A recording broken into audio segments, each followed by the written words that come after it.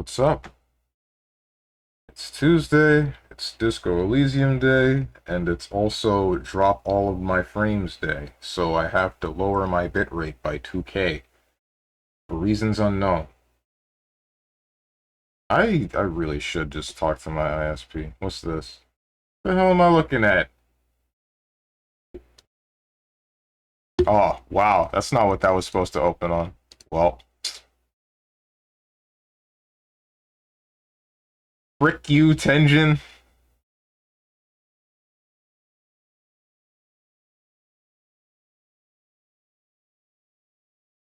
Whatever, I don't care that much. What is this? Sonic Adventure 1? Probably not. Yeah, I didn't think so.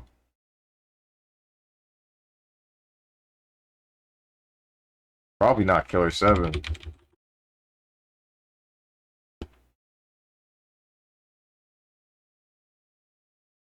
What's that one detective game? It's like it's voxel. You're in a city, randomly generated stuff.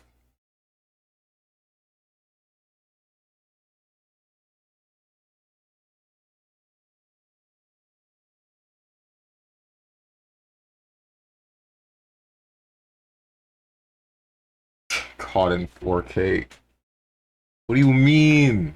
Tenjin's the one that posted the link.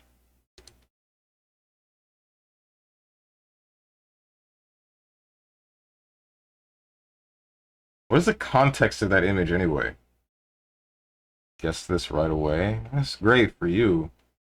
It's not a strange game, bruh. And you showed on stream, dumbass. Yeah, because I have two different. I don't feel like explaining myself for this one. Never mind. You win. Yeah, playhead. You got me.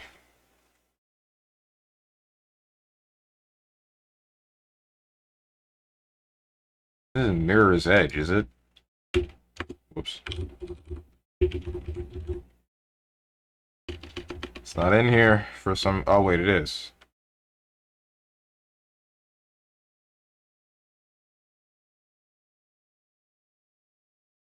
What the heck is this?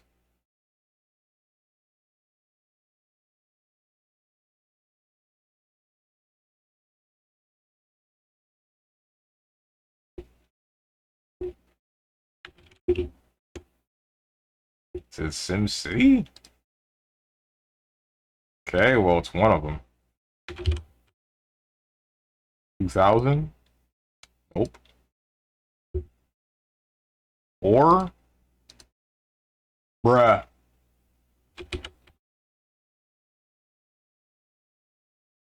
Sim City 3000. Okay, then.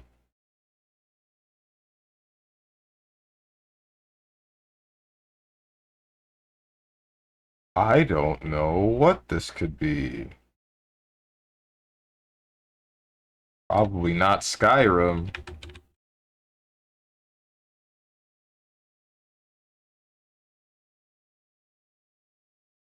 Also got this one within 3 guesses. Oh boy. I don't know what this is. It seems obvious. Does it?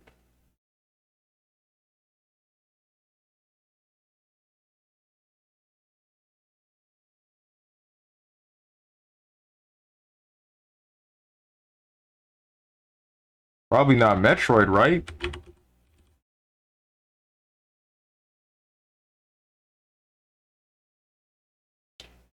Nope. I don't know what I'm looking at. Are there any Monster Hunter games in this? There are.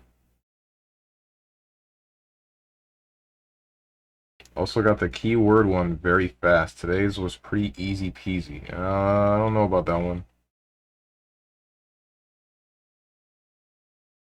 What am I? Is this Alien?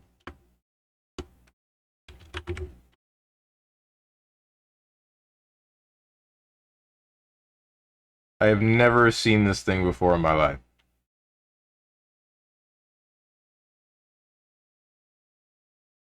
I don't know what that is.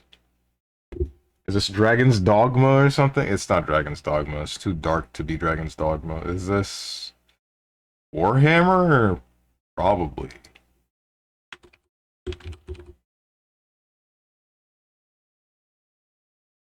Nope. Steven, please. I don't know what this is.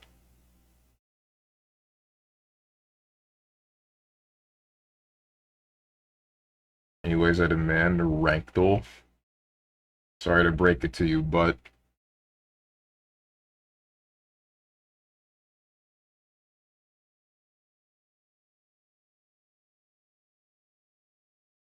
you've seen this before, I can assure you, you will also name the character after.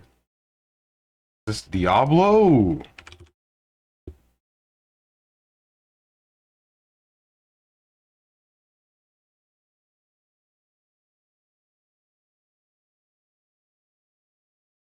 Hmm.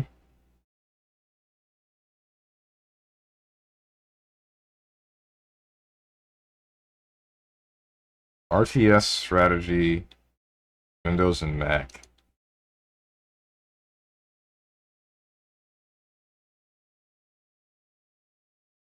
He's not serious, right? I'm 100% serious. Is it StarCraft?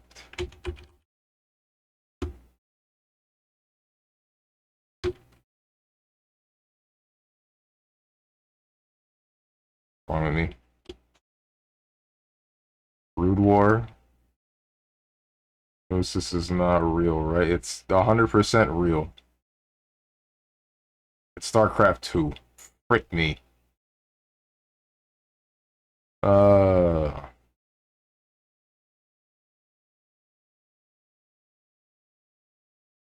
Whatever. Keywords. Do you know? Do you know Kerrigan? I don't. The only thing I've seen of StarCraft is when Berrybug was playing it, and that was StarCraft 1. Camera, war, crime, gangs, and murder. Watch Dogs.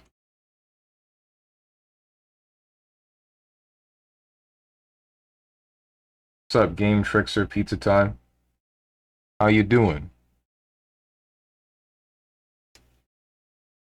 That is incorrect. Baseball, hostages, detective, physics, building, climbing, bartender.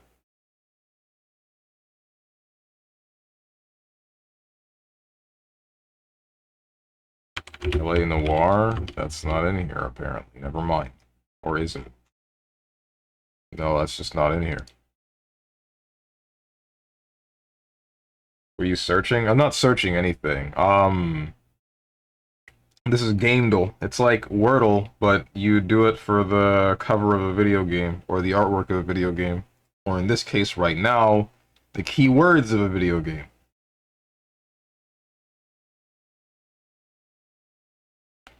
Kerrigan was a great villain, and then she got ruined. StarCraft 2's story was ass. Damn, really? When it's super easy? It's not easy for me.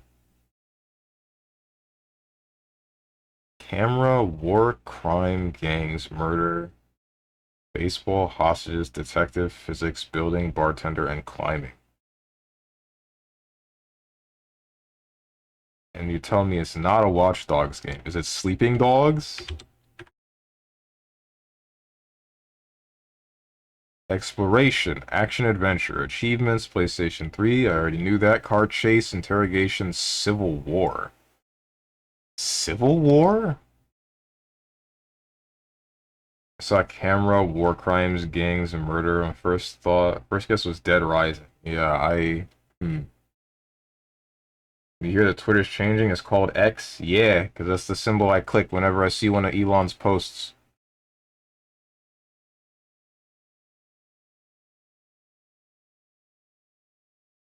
XD's nuts? What?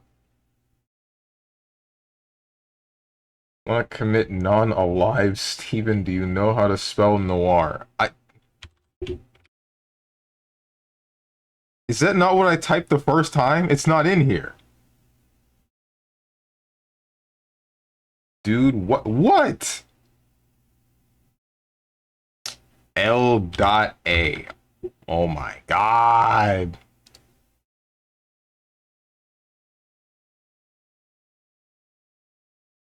Whatever. I don't care.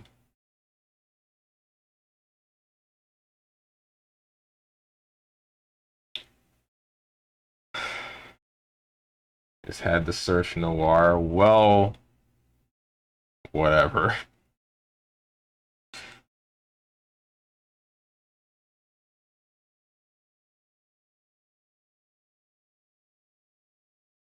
Anyway, let's just start some Disco Elysium.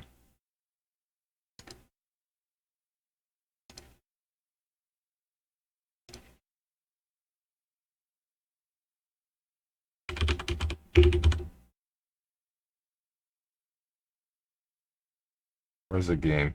There you were.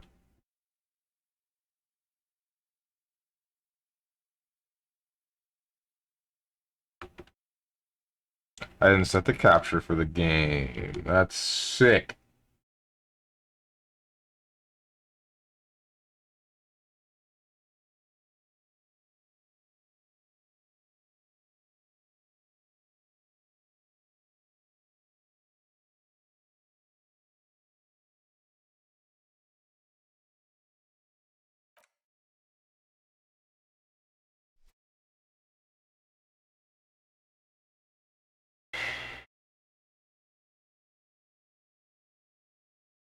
I'm also gonna say I think StarCraft 2 story is not that bad. I think I got some poor story choices though. Even use a picture of your favorite game. What the heck is it? Oh man. Didn't play Legacy of the Void though, so I can't say that much. What are we doing again right now? We're asking around about whatever her name is. Our tenant, the policeman. I hope the waves don't keep you up at night. What can I help you with? Have you seen a red-haired woman named Ruby around the coast? Nay, I haven't seen anyone lately. Because she's blind, which you seem to have forgotten. Oh, what? She was blind? Oh.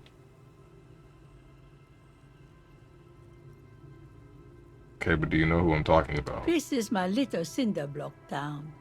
I know what goes on around here. She's being evasive. She knows something. There was a murder in Martinez. She might be a suspect. We would appreciate your help. Would you now? I know how this world works, and it doesn't work when people tell on each other. You know something, we're here to help. This is like when that man locked himself in the woodshed. We just need to help her come out. This isn't about the Union, you know. You don't have to worry about retaliation. Hmm?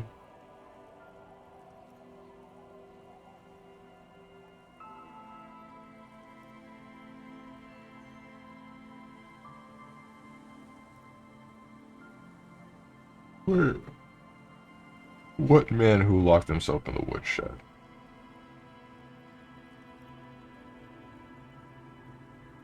Aye, that you are, Dark Omen. Help yourselves and your organization.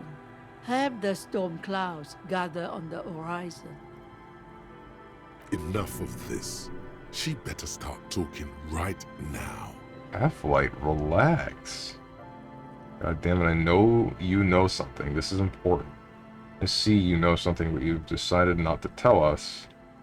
Okay, well, we'll be back later if we find anything suspicious. You know something, but you decided not to tell us. There's not much to tell. People come and go.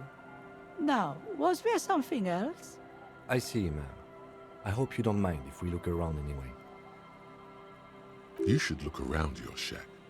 Maybe she's rented it out to others too. Okay then. Decent idea.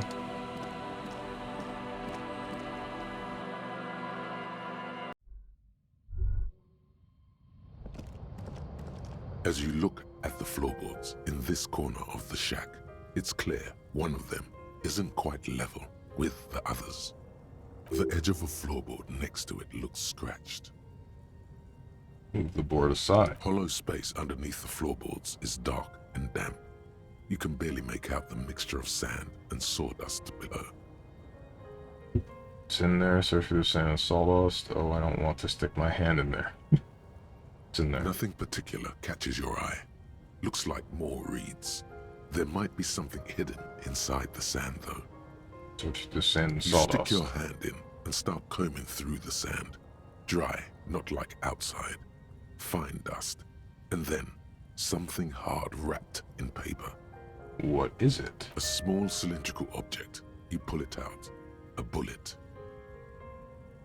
Okay. The floorboard doesn't care. But maybe the washerwoman does. You have enough to confront her with. It's extra ammunition. She's locked and loaded, ready to fight some cops. Oh, that's not good. Can't believe you got that with literally zero logic. Game's signposting you really good right now. Actually, it's a good thing. I doubt you'd be back here if the game didn't tell you. Don't worry, I got signposted 2 for this. An old mirror hangs on the wall. Still You see can't your turn it reflection. off. Dang it. Back. Welcome back, Playhead. Whoops.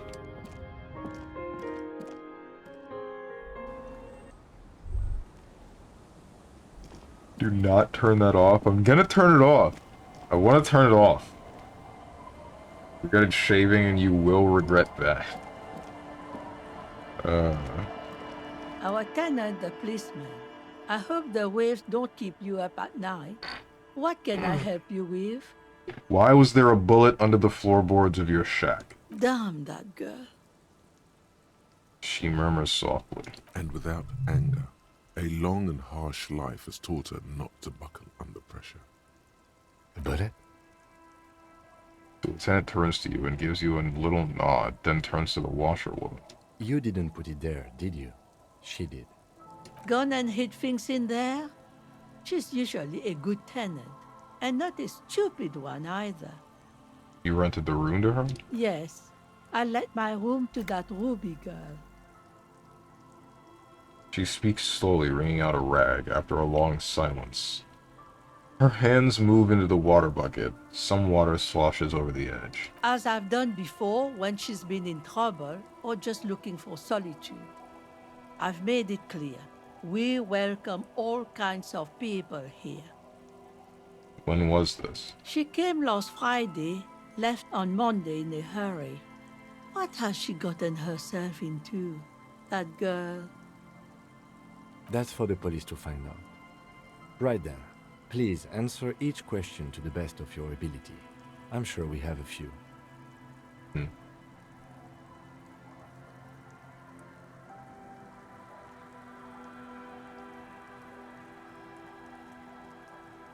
Said she left on Monday's room.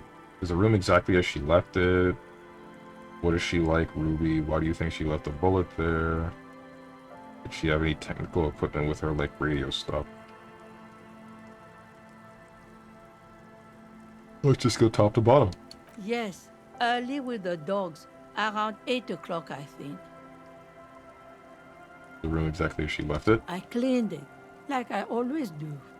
Is there anything else there? No, What is she like, Ruby? she's good company. Knows how to talk to an old woman.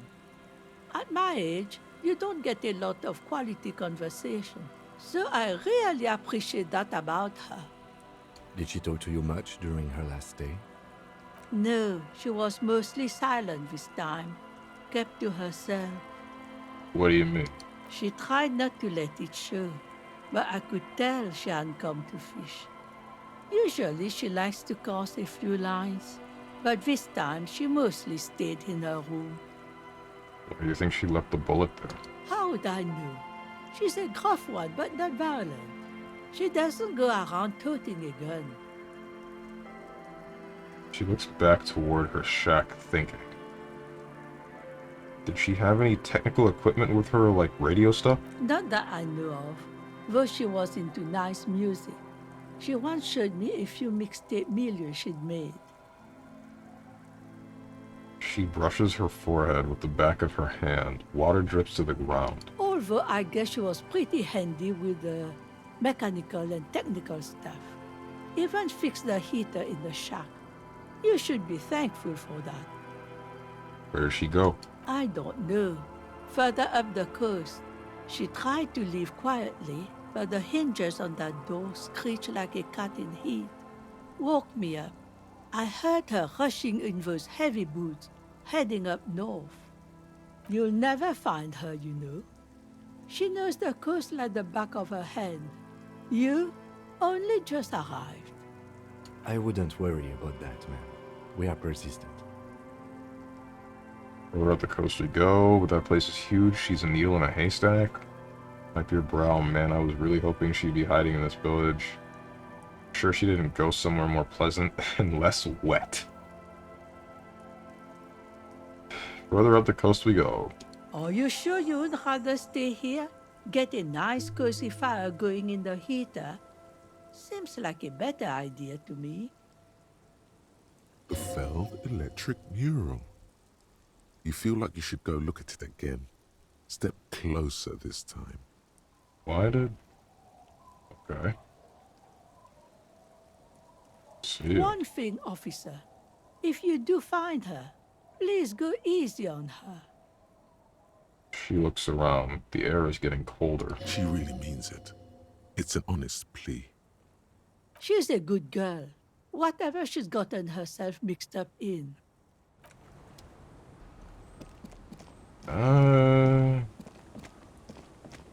I guess I believe that, but I'm wondering what could possibly drive her to killing a man, especially someone that was like... that one of her friends had something with... There's a slit in the concrete here. A sewer? The light vanishes inside the concrete slit. The structure goes deep under the earth. You'll hoe into the slit. What's in there? Kim, any ideas what's down there? What's in there? Maybe it's just a storm drain for the sewer. Kim, any idea what's down No there? idea. Could be connected to one of the buildings around here. We might find her down somewhere. There's an old storm drain system beneath Martinez that's mostly collapsed. Revachol sewage system has been built and rebuilt 4 or 5 times now. Yeesh.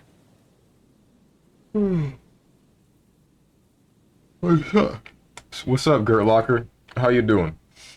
Carried ass nerd? What the heck, man?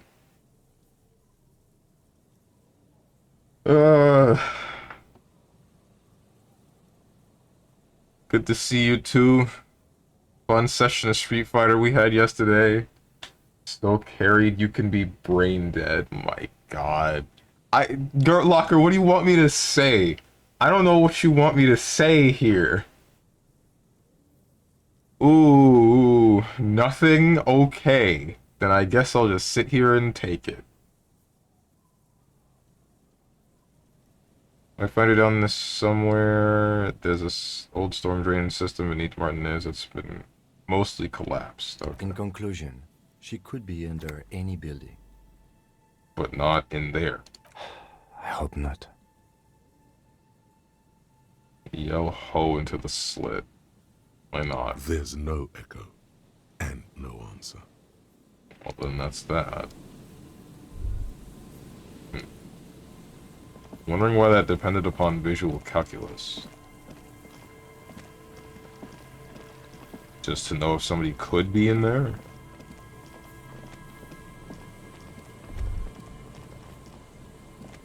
You see, a slogan used to intertwine with the loops a long time ago. Now, only a shadow of peeled letters remains. It says, "Tomorrow is just a whisper away." Playhead, why are you being, like, extra weird today? Just admit you being carried a fair bit. I mean, sure. I'll say that Jury's a powerful character, but I won't say that that's the only reason as to why I win.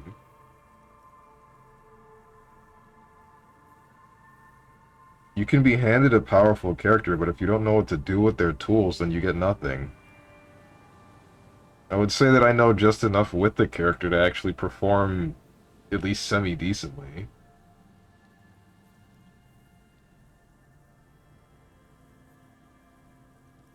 I don't know what you mean. Sure you don't.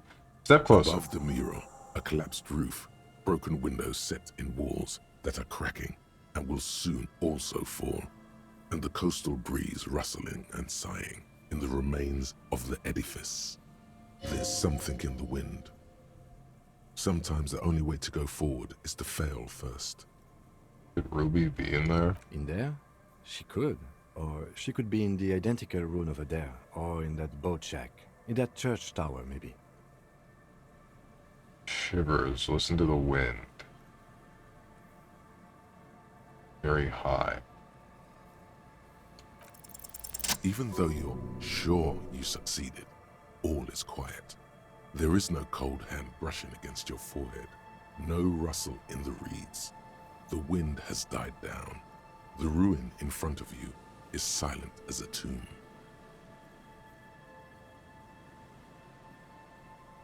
What was I even attempting to do here? Trying to talk to the wind. The city, whatever you thought would happen, did not. And now you're just standing there with your hands fallen to your side. What? Then why did I do this? She could be anywhere. How do we find her? How do we? I was really hoping she'd be in the village. Okay. She's probably north of the village, and this place is a peninsula. We already scanned most of the outdoor areas on our wild cryptid hunt, so we have an understanding of the geography, at least. And then there's the church. We've already searched that and can rule it out. I know it doesn't feel like progress, but exclusion is a step too. Anyway, we do it the old-fashioned way, sector by sector. Go over the whole peninsula, ask the locals, enter the places where we can enter first, like we did in the village. And if that fails, if we don't find her? Then, if we're desperate, we can look where we can't enter.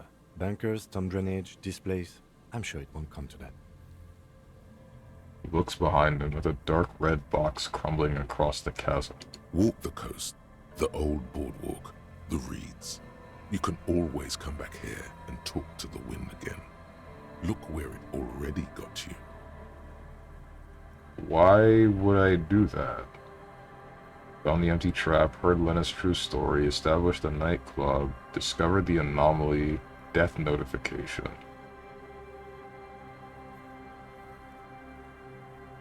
What am I looking for? You're right, it isn't the only reason, but it is a pretty large reason. Right. So true, I wield a top 5 in BB, but still struggle in 6-4 matchups that are favored for my character. Also, Strong is always carried. Ever heard about Azrael and Gustav? God. Also, change from pseudo pretend salt. JP most definitely doesn't have as many things to memorize as Jamie. So when you said that thing about he doesn't have a drink thing that he needs to manage and then choose over pressure in some instances, you're right about that, but JP does have a whole lot of tools that you still need to know how to manage a different way, the difference being they're more readily available. Jamie has a command grab, high damage, decent pressure, stupidly long button range, or at least long enough to be a threat, and some decent cancel windows, but a lot of it is hindered by the fact that some of it needs to be, or some of your Oki needs to be sacrificed in order to get a drink so that you can just become a better character.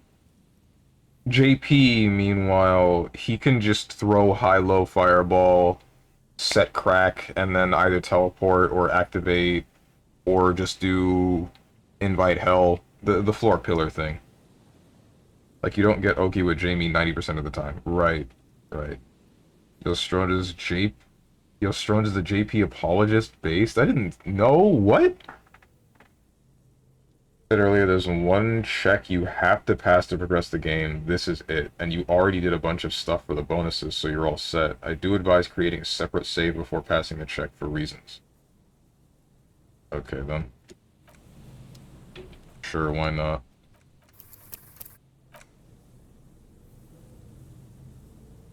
The once bright mural. Suddenly, there's a sigh, carried on the molecules around you, moving, flowing from high pressure to low pressure, like that of a woman emptying her lungs. She wraps the collapsing stone box in front of you in her breath, flowing through it. Where does it go? In through the collapsed roof, flowing down a concrete staircase to the basement, sweeping away footprints in the dust on the stairs, and then the beach below the boardwalk, its winding tunnels, a whisper away. What is happening? She's down there. I think she's down there, below this building. Okay. Why? The wind told me. We've looked everywhere else. Ever since I woke up, maybe even before, I've been getting these strange cold spells.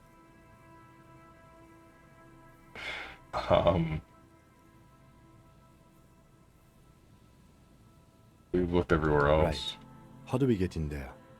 The doors were on the collapsed side of this building. They're gone, basically. Finally, my time to shine. There's a ladder next to the sign. Perhaps we can climb it and to the roof. Yeah, I don't know. Perhaps you can climb them. We are not climbing anything. I'm 43 years old, and I plan to live to see 70. What the heck, man? There has to be a way to use brute force. Climbing sounds unsafe. Brute force is safe. Look around and find something to break if the ladder fails. What? We need something to break if the ladder fails.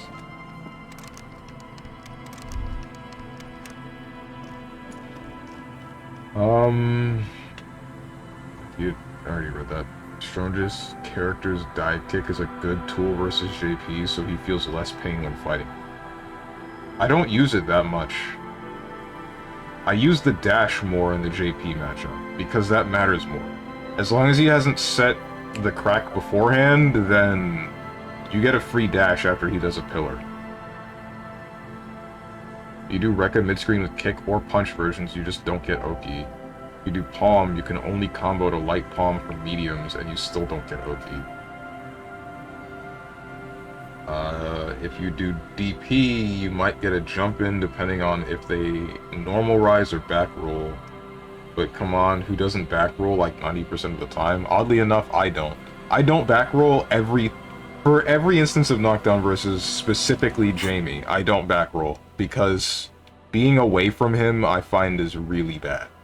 Because, you know, he just gets to drink for free. Also, Gertlocker, did I thank you for subbing for 13 whole months?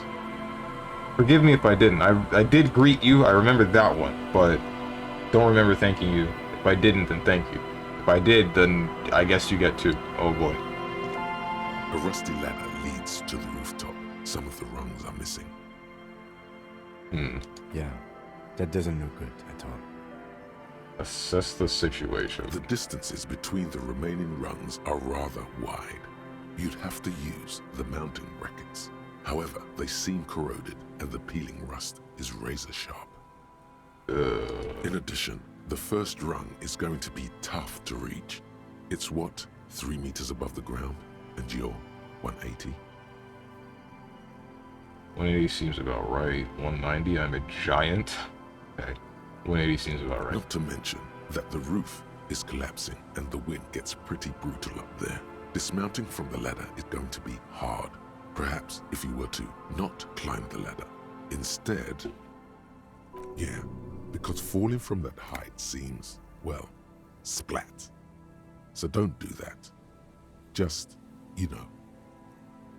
What if I don't climb? What if I just teleport? What the heck?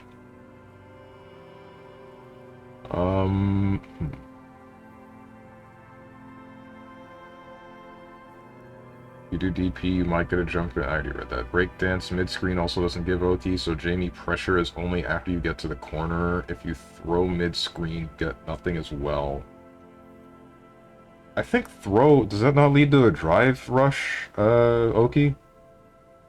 Jones, you're going to organize any watch party for Evo. I wasn't planning on it. As you could just hold up and get out of it most of the time. Oh, right. Never mind. I remember doing that. Like maybe some UMVC 3 or DBFZ. You know what? That actually sounds pretty cool to do. Maybe I will do that. Like 2 to 3 frames too slow. Ah, shoot. What if I don't climb? What if I just teleport? Teleportation is not a thing. Okay. Come on, Kim. Where's your adventurous spirit? Teleportation is a thing. It just needs a bit of concentration. What the heck? Come on, Kim. Where's your adventurous spirit? This really has nothing to do with adventure. We are dealing with basic physics here. Won't hurt to try. Oh yes, it could hurt. A lot. The heck is this? What do you mean save your fare? Is a white check?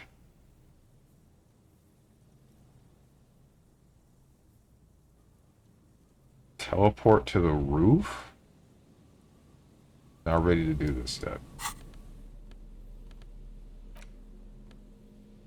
The hell you mean? What? This isn't real.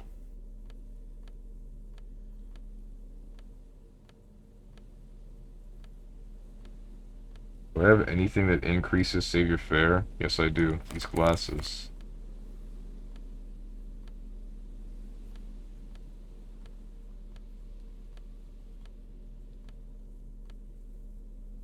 This removes save your fare.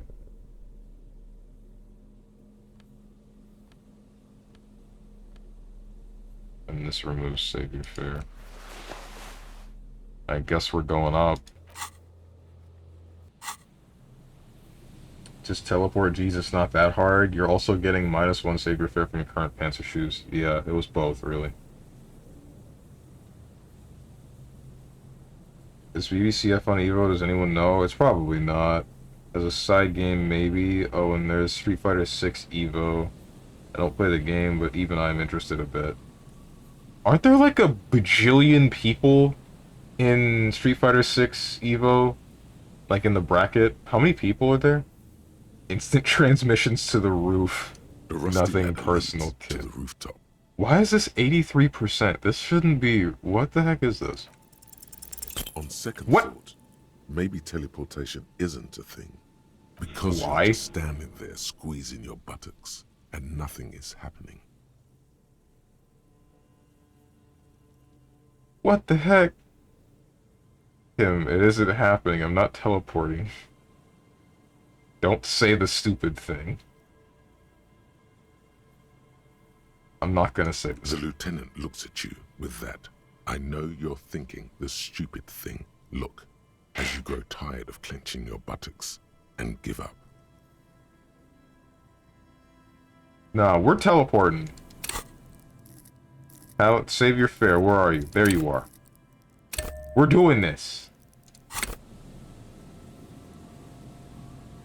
Like 8,000 signups for SF6. Oh my god. Well, now I'll get wrecked. The rusty ladder leads to the rooftop. We're going up there. All you That's need to better. do is close your eyes and concentrate. Darkness enfolds you. You can feel the distance between the bench and the first rung of the ladder. All you need to is... Do it. Zoot, zap, pow, crinkle. It's like magic. You feel yourself disappear, your atoms fading out of existence. Oh my god, I can't believe it. Bam! You find yourself on the roof, having mastered the art of physical displacement. What? How?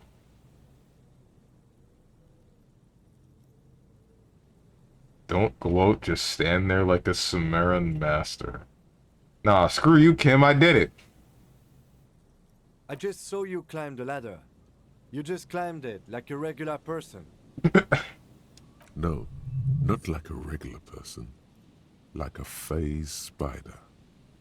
The wind at the top of the building starts howling loudly, blowing away the lieutenant's voice. Faintly you hear. Never mind. Find a way to let me in when you get inside. Don't go adventuring with a backup, especially if we think the suspect may be hiding here. Well, shoot.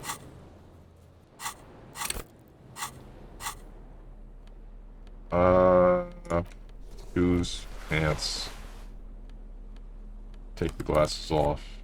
We're good. What's up, Ninja? More detective nonsense? Heck yeah!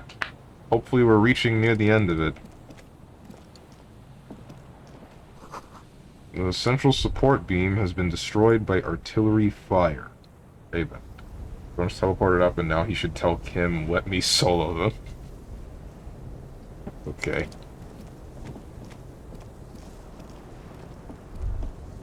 Wait, no, go back up. What's this? Stones fall, it's a long way down. Oh.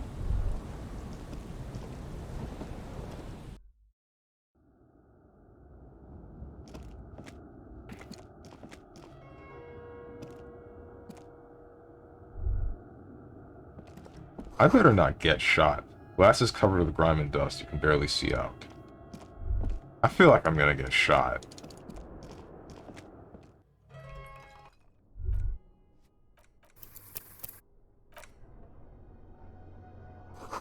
You should take out your flashlight.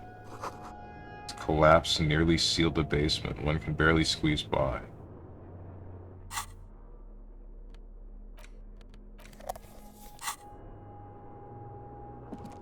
Blind? What do you mean blind? Antiquated office furniture. Last century, maybe?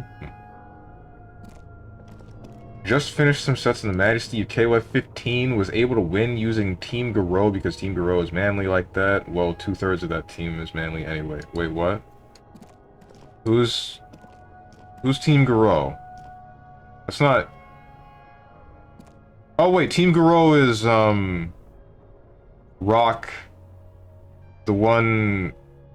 I know who... Gato, I think his name is? And then B. Janet, right? Yeah, okay. Garou, Rock, Gato... Yeah. Rock, Gato, and B. Janet. Right. This overturned table is covered in orange mildew, crawling with something. Old file folders in the cart, documents silvery with mold. Ew. Series of thick, dusty panes of glass.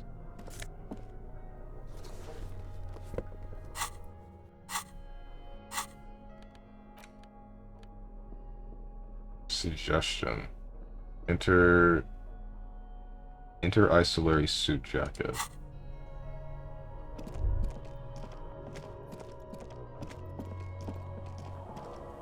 Oh, hey, Kim. Two rusty metal plates that slide apart form a crude door. It's been here under the boardwalk for a while. Who's there? What do you mean, who's there? It's me, Kim. Stop playing around and help me get the door open. Hey, damn. Fine.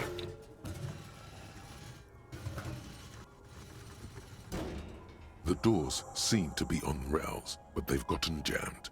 You grab a side and put some strength into prying it open. With the help of your partner, the two metal panels slide open with a creak.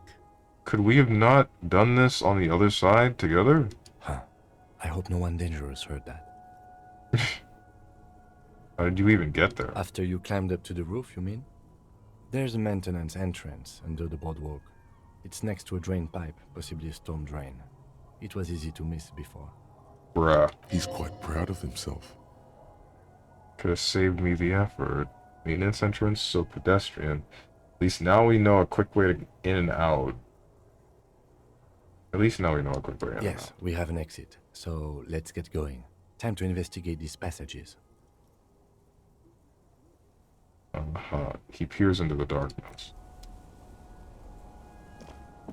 Okay, let's do this, Kim. Damn, Rock be losing points for the team, not manly enough. Nah, don't do my boy Rock like that. Come on, he's cool. Saboon. Do this, Kimball. In the beams of the flashlight, a crevice in the wall. Oh.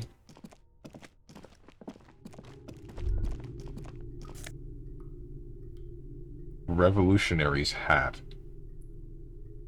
Mazovian socioeconomics. Not quite what I thought I would find. Stale fabric, smell, and dust. No one slept here in months, maybe years. Revolutionary propaganda on the bunk bed. Ancient flyers and brochures. These pots and plates are full of dust and spider webs. The same slit window you saw from the outside. Could this have been the killer's hideout? And this narrow window, the point of origin of the shot that killed the mercenary? How? This does look like an embrasure, a slit made for shooting out of. Outside the window, desolation. Snow falls softly onto the coastal sand, where it melts almost instantly. On rooftops, it lingers. Turn to Kim. Could the killer have used this as a hideout? It's a great place to hide, certainly. But there hasn't been anyone here in ages. Kim, I can't see the whirling in rags. The shot didn't come from here. Indeed. No one could get a clear view. Well, at least we've been thorough. I like thorough. Oh, this is another one of the areas to search. Okay. You talked with Class A yet? Yeah, I did. Brock is easily the best mid position in 15 simply because he's the only character who can use his climax and still leave the anchor with a ton of meter. Oh, okay. Boot prints in the sand. One of the souls appears more worn than the other. There's something in the air, an unnatural buzzing. I'm gonna get shot. Tunnel collapsed. You'll have to find another way around. I'm gonna get shot.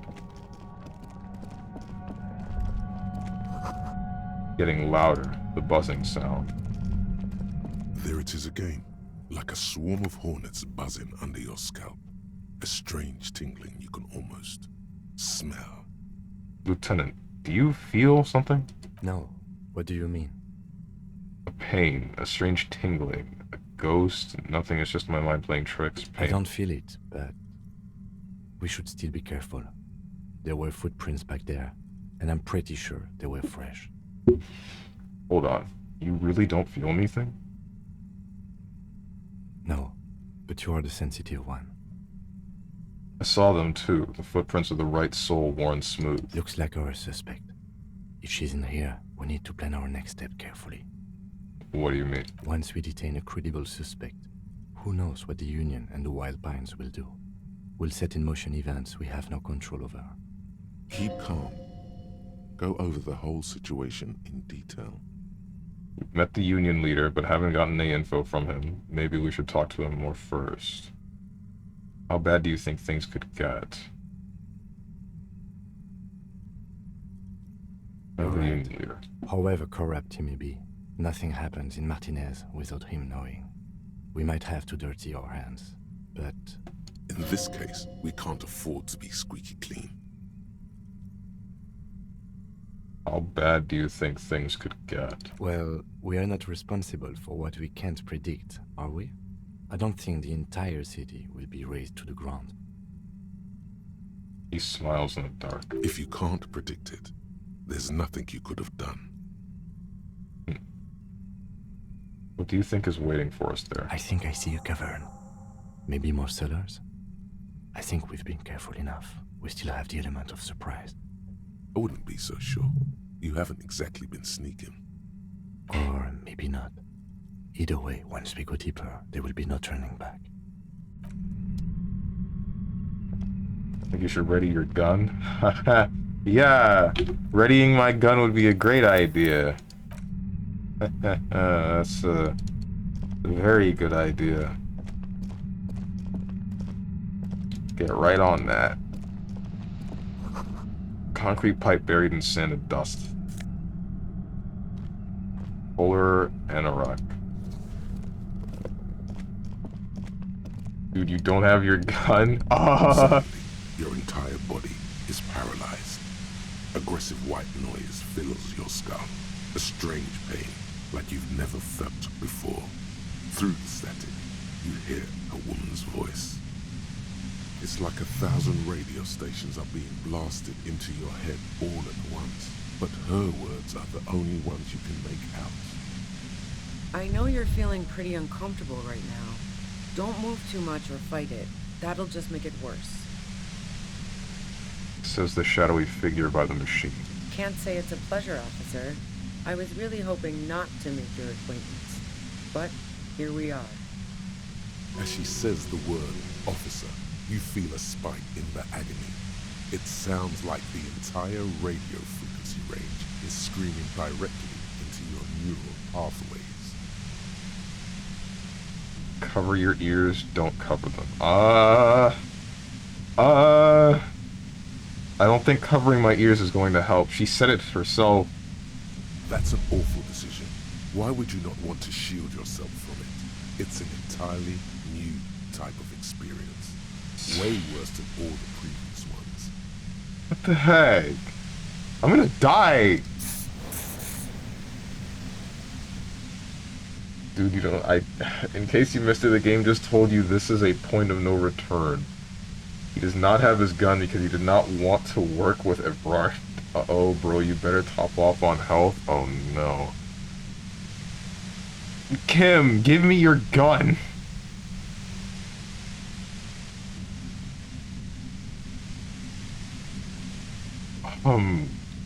What's happening to me? I'm using a pale latitude compressor. You and your partner have been caught in its field. Blasted from that pale emitter that Angus mentioned.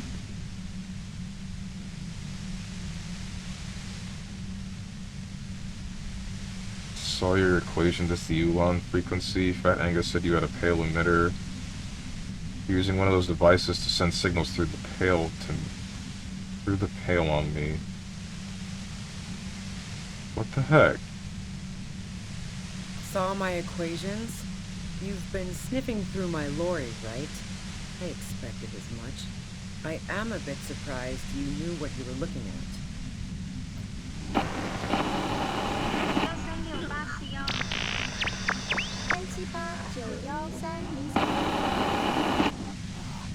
A pale latitude compressor is used to sort of make the pale more manageable. With a lot of these, you can force a radio signal grid on the pale, literally crunch the distance across it. Signals are relayed across a series of repeater stations fixed to buoys. Not a fun job manning those stations. All alone out there in the pale, people lose their minds in just a few years. So, what we are experiencing is a concentration of radio waves. He gestures towards something with great effort. Precisely. This is an industrial strength paraboloid. It's meant for forcing dimensions on something that doesn't have them. Needless to say, the frequencies used are out of this world. At the upper limit is the large prime number generator station. It's used specifically for pale latitude compression. That's why you may be hearing some numbers. But you might also hear, or think you're hearing, local radio chatter. How do you get your hands on this thing? This is all... How do you get your hands on this thing? I built it myself. What the hell? She nods towards her torture device. That's illegal. I'm guessing it's patented. But we are beyond that, aren't we? Oh yeah. Way beyond. She studies her death ray and the law officials trapped in it. Have you experienced the compressor yourself? Yeah, I stuck my head in there before using it on you. It seemed like the ethical thing to do. Can't say that I enjoyed it. The field was weaker, but I can imagine what you're going through. Will I stay like this forever? No. Once I shut down the compressor, the pain will end. It may take a few minutes for you to steady yourself, though. It's a bit like waking out of a very confusing dream.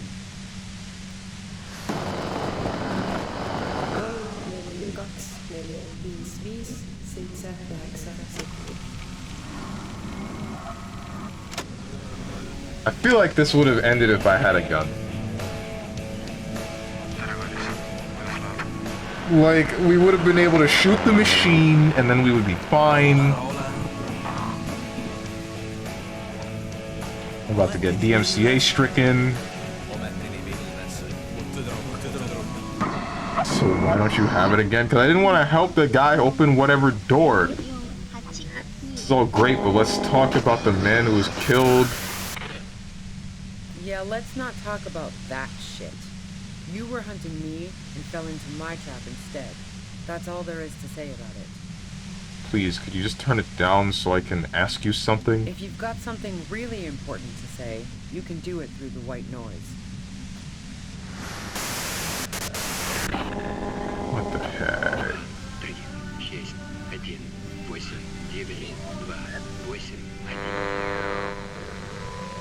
Turn this.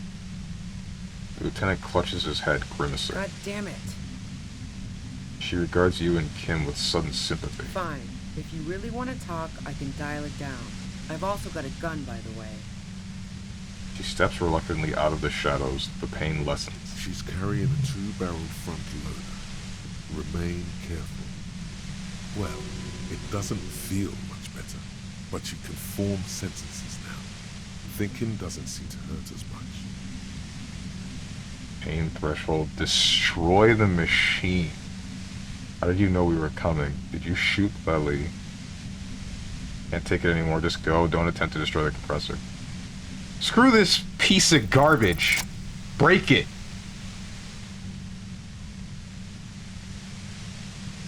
Wait, I'm gonna get shot. She has a gun. I'm gonna get shot. Oh. You did it. The compressor lies broken on its side. It's quiet in your head again. It still hurts like hell, but... You're under arrest. See them fireworks, Kim. Glance back. Whisper over your shoulder. You okay, Kim? I'm gonna get shot.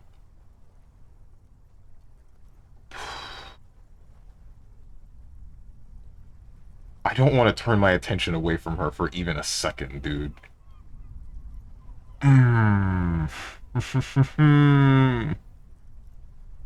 She really just let me do that, by the way.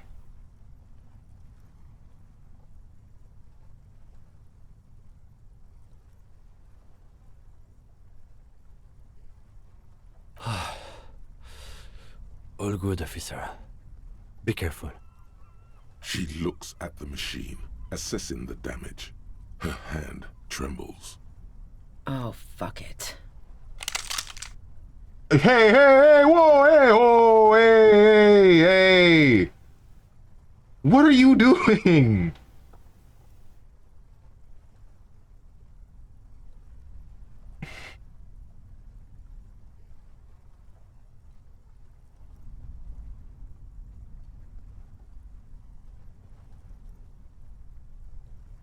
Dude, he took the default strength build and then lamented how he could never pass inside checks. Every archetype gets their moment. This is Muscle Cops and shivers when finding the hideout. Man. And immediately after, it's not Lamau. GG, shake my hand. I was the rhetoric check. Ooh. If I don't do this, I feel like she's just gonna shoot herself. Hang on. Oh, please, God. I don't think I can ask her. I think if I ask her what she's doing, she's just gonna shoot herself. Oh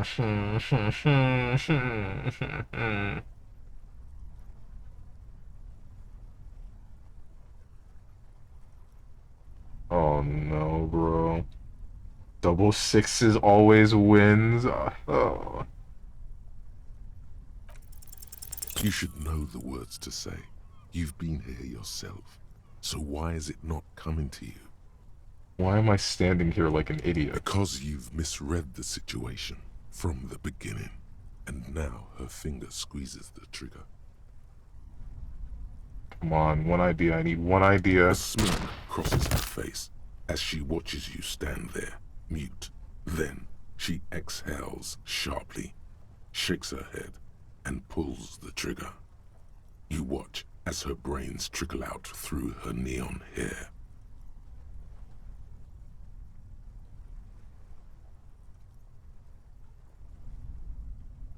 Why? What did we just do? Our job. It went really bad. And now we need to clean it up.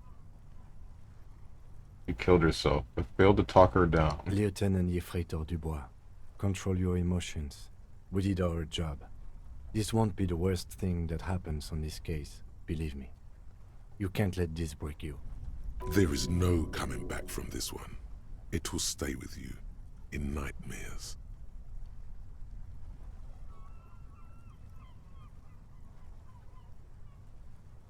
Fuck.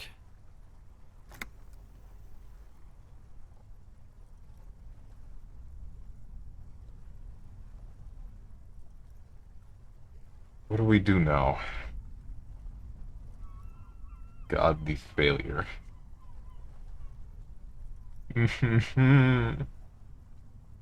Nice job talking her down, strength cop, bruh. We clean up. It may take days for processing to pick up her body. We need to move it somewhere. That tent there. What the heck, man? Oh, hey, I can take your gun. Okay. Thanks.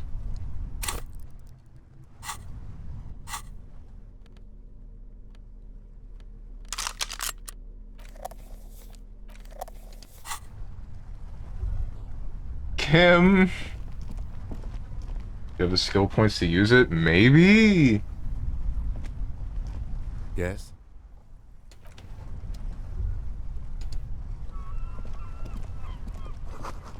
Cooking utensils. She has prepared herself porridge with bananas. Dromine. Healing item.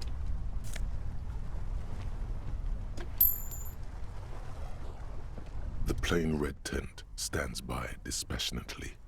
It was pitched by practiced hands. She was used to camping out. You see a rolled-up sleeping bag and personal belongings. We should put her in the sleeping bag, so the rats don't get to her. Okay, let's carry her The over here. lieutenant nods.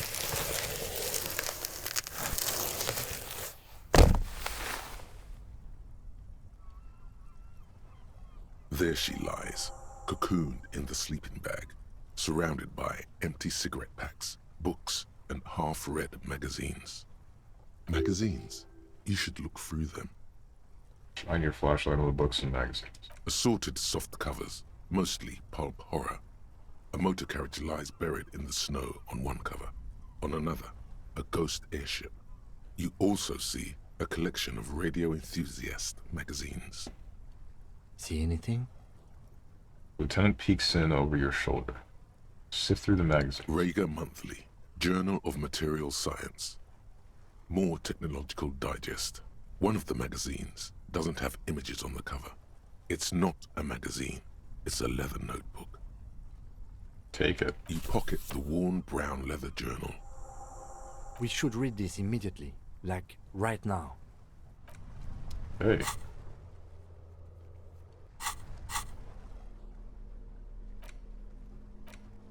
A thick journal. The cover is worn like someone used to carry it around in their back pocket. Examine the cover. It's made of full-grain leather.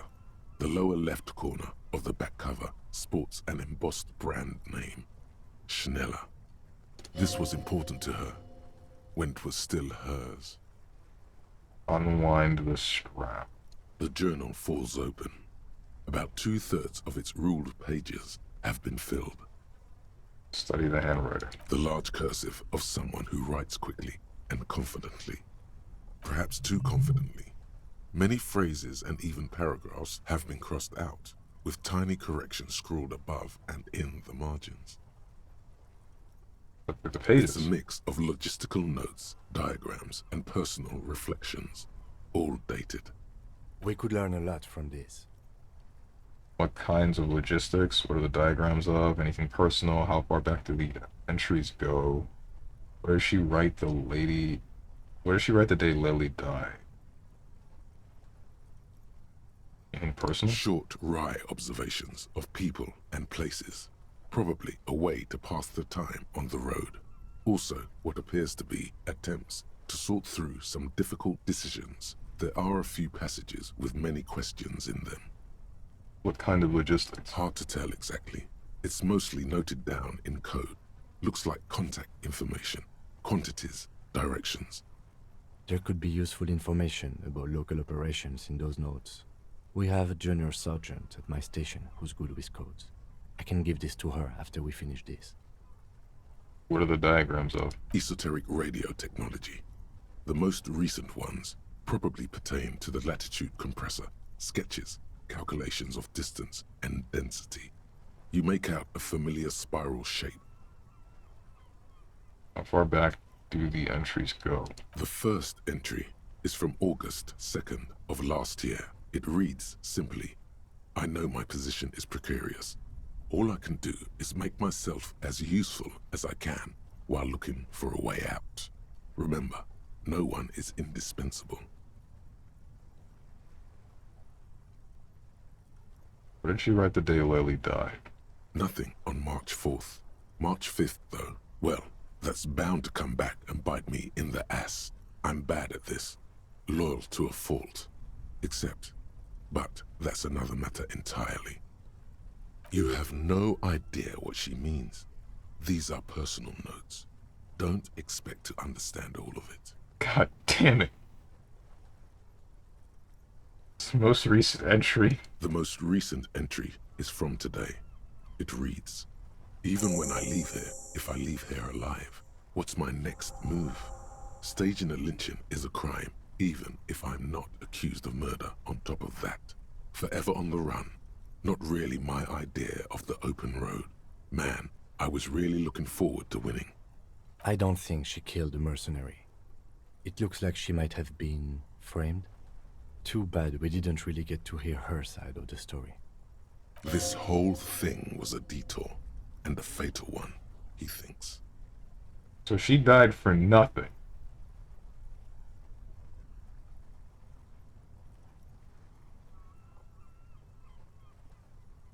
She was in plenty of trouble, even without the murder charge. Still, it's a nasty business. Then who do you think killed the merc? Could have been Titus. Then again, I don't know. either way, we need to keep an eye on him. Somewhere along the way, we might have been fed a lie or two. One thing is for certain. We have business back in the whirling and rags. Questions to ask. We should get to it. Bruh.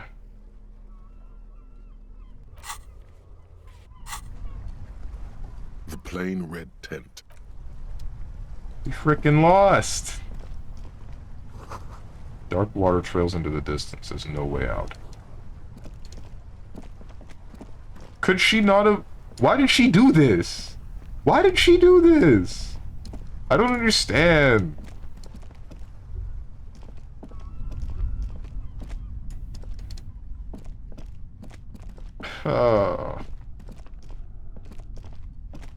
What now, man?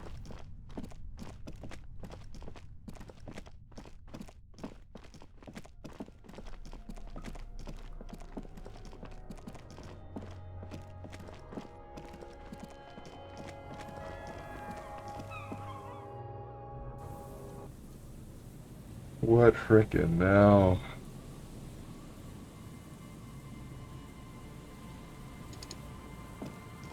Put the flashlight away.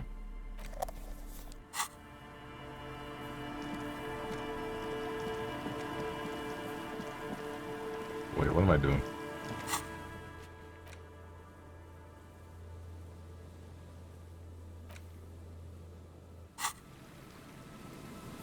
Man, JP 236 HP combos and things you can do off of it are awesome. 236 HP is what now? Is that overhead ghost, or is that the double hitting combo ghost? It's the heavy slash.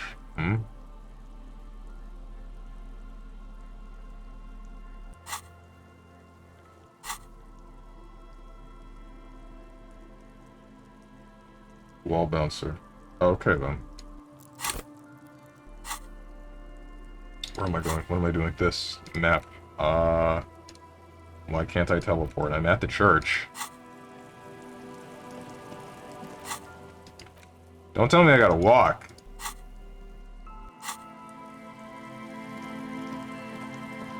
I gotta walk.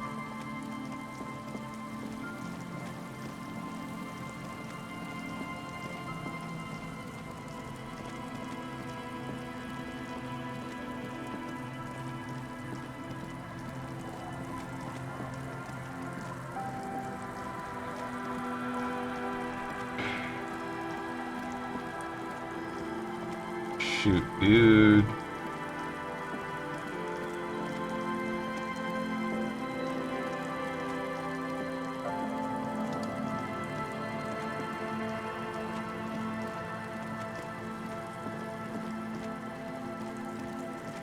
Oh no. Oh, what's his name? I gotta tell him about the... Stop. Now. It is time. Or? Crisis. Death. You can feel it in your blue soul. What am I supposed to do? Be prepared. Wield Ruby's double-barreled pistol. Excuse me? What a shitty gun. But it's better than nothing. Then I'm not sure I feel ready for what lies on ahead. Then you'd better get ready. Whatever happens, I've got your back. What do you mean? What's about to happen?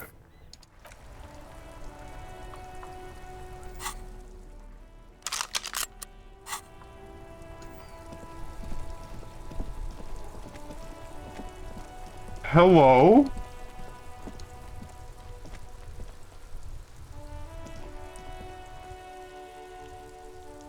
Titus? The Coppernado is back. What do you want?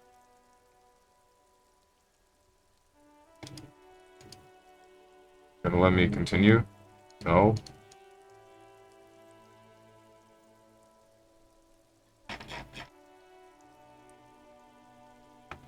Am I soft locked? What happened? Won't let me open any menus, it won't let me do anything.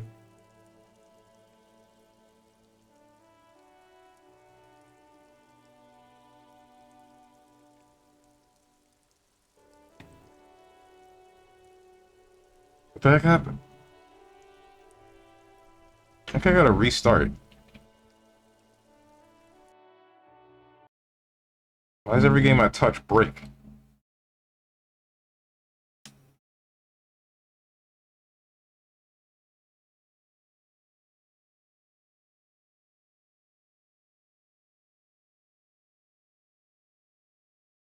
Oh, you're especially broken. You still say that you're going, and you're not. Oh, never mind. You fix yourself. I do wish the ghosts were light overhead, medium, mid, and heavy low, but as it stands, it's light mid, medium overhead, heavy low. Just messing with my brain. For me, I would want it to be light is low, medium is mid, and heavy is high, but doesn't really matter that much. I don't play the character. I ain't gonna think about it.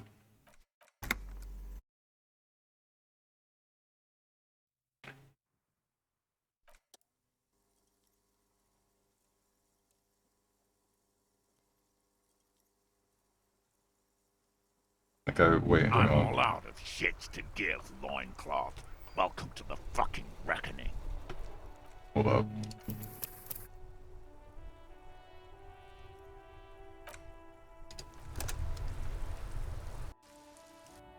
I'm all out of shits to give, No, you're still... What the hell?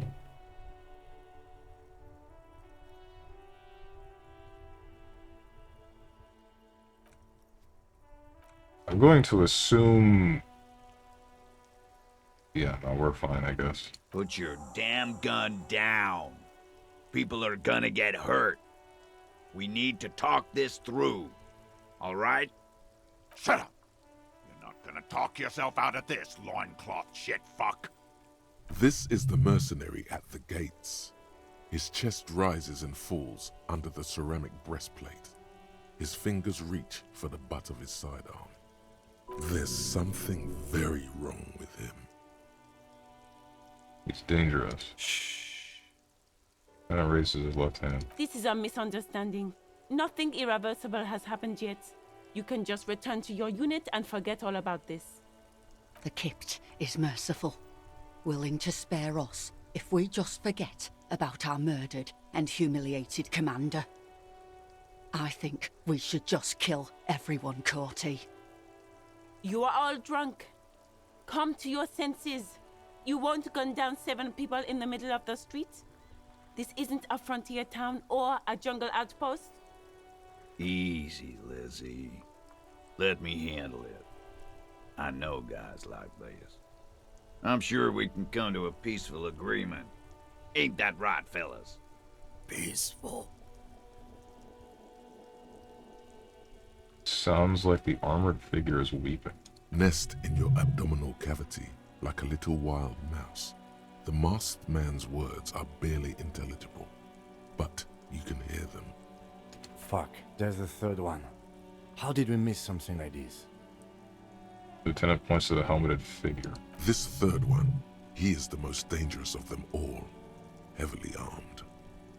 The lieutenant is genuinely worried for his life. You should consult him before getting in there. The big one is the mercenary at the gates, the scab leader. Stop, this is the police. What do we do? My plan is not to get killed, but we have to intervene. We're out of time. This is... The mercenary tribunal. The big one is the mercenary at the gates. If this turns into a firefight, we should take him out first. Let's walk away for now. Stop. This is the police. Get lost, comedian. You cops had your chance. Now it's fucking time for some justice. He licks his lips, waving his gun at the crowd, losing his balance for a moment. He staggers backwards. Pig fuck! What the... is the only word you can make out.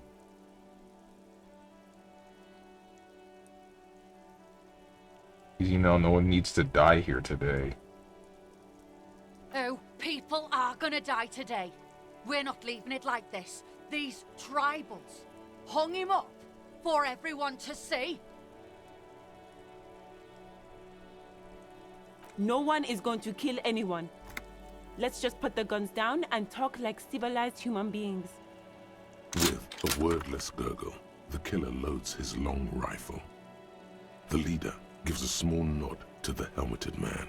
You feel your fists contract as you stand there between these men, all carrying real weapons.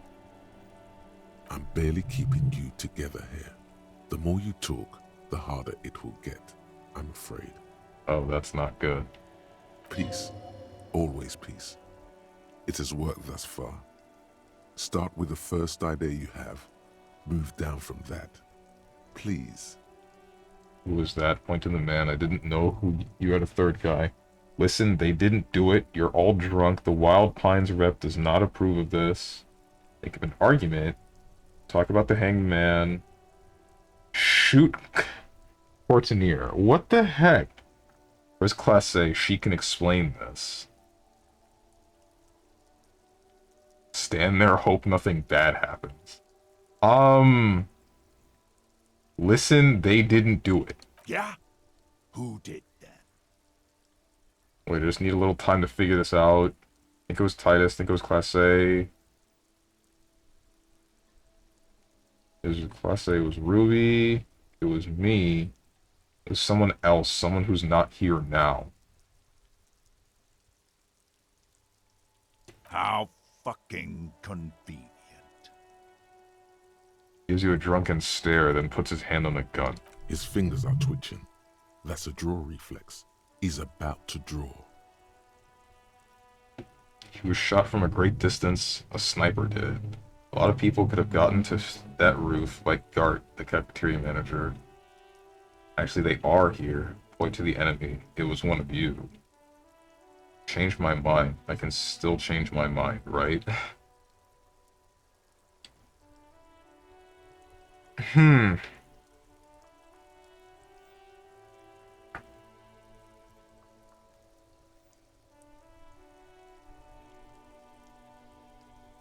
He was shot from a great distance, a sniper did. You think I'm fucking stupid, cop? What if I just shot one of your pals here, right now, huh? How about the kid? Tell me, he was a magic fucking sniper one more time. Listen, please.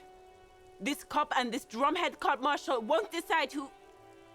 He's gonna do it. He's gonna shoot her. Think. Why doesn't he believe me? Please? Your mind No! All you can see is the revolver in the man's armored hand, swaying, pointed at her. You move your mouth like a fish gasping for air. Though she wasn't even there. He pulls the trigger. A plume of smoke erupts from the muzzle. The shot rings in your ears, a low, tinny ring. Then the Hardy Boys yell something. I'm okay. I'm okay. The woman grabs her left side. She's down. Her white shirt soaks a blood red around her abdomen. She gasps for air. Fuck this! The man starts pulling something out of his pocket. Gene! Cancel Lizzie! Now! He'll be ripped apart. They all will. The moment the third man opens fire, and he knows it. I'm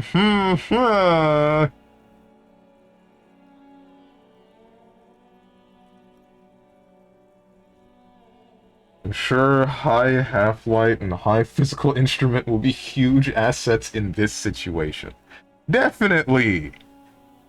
Definitely.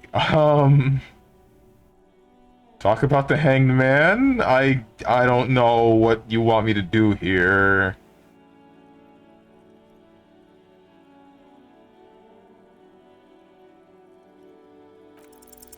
Of course. Oh my god! Nothing bad will happen. Talk about his dead friend. He seems stable enough to take it. I'm sure he's already shot one person. I feel like I got to know your dead friend during our investigation. I'm sure he's already shot one person. Even better, it will further destabilize him, cost him time, and maybe even lives. Oh, come on. I have no option. You don't fucking talk to me about my brother, Loincloth. He squeezes the words out from between clamped lips, his hand on the pistol. Okay, yes. Immediate failure. Things are worse now. He's observing your every motion carefully.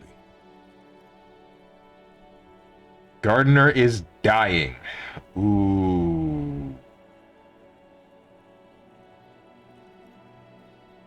I can shoot him.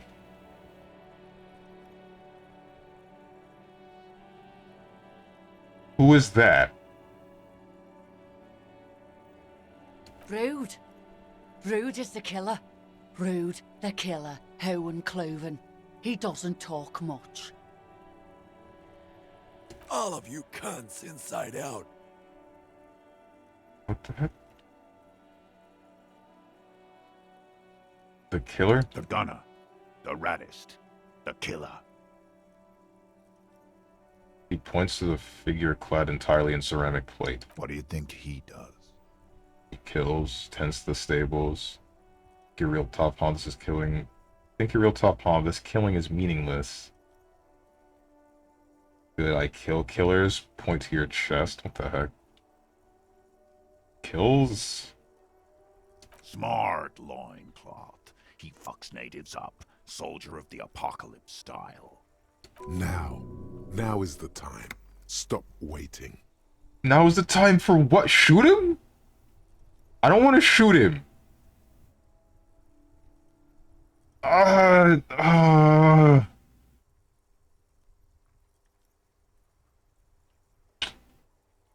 I expect you to fail, Strange. I'm probably gonna fail. No, if I kill this guy, these two are gonna go, and then the rest of everyone dies. Like...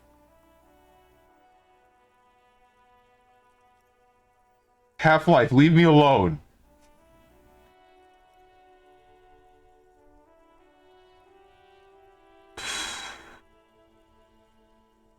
You're all drunk, look at yourselves. Yes. So what? Yeah? So what? You should be drunk too. It's insane how long it's been since your last drink. Get one in you right now. Oh my god. I don't need a drink right now, for God's sake, the gardener just got shot. Your judgment is impaired, you'll regret this. Al Ghul is a trick that the desert pygmies played on us. Do not succumb to it. What the heck is this? Nothing, it's okay. Didn't even know you could take Ruby's gun if she dies. I've never had her kill herself in any of my playthroughs. What the heck, bro? Came through you a huge bone right there. Imagine this without a gun. Fucking horrible. A girl got shot. Because of you, only warm alcohol will help soothe the guilt. Leave me alone, electrochemistry. Your judgment is impaired, you'll regret this. Nah. I'm clear as day. Fucking government-ordained super soldier. It's true, he did say the one story that I will not repeat. Enough already! What is this? We didn't come here to fucking chat! Interrupt me again and I will execute you on the spot, Lance Corporal. The outburst is accompanied by yellowish saliva around his mouth. Thinking about drinking. You have to be kidding me. Think of an argument. Think of an argument. Come on. International something. International law. This tribunal is against the law, the international law. Don't say it. Don't say it. Don't say it. Don't say it. Don't say it. But now you stood there scratching your ass for 1.5 seconds. You think this helps things?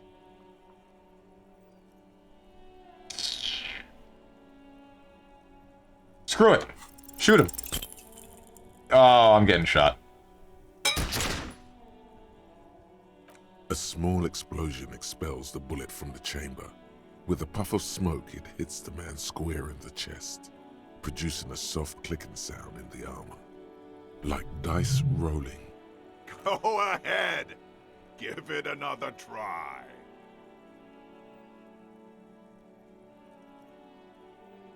Throw the gun at him. Die. Shoot him again. This time feels different. You aim hard, as if die! You were a magnet. Your hand goes numb from the explosion, and a plume of smoke erupts from the gun. Hell yeah!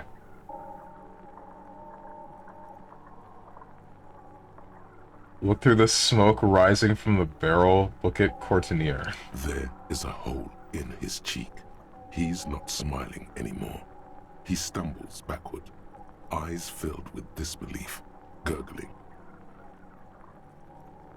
Muttering something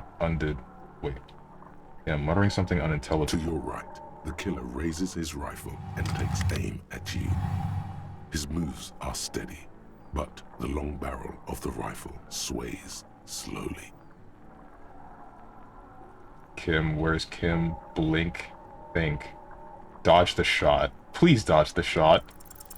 The shot rings Frick. in your stomach. Something violently tugs at your shoulder, pushing you backwards with incredible force.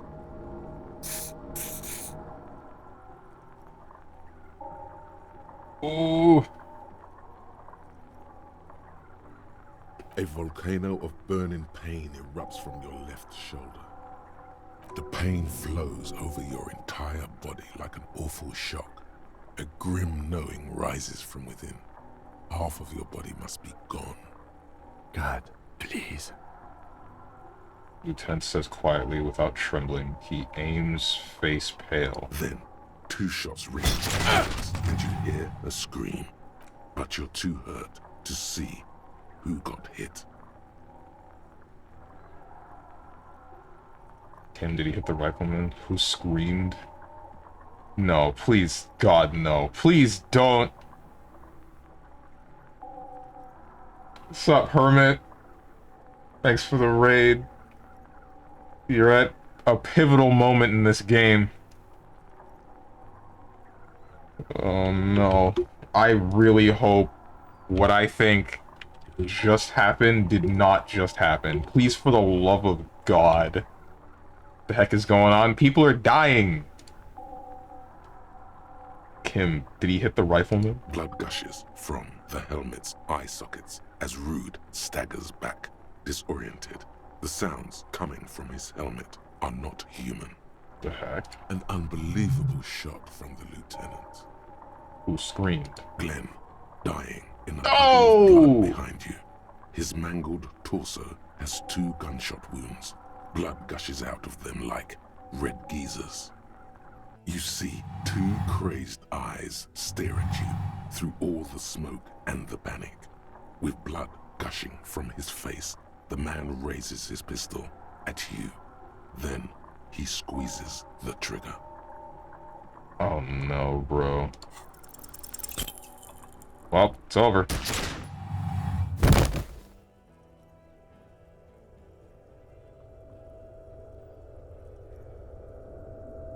You can't.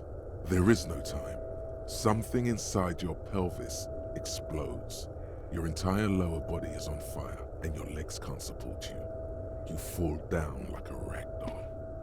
The pain is too immense to scream.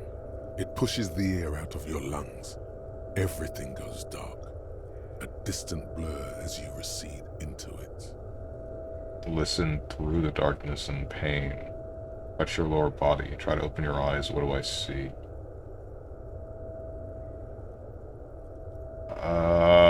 Listen through the darkness The and pain. Hardy Boys are screaming, fighting, dying. Someone jumps over you. Nearby gunfire shatters glass. Stop! Guard! Protect the cop! He's down! Wait, really? What do I see? Nothing. A persisting darkness. Dancing lights of pain. Distant shadows cast by them. Like a hellish play. You're bleeding out. Out of it, a silhouette appears, crouching over you. You hear a familiar voice filled with urgency and fear. No one wants to do anything with me. No one wants to party with me. It's so dark I can't see anything. Kim, I lied about not remembering who I am. I made it up. I remember everything. The heck? Dark. Stay with me. You hear me? Stay awake. Look at me. But you can't. It's so hard. Your eyelids grow heavy, and the sounds ever more distant. And a cold comes over you. The lieutenant, too, is somewhere far away, almost gone, when suddenly you sense something behind him. A slender white shadow towering. Someone stands there, raising her pistol at him. The lieutenant does not see it. He's pushing down on your wound with both hands. Scream immediately. He's gonna die. Kim, move. No, you scream. Behind you, from your bloody lips, your eyes are full of fear. There is no room for hesitation. The lieutenant turns around and fires, his body falling on yours in the course of the motion. You hear a faint scream, a woman's. Then the sound disappears, like someone pressed stop on the tape. The woman is gone. So is Kim. Then the whole world. Fall into total darkness. This is death. One more door, baby. One more door. No, let me back into the fight. The fight? There is no fight. The fight is over. It was lost 1,000 years ago. You have laid here forever. Keep falling deeper. Take the door. He's not taking it. His body is not taking it. Oh God, no. He's not disintegrating. He's swelling up instead.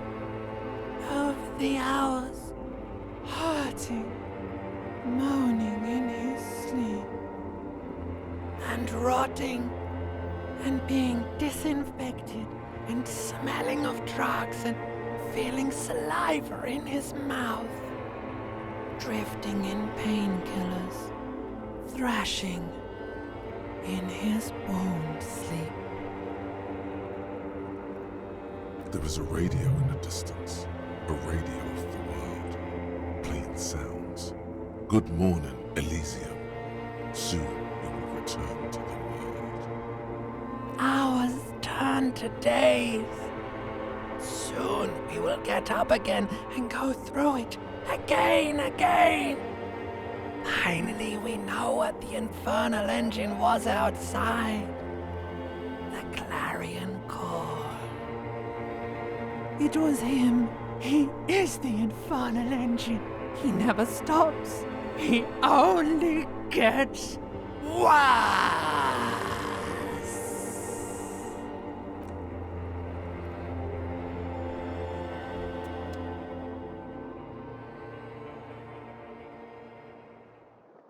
You see the lieutenant's familiar shape in the orange jacket. I'm not dead. Turns double, then triple from the pain. It's nothing. You're alive. That's what matters. I'm alive. Sunrise, Arabellon. Lieutenant says he's in the middle of a freshly cleaned room with a fan above his head like a halo. His face is covered in bruises. The room is clean. The piss jacket. Kim, you took it off? What? What did you say? Sunrise? What happened? How bad am I hurt? What happened? What happened? You shot the major in the face. A firefight ensued. Is he dead? Yes.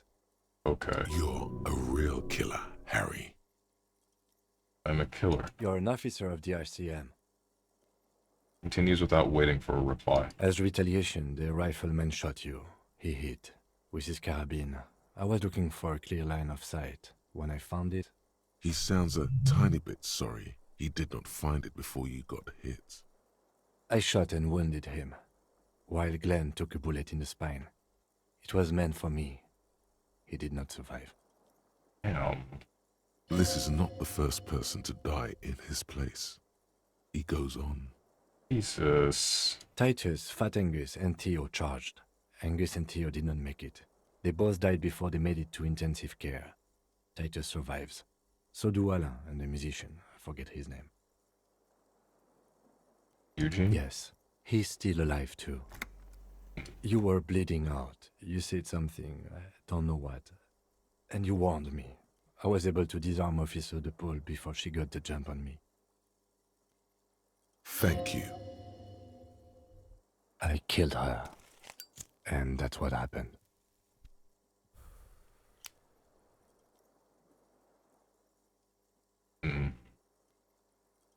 You also killed. I thought you only smoked one a day. And they're dead. The rest of the mercenaries. How many casualties on the Union's side total?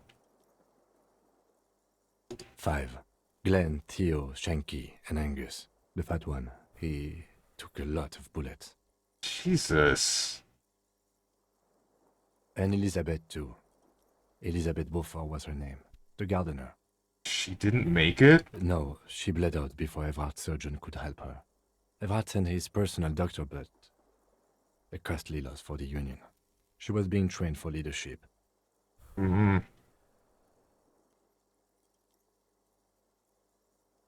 They would have presented the theory better to their leader. She never had a chance. She should not have been there in the first place. There was no way to convince them. Thought you only smoked one a day. This is the one. Oh. And they're dead? The rest of the mercenaries? Everard had their bodies returned to Crenel for a funeral. A Company is yet to retaliate. Why? Because we deterred them? Or Joyce did? Maybe the harbor in full lockdown is too costly a target. Or maybe they are simply taking their time and will attack soon. I don't know. So you also killed? He nods. And that's... All. Why did you shoot someone in the face, Strange? Not cool? Because he was about to shoot... He did shoot someone else. He shot a woman for actually no reason. He just killed her, and that's it. So, I was running out of time. My only option was, alright, shoot now. Ask questions, not anymore. An absolute disaster. It's a total crap show. Kim... Not that bad, all things considered. I don't see how it could have gone any better.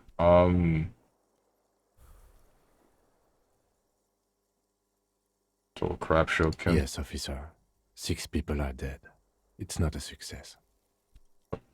What? Okay, then. +1. Ruby. But what's done is done. The violence is cordoned off. The Hornets did not get into the beehive. The worst scenario has not materialized. Yet. And we are still alive. Both of us.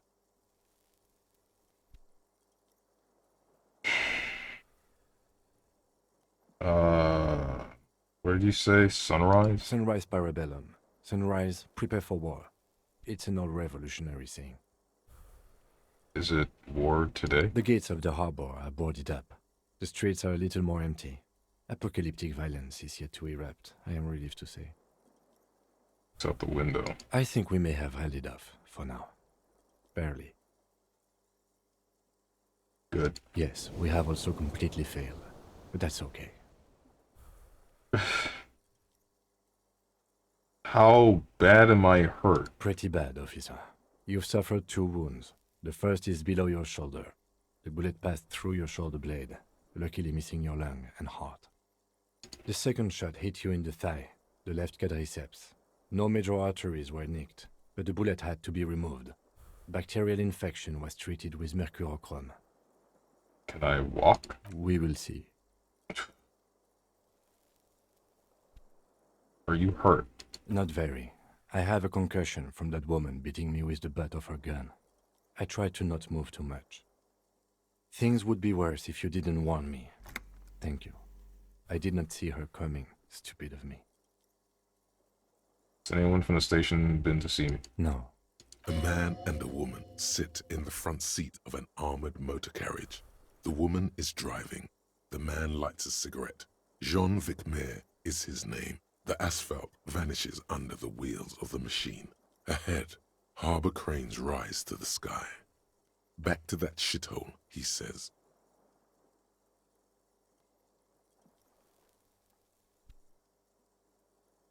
Isn't that strange? I called your station after the fight. The injury was logged in. They told me they've sent officers to join you on the site. Odd you haven't seen any, have you? I'm sure they're worried about you. If not my station, then who treated me? I did. Thank you. No need. Okay. Gonna stand up, I guess. Mine was a QTE. It wasn't a QTE, it was more like I was running out of dialogue options, and the more options I wasted, the more people would get shot. Lieutenant turns double again before your eyes, an orange hue of pain. You can take it. Just don't lean on that leg of yours too heavily.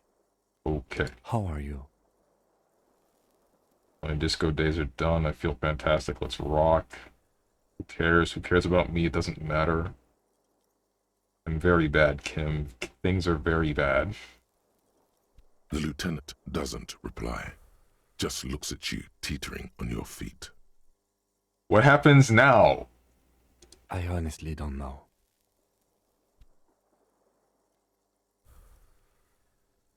You don't know? We can't talk to Everard. The harbor is in lockdown. Everyone in there is outside our grasp now. And Joyce has left too.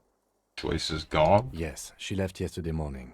To meet the board of Wild Pines, or that is what I've heard. There's a pin somewhere in the machine that keeps Connell from sending in a death squad.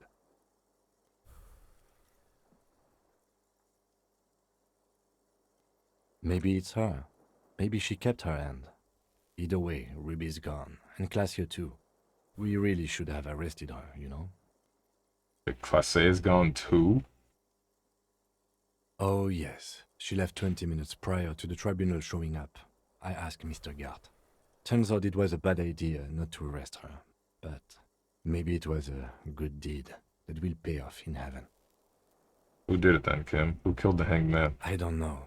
I think the theory you presented, it's someone else outside our circle of suspects, was right. It better be. Everyone within the circle is either dead or gone. Honestly, I think our investigation has not produced a single credible suspect. His voice is calm, matter-of-factly. Okay, so once more, Classe has escaped. The Maybells, Kim, the flowers. What about the hole in the wall? Someone was checking her out. Goddamn footprint. There's a 28% possibility the shot came from a distance. There are all these old bunkers and weapon caches, Revolutionary era. It's simple, we have to locate communism. Communism killed him. You know what I think about solving crimes? Okay. Basically, the more red checks you pass in that conversation, the more +1s get added to the check to shoot Cordy. Oh. Right, yeah. Kim gives you good advice to take out the leader first, and Steven did that. Right.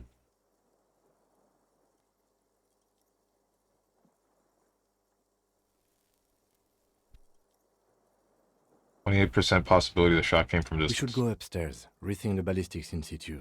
I agree with this. What else? Okay, so once more Class A escape. Absolutely. There's no other way to go about it. We screwed up. He's made his peace with it. He's had time to do so. The Maybells, Kim, the flowers. What? They were on the roof. I did not catch them. Pecking Butterfingers. Every piece of garbage in the city is not connected to the case. You don't have to catch everything. About the hole in the wall. I don't know. That's been there for years.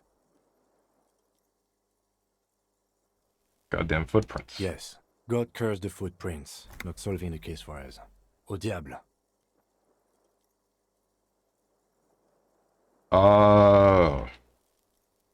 There are all these old bunkers and weapon caches, Revolutionary era. We could find thousands more if we wanted. All of Ravachol is full of them. Simple, we have to locate communism. Communism killed. I'm afraid we may not be able to locate communism, Detective, on account of it being dead. Good. It's good it's dead. Communism is stupid. Okay. Okay. You know what I think about solving crimes? He arches his brow. The ceiling fan patiently spins overhead.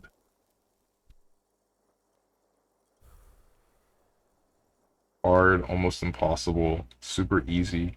Actually, I want to talk about this crime some more before I tell you what I think about its hardness. Solving crimes is hard. It really is very hard. That concussion must be making him dizzy. You're not ready to give up, are you? That's right, let's give up. Time to start drinking. Say nothing. You're not ready to give up, are you? No. Are you ready to limp? The room. It's clean. Mr. Gart cleaned it. It took him an entire day. Oh, shoot, for real? How long have I been up? 2 days, in and out. You've been up enough to take Dramamine and curse. And drink water. Piss jacket, Kim. You took it off. Yes. The joke wasn't funny anymore. I took it off. Wait, he never wore it, though, right?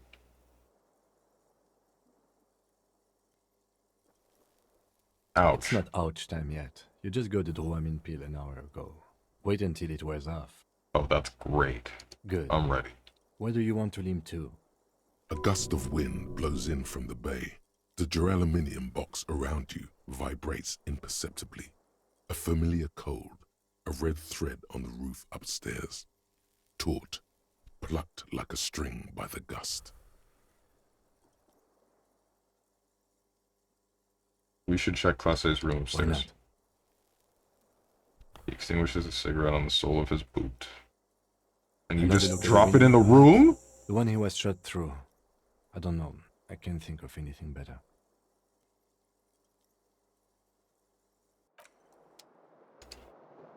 So they replaced the window. Newly replaced glass shining in the morning light.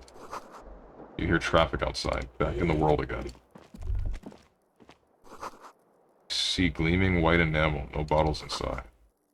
Look, the door is open. You can walk right into Kim's room.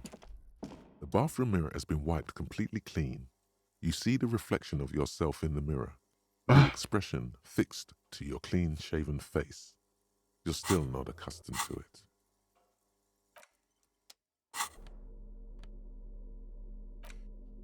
Electrochemistry. Do I have any clothes that will... Yes, I do. The gloves.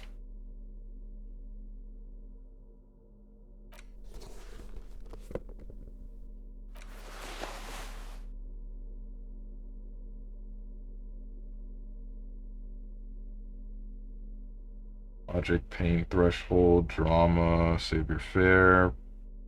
Pain threshold, shivers. Empathy. I don't think pain threshold. Suggestion. Yeah, that's all I got. Electrochemistry. Electrochemistry. Electrochemistry. Do not do it. Also, it's not save your fare, it's save your fare. What? You still wearing that unitard? Yeah, I can't take it Pockets off. of these new jeans are perfect for sticking your hand into. Makes you look cool, calm, and collected. As your hand enters the pocket, your fingers brush against something, soft, yet crinkly. Take the item out. Hey, it's a chewing gum wrapper. It reminds you of the fruity juice of apricots.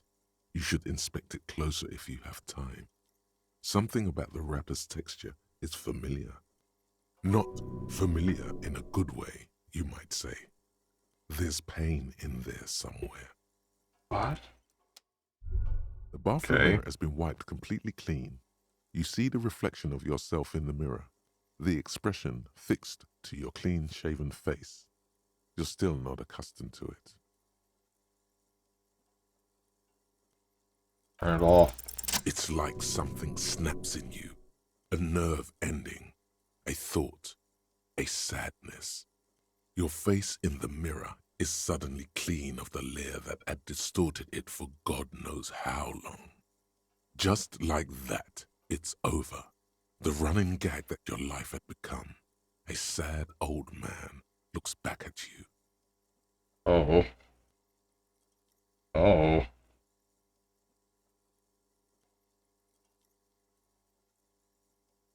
Okay. Wow, you took away his smile. I sure did.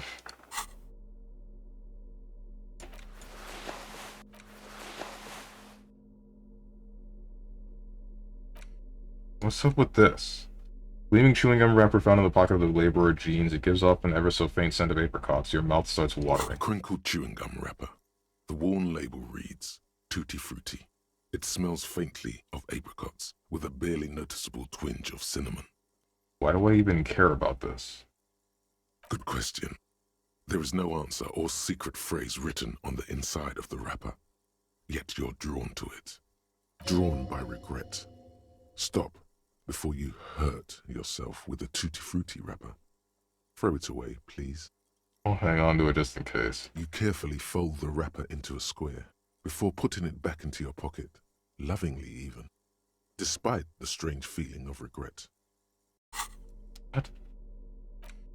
A crinkled chewing gum. You carefully... Okay. Weird. You have to pronounce it like the French word it is? I don't know what the... Ugh.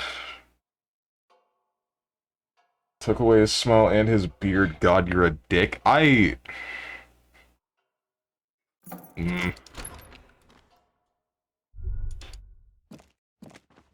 don't know what to say to that. Your room is really small. Why is your room so small, Kim? Nothing.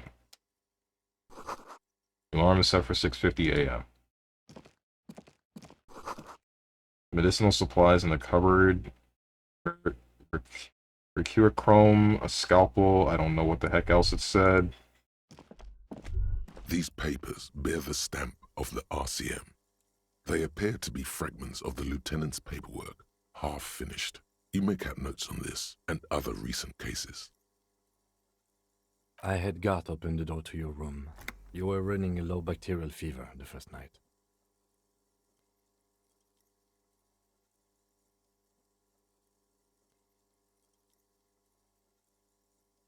Thank you for keeping this thing alive a little longer. I'm such a burden, I should just screw off.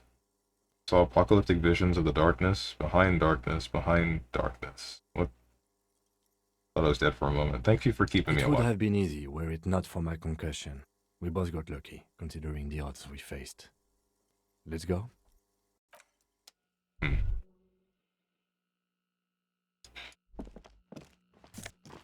Oh, hey, pants.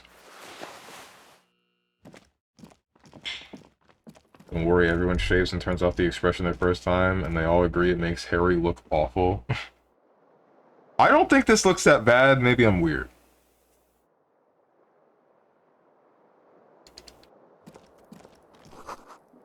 The Stereo 8 player has been reunited with its right speaker. Good to see. Let's make like a tree and get the heck out of here. Ouch, that leg hurts. Maybe if you don't run, it'll be okay.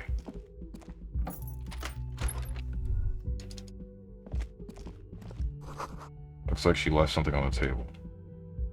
Next to the stack of bills, you see a note. A few lines jotted down in large, uneven handwriting, just as the writer was about to rush out the door. I'm sorry, I fucked everyone over. P.S. I didn't kill him. P.P.S. Gift upstairs. What the heck? A gift. The lieutenant turns to the staircase suspiciously, looking for any signs of another presence in the shadows above. What could this gift be? I am not drawing my gun, yet, but I don't like gifts. He says he's not, but his hand moves instinctively toward his holster as he studies the note. Just don't walk into another radio trap, okay? Seems she's left in a It's hurry. hardly surprising. That's right, ignore my joke. Strange loves feet, gets carried, StrongmanSteven has a clean ring to it. I don't know about that one, Chief. She really did screw everyone over. Is empty. How Not though? even a toothbrush. Pity. Screw off electrochemistry. Let's really clean this up. She certainly had her priorities straight when she was packing.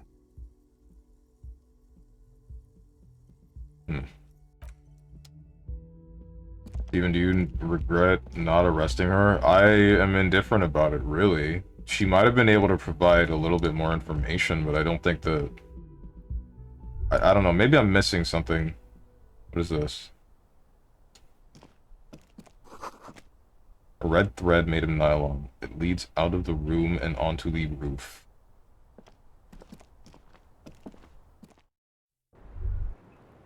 What the hell is this? Thread is tied to the antenna.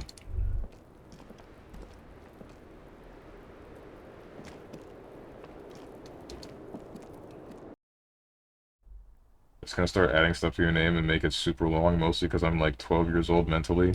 Okay then. You wanna know what happens if you do arrest her? Not yet.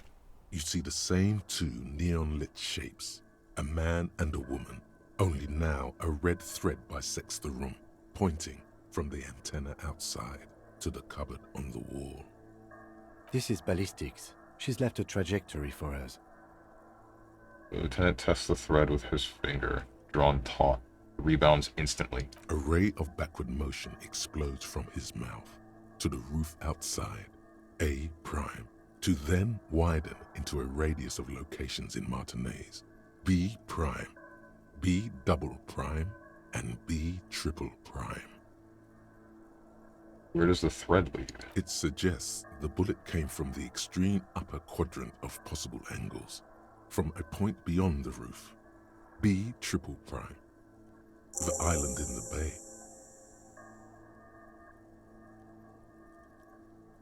Is she trying to tell us the shot came from the inlet? In the aisle? How does she know how to do this?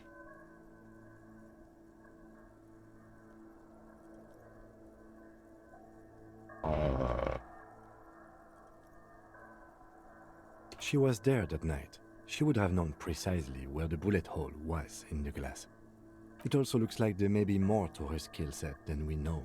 The question is, should we trust her? This is her way of saying she's sorry. I find that hard to believe, but at this point, what difference does it make? You trying to tell us the shot came from the aisle? Unless she thinks the perpetrator was standing on the ring antenna. That is where the threat seems to point. Not. This is also the only point of origin we haven't ruled out yet. So it is. For a second he seems tired. Maybe we need to go to the aisle. Yeah, that's not going to work. There must be something else we've missed. Seem unenthusiastic. I just haven't gotten a lot of sleep these past few days. Oh. He doesn't really believe this will yield anything. Maybe we need to go to the aisle?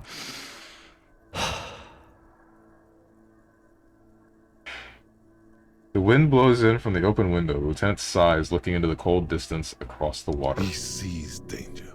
Another trap, perhaps. He must be cautious for a reason. This man has decades of experience. You're not afraid, are you? No, I just don't want to walk into another embarrassment. I am a creature of pride, you see. I'm afraid of becoming a joke. Okay. Going to the island. Are you in? Of course, I'm in. He takes a second to gather himself, then says... How do we get there? Joyce Messier had a sloop, but she's gone. Lillian, the net picker, she's tarring her boat. Ah, yes, of course. The village. Let's go. Alright. Whoops.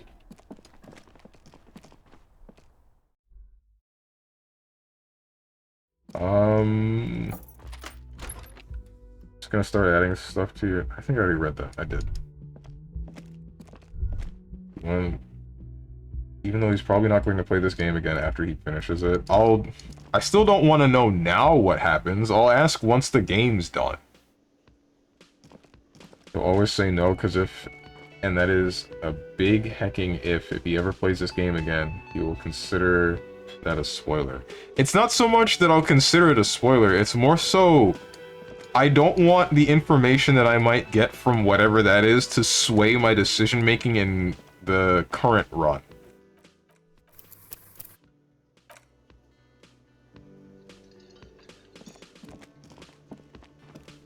Hey, Gart. I'm not dead. Oh, you're up. It's good to see you back on your feet. Did you like your room? I cleaned it for you. I did. Thank you. Big improvement. You're welcome. I thought it would be nice for you to wake up in a clean place after you, let's be fair, defended this establishment and its clientele from gunfire. I give credit where credit is due, and that, sir, was a nice shot. I was watching until you hit him. Crawled inside then. Bullets started flying. Anyway. I wish you a quick recovery. Also, you and your partner are staying here free now. This establishment supports cops. The stay is free, the drinks are not. It just felt I needed to specify that. Where did everyone go? Oh, you know, people don't tend to stick around after shootouts. Turns out they're not good for business. What happened to the man with the sunglasses? Okay, so I have to mention when it happened, you were right out there on the balcony.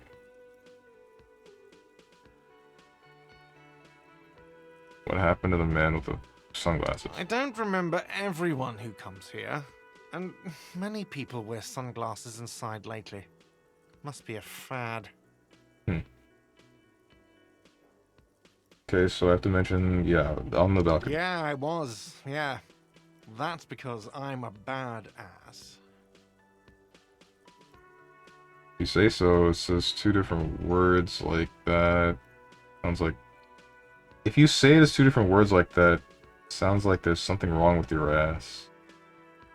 Just nod stoically. He nods back at you, even more stoically. Just two badass men nodding stoically. Make that three. The lieutenant is nodding too, hands crossed. Not this again. 6. No problem. They'll come back. They always do. Dude. Problem with information decisions in a game like this is that usually there is a trigger in the game that will not allow you to do anything with the information that you have gotten outside of the game on decisions that you did not make.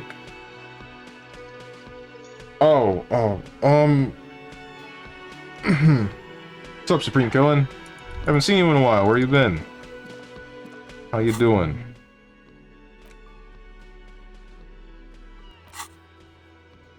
Go to the island. Determine where the shot came from. Buy foam pants. Find booze. You. Surprised you didn't leave. Oh no! Hi again, Gendarme. You're Gendarme. fine. Oddly enough. Titus, I'm so sorry. See, you approach. The bruised man raises his bear in welcome. Crazy motherfucker. Didn't think you had that fury in you. But I guess I've misjudged a lot of people lately. Oh, Moose, how do you feel about me missing the 42% check and then getting another chance and it's a 17% and then somehow I get that successfully?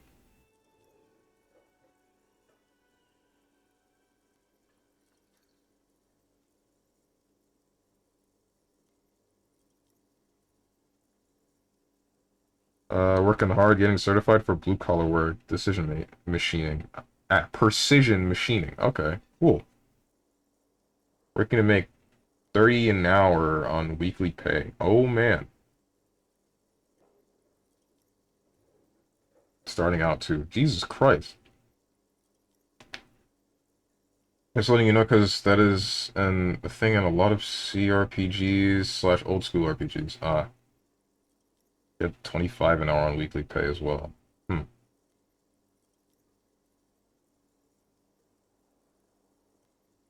That was one hell of a shot. Hell of a shot. The fucks did not expect that. Looks at you with unmistakable respect. I guess what I'm trying to say here is, thank you for intervening, fellas. That was mighty brave of you. He extends his hand. This is big. It's as big of a thank you as Titus Hardy can muster under any circumstances. Shake it. No need to thank me, just doing my job. Superstarred the heck out of that. Shake his hand and nod in silence.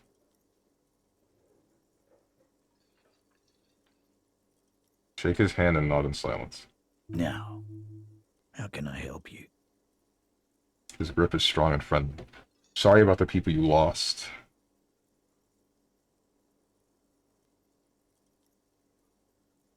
Dio was old. I think he'd be pretty happy with the way he went. Never could imagine him withering away on a sickbed. But Lizzie and Angus, they were just stupid kids. Didn't realize the shit they got into before it was too late. I feel responsible for both. For all of them, really. Here it comes. The last one is the worst one. He only deals with it by drinking copious amounts of 8% beer. An honest tactic, and effective. And Glenn was my friend.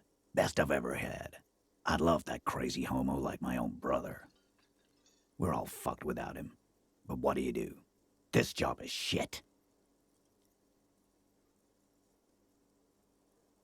Hold on, where's that shanky fella?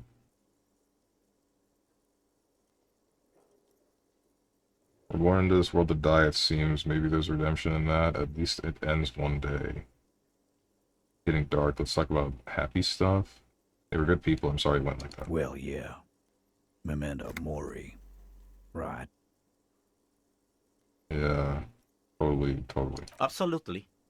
Today, I'm going to get drunk, eat good food, and bed a good-looking girl. 'Cause tomorrow, a motor carriage might run me over. Or you might die of a heart failure. Or syphilis. Okay. Hey. Fuck you for ruining a beautiful idea.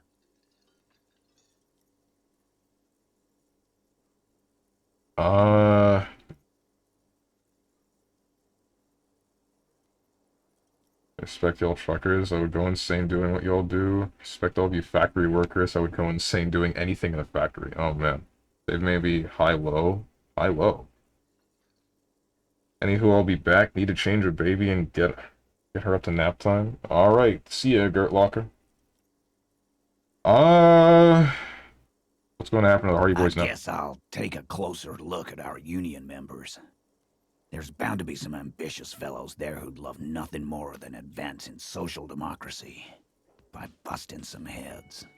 Might even ask Tibbs if he's tired of replacing windows and maybe wants to have some fun with his brother. Anyway, don't you worry. As long as Titus Hardy's standing, there will be Hardy Boys. You know what happened to Class A? Don't know? Don't care. I'll be glad if I never see that fucking woman again.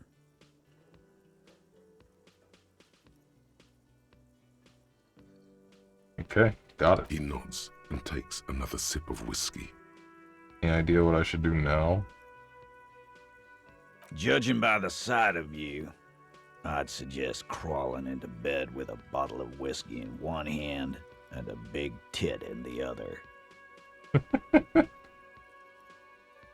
Yeah, go pay Monica a visit in Janro. She's got a knack for making men forget about their worries. Biggest pair of milkers in all Rebacho. What the heck? I'm good, dude.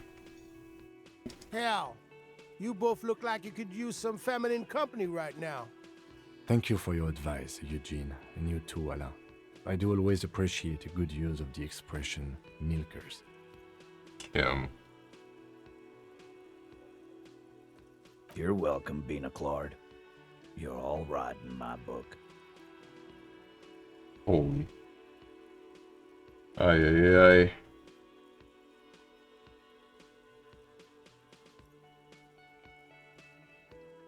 Had a factory job for summers in high school. It's mind-numbing and I never want to do it ever again. Prepping doors for painting. Oh man.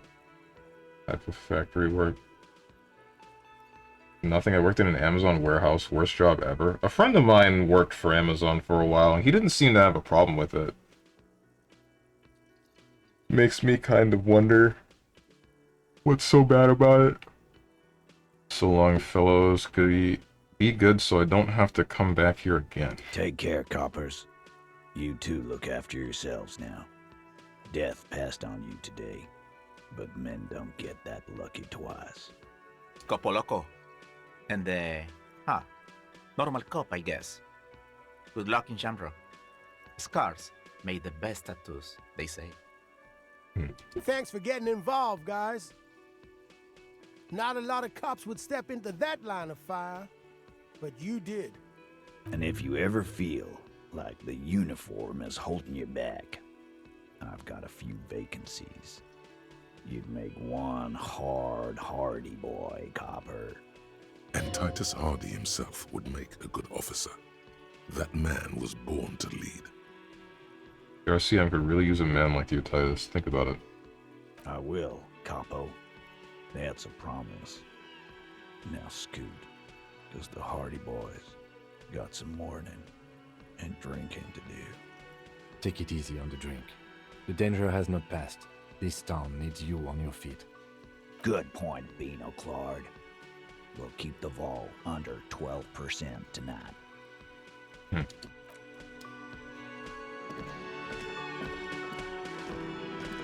Depends on which warehouse he was in.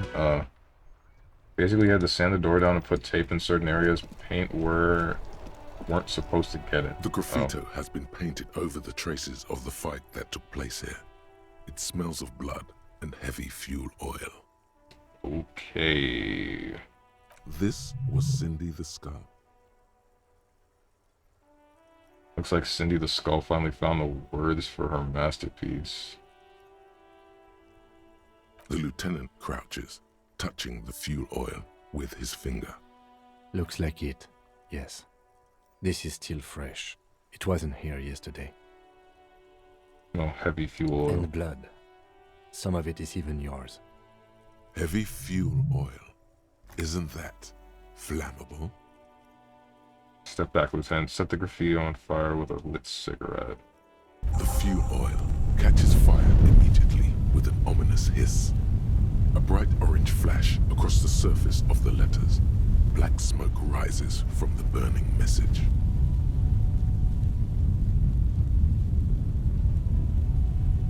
Say nothing, stare grimly into the flames. The lieutenant has taken a small step back. He looks at your face illuminated by the flames and nods silently. Then the fire falters. The flames warmed him too. Not at all in a bad way. Let's go to that island. Slowly, the flames subside, the fuel burning out. The air still smells of mazout and springtime. What does this say?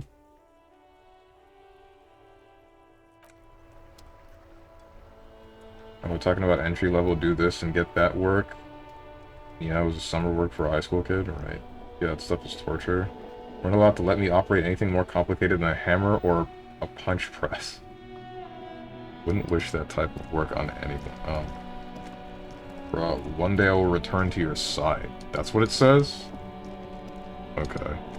Inside, it was literally in the title. Stereo Was it? A radio microphone, a pull-out toolbox, and the soft glow of the fuel preheater gauge.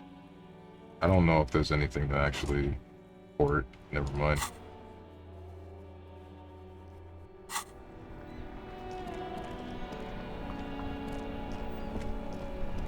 Wait, is that one lorry driver? Yeah, you. Hey, what's her name killed herself? My man, you're alive. Almost. Kind of. Sort of alive? Alive, limping, and with a punctured lung.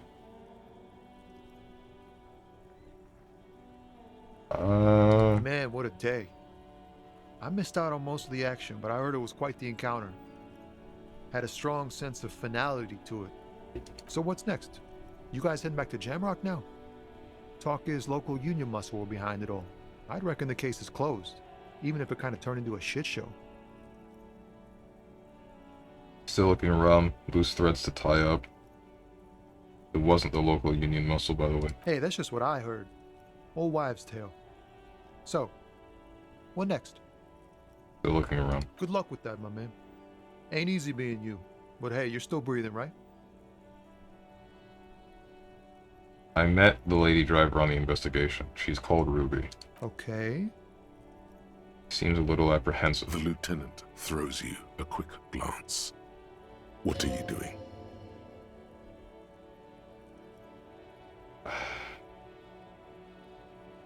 I don't know if I want to actually tell him, but I guess I will. Gonna be working on the deadly multi-ton presses and lathes. These things are insane, really cool to work with though. Be careful. Be careful, my man. Making me think of a friend of mine that, I don't exactly know what he was doing. I just know that he ended up dying because of some exposed wires. I think some exposed wires touched him and then he died almost instantaneously.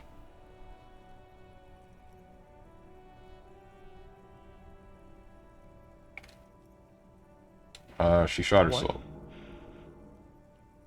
He cannot believe it. I'm very sorry. He was distraught. It just happened. Absolutely screwed up. I shouldn't have gone after her.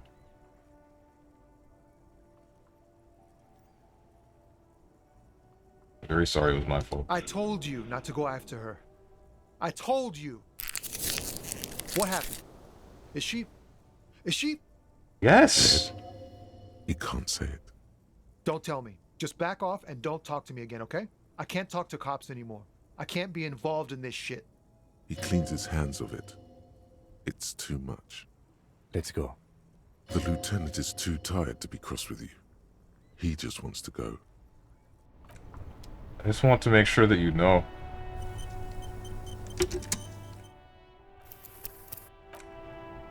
First, taking all the precautions. If it looks sketch, I will not be working on it. Gotcha. Use code language. She LTG'd herself. Yeah. An old habit. He still snaps his fingers at you, but then stops immediately, realizing what he's done. He does not want to talk to you. Today, tomorrow, ever.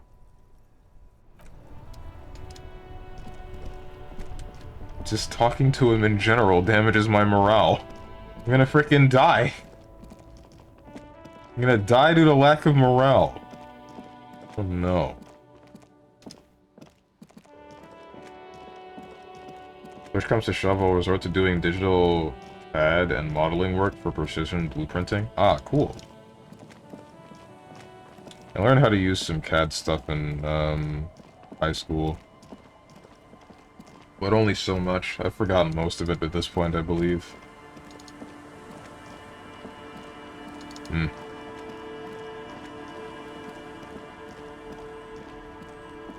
I can say I did enjoy it a lot, though. Designing some things in a virtual space. Officer, what happened? You're wounded. Why are you wounded? You look terrible. Got shot in the foot. It was pretty bad. Badass. You would have liked it. People hurt me. I wanted to talk to you about something else. You both. I got shot in the foot. Is this from the shooting in town? We heard gunshots. Not that we don't hear gunshots all the time, but they were closer than usual. There was an exchange of fire on Rue de Saint-Guylaine. It's nothing to be worried about, madame. That's not true at all. Also got shot in the chest. Point to your chest. See the other guys? 2 dead. 1 in the hospital. Also got shot in the That's chest. nothing to brag about, officer. It's not serious. He'll be okay. I have a question for you. Of course. Can I help you with something? We need to get to that island. That won't be a problem.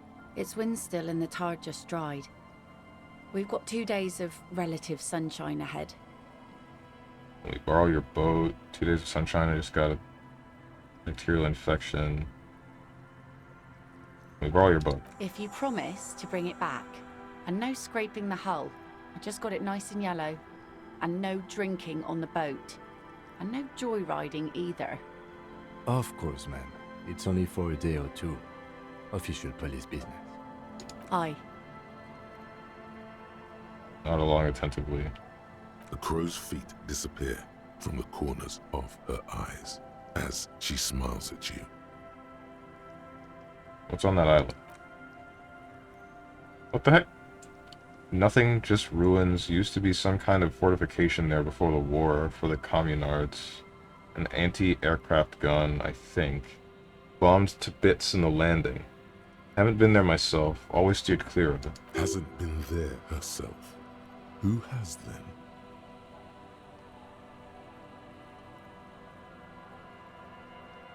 You said you haven't been there yourself. Who has then, if not you? My husband used to drink there. Him and his drinking buddies.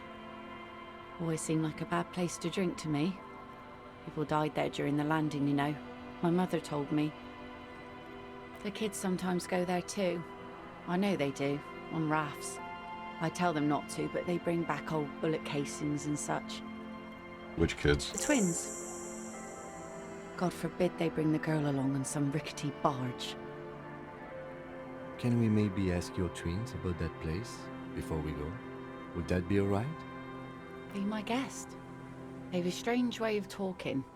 See if you can get anything useful out of them. I seldom do. There's something I should know about getting there. Well, most of it's sunken. Underwater. That means concrete underwater. Cut your boat if you're not careful. Be sure to enter from the south side. Water's deep there. Gotcha, Captain. 2 days of sunshine. I just got a bacterial infection. I'm sad to hear that. Take care of that with ether, will you? Don't get too many RCM men round here. Be sad to lose the first one. That's cool. You boasting your bacterial infection like that. What? Thank you. We'll use your skiff to get there. Please be conservative with the fuel, will you? Just filled her up, but it's a small tank. Gotcha. Strange report in question. What's this?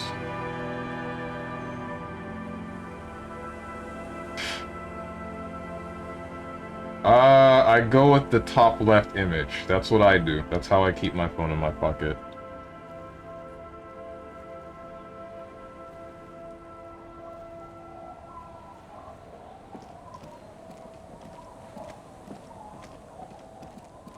Should I tell you about Ruby being dead? I don't think you care. Well, you probably do, but... The scruffy-haired little boy kicks a stone while the other watches him do it. Is little Lily your sister? Yes. Yes? Yes. That's it? You're being laconic about it. It doesn't look like he knows what that means. Okay, kids, you've been to the island, right? On that island?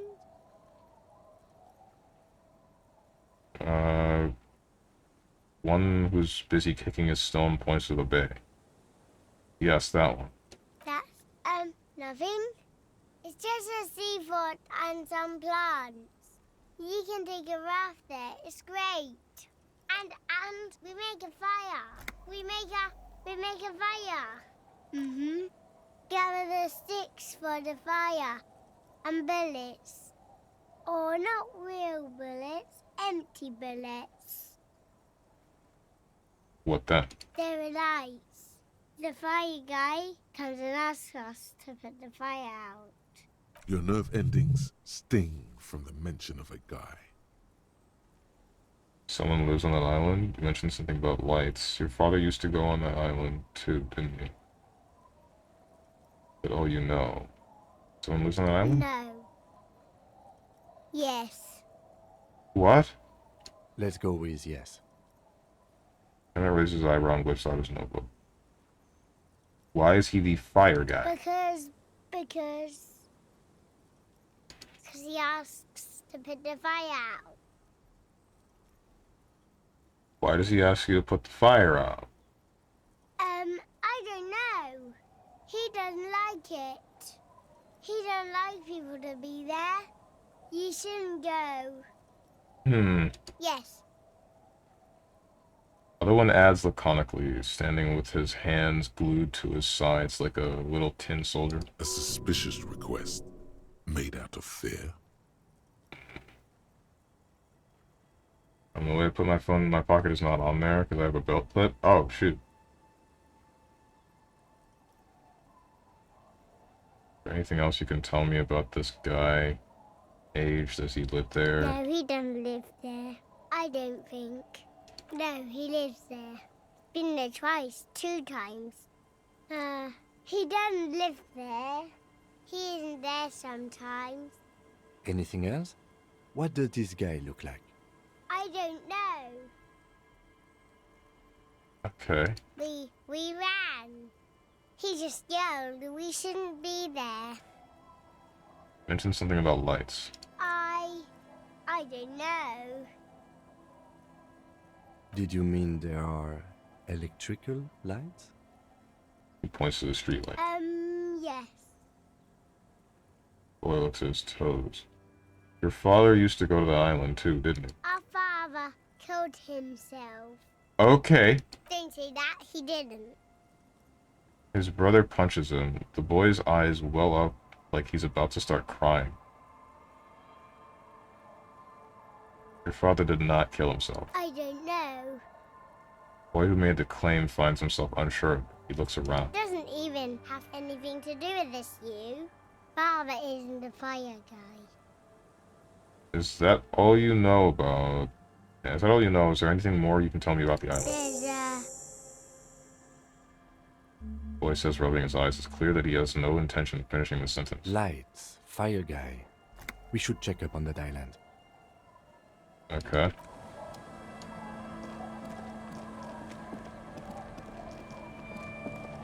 Sick of Nick Cage yet? Why? He's probably because of the Dead by Daylight thing. If I had to guess. I don't know, because he released today. Oh, did he? I thought he released a while ago. What the heck? Where have I been?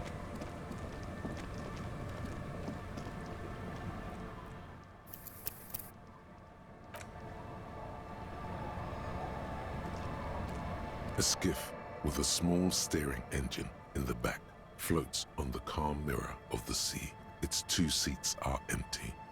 Once you get in, that's it. One pull of the starter handle, and you're off into the bay. A strange trepidation comes over you. Are you sure you want to go now? Yes. Have you made all the necessary preparations? Closed all your accounts? As many as I feel like it. Remember what the net picker said. It's a small tank. You won't be going back and forth on this. You take the engine can, I'll hold the boombox, get in and ride the island.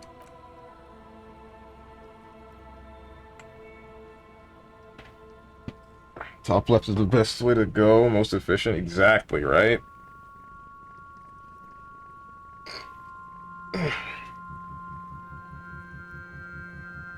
Want to be free. Want to be free. It will last forever.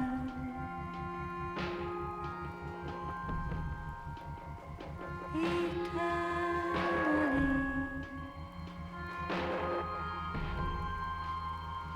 Want to be free. Want to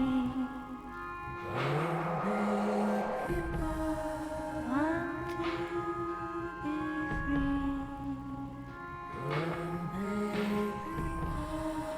It will last forever. Want to be free. Want to be free.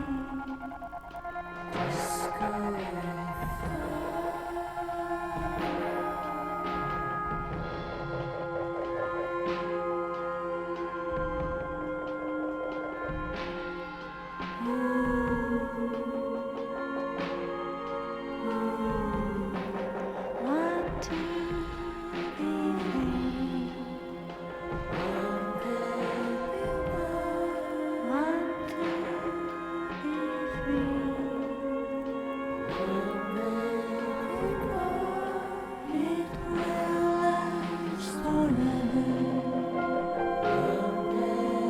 last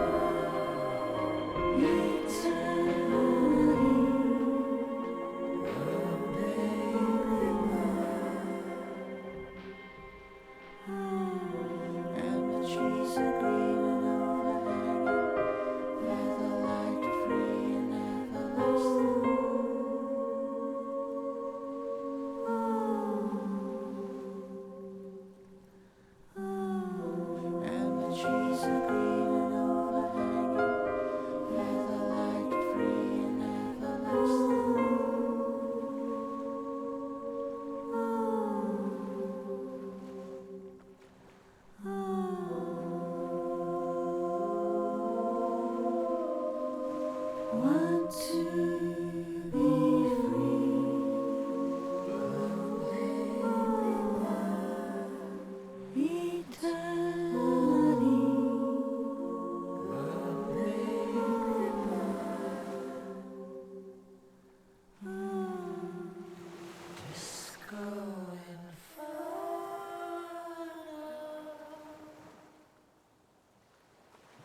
The boat comes to a slow stop.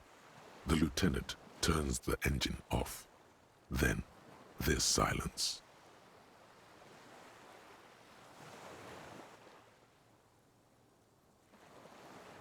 And then I just realized the worst genre to watch Steve play, tactical RPGs. What the heck?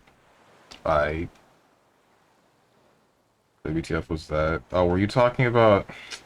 Okay, if you're talking about the clip that Tenjin posted a while back, that was...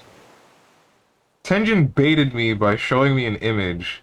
And because the most recent web browser I, used was on my main monitor, it opened in that one instead of the one that's on my side monitor that you wouldn't have been able to see. And then, you know... The bottom line is Tenjin bodied me. He's lying, nothing has to do with me. He can actually find this out if you were to just go into the VOD and then look at the beginning of the chat and see the exact same link that I clicked, you posted.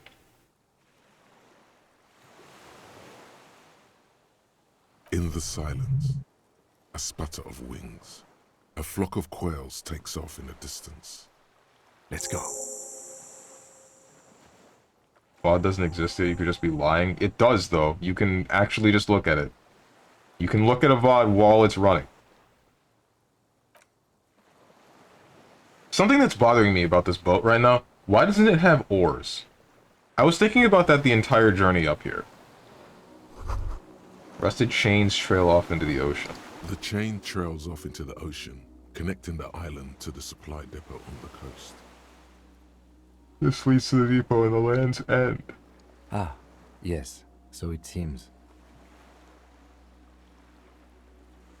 What do you think it was used for? For bringing munitions to the island, maybe? And supplies? You could also lock the bay when you raise the chain. Lock it from who? From enemies. Enemies of the commune of Revachol. This sea fort was a revolutionary fortification, I believe. Makeshift bridge. The bombs are powerful enough to break the foundation.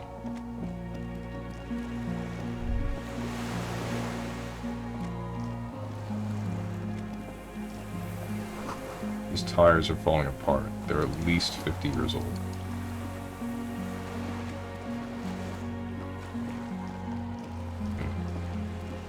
I don't know if you're being blind on purpose. You can see them right now, but there's clearly oars in the boat. Are there? Then why are we so concerned about... Oh yeah, no, there are. I thought that was the... What's it called? The keel? The part of the boat that's not on this kind of boat, is it? Since it's just a small thing. I thought it was the big piece of wood that runs through the center, that everything's built around. But I guess that's not it. But... yeah, if that's the case, I'm wondering why it's such a big deal for us to be traveling back and forth. Attention, inflammable. Okay. Some fuel has leaked out of the barrel, black viscous. There's a lingering trace of mazout in the air.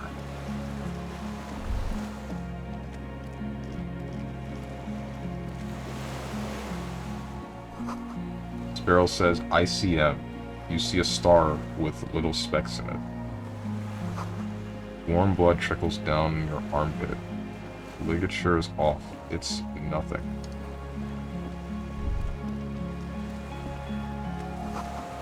No way to get up there. The stairs are gone.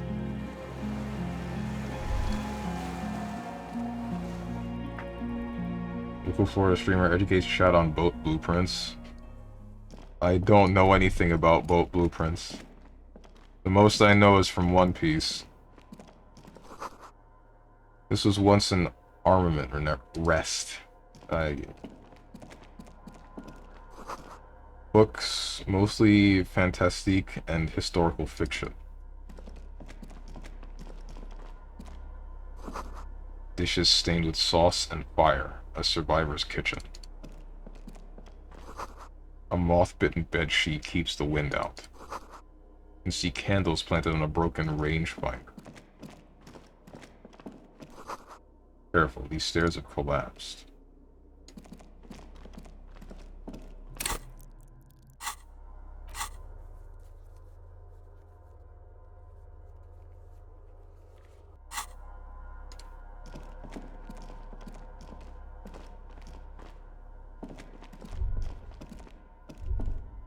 Oh, wow.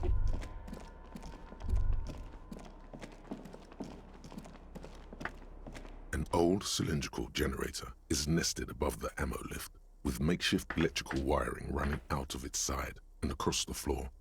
The cables disappear into the wall to your right. The lieutenant puts his hand on the metal barrel, checking for warmth.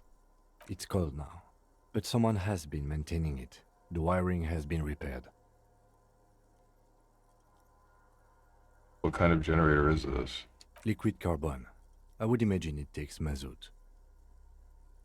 What's the open fuel cap on the side of the dynamo? The kind that's favored by vagrants and fuel thieves. It's been a long winter, long and cold. If anyone stayed here, they'd need a generator. What does this mean, a generator here? I don't know. I'm not a philosopher. I meant, why is it here? Someone with basic electrical skills has restored it in order to keep the room warm. Maybe it's the fire guy. The wind outside picks up suddenly, with a faint howl. Inside, it's warm.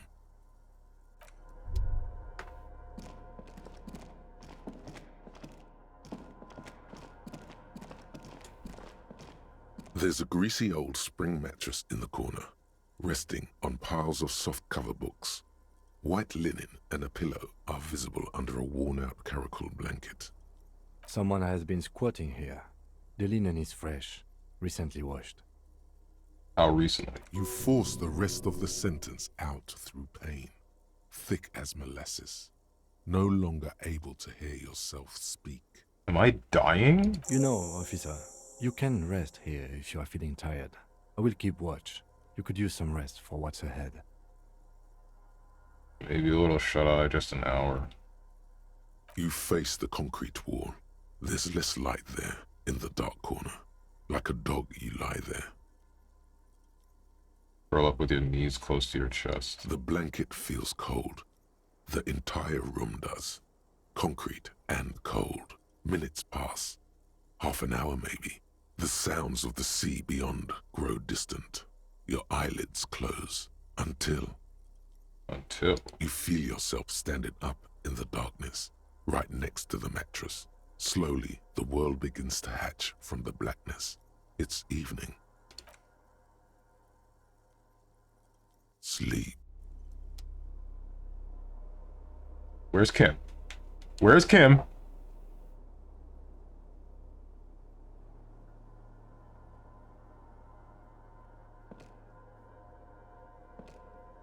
Kim? Kim! Lieutenant's no longer here. Go outside at the beach. Door's still here. Closed. Feels strange somehow. You can't get in.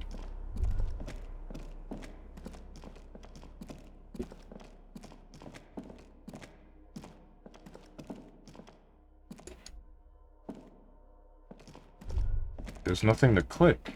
I can't leave.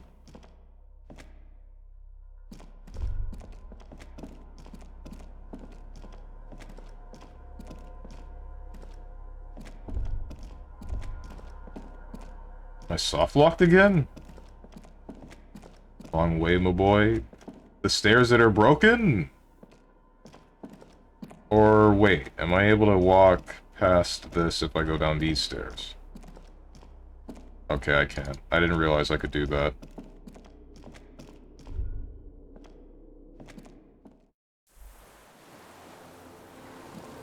Jones, what do you think of people calling other people little bro? I think it's stupid.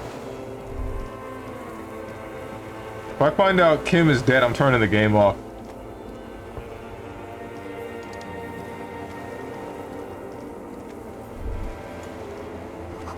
Go down to the chain. There's something there. If Kim is dead, I will never play this game again. I assure you.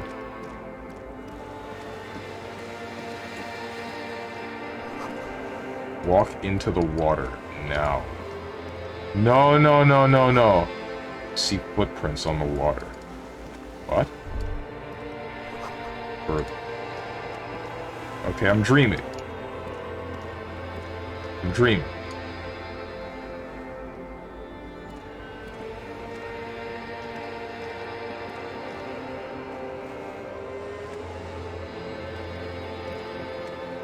I have to be dreaming.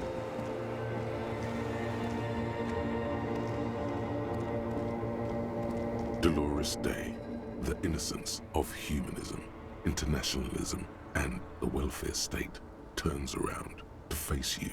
She has an airship airbag in her hand. She seems to be in a hurry.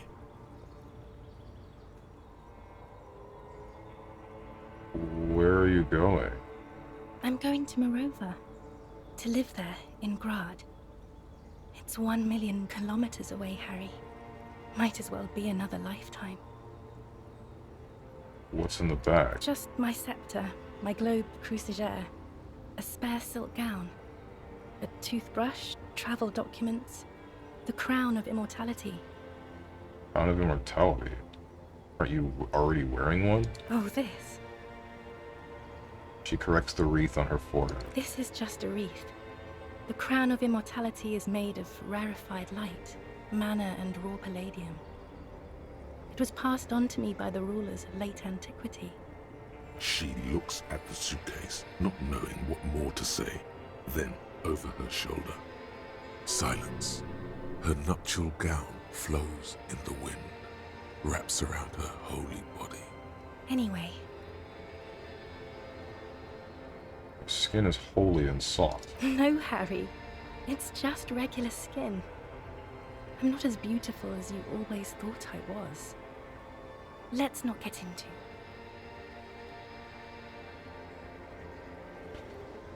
You are. None of the others are as beautiful as you. She does not answer. There's that expression again. Silence. A distant wind blows. You can't think of anything pretty to say. Can you stay for a moment? We need to talk. We need to have one more massive, epic showdown. What the heck? No, Harry. No. I don't want a massive, epic showdown. I want to go to the aerodrome. I have tickets for the 10:20 flight to Morova. Really. We don't have anything to talk about anymore. Every combination of words has been played out. The atoms don't form us anymore. Us. Our love. Our unborn daughters. It's all gone. I have to go to the aerodrome. I have to leave Revachol and you. And you have to be alone. In hell. Forever. That's just the way it is. The hell? Oh God, whatever you do, don't try to kiss her yet. Not after that. You're still reeling. You'll fall over if you try now.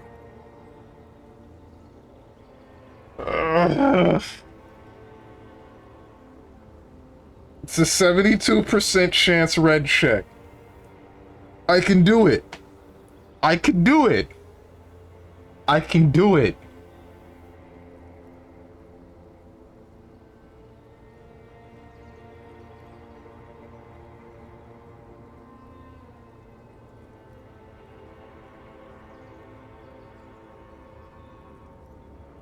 I think this, I don't know if this can get better. That's not a very good way for things to be. It says not yet. I'm gonna save that for a little bit. It's not. But She looks at her feet. Little golden sandals cover her toes. But what? Tell me there's something good. I don't know why I said but. There is no but. That's it? That's it, yes. We've talked about it 1,000,000 times. You will get over it.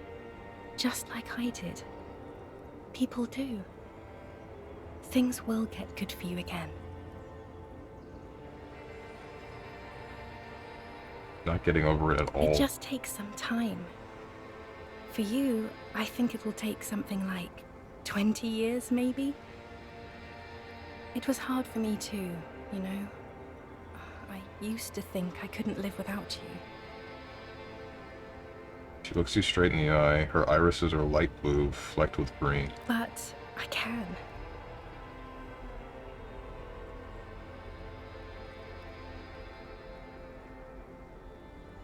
You felt that way once, that you cannot live without me. Yes. But that time is gone now. So very gone. It doesn't have to be like this. Maybe we could try again? No, Harry. We can't. Why? We already tried again, and it didn't work. Let's be the last sane people in the world, but only twice. If it doesn't work, let's lose our minds and let it all sink into the pail. What went wrong when we tried again? I can do it better.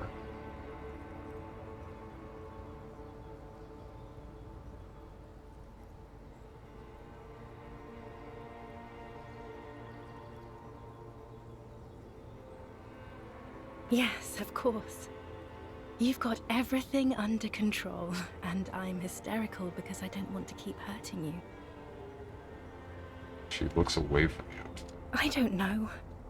Please. She shuffles from one golden-sandaled foot to the other. In the distance, a streetcar screeches. Why? Why can't we be together? Harry, we can't be together because you're insane. Her eyes turn to sorrowful ovals. She avoids turning them to you.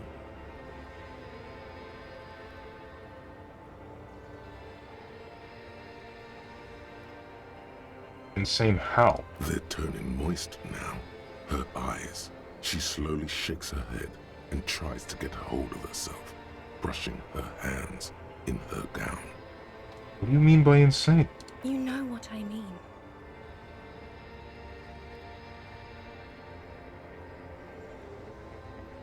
Everyone gets a little down. A little down? You've worked there for so long, you can't even talk like a normal person anymore. It's always lists with you. Questions. Questions? Did someone say questions? They're not lists, they're trees.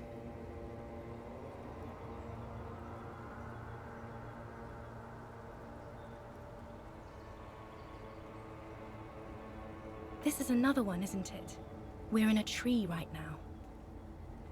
Yes, but it's not possible to talk without trees. Lists are absolutely normal. Everyone has them. You just list everything you want to ask. Yes, but it's...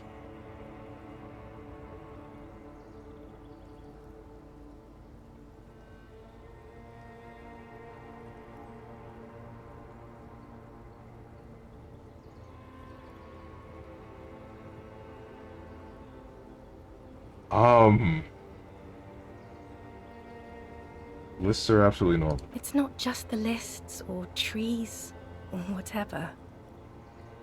You get sad, Harry. Too sad. People can't get that sad. It's impossible to watch. Other people get sad too, but not like you. You stay down for too long. And if you're not down, you're up, running around asking questions. Millions of questions. In conclusion, you're ill. You're an old, insane man. And you have to be in hell until the end of your life. And I have to go to Morova.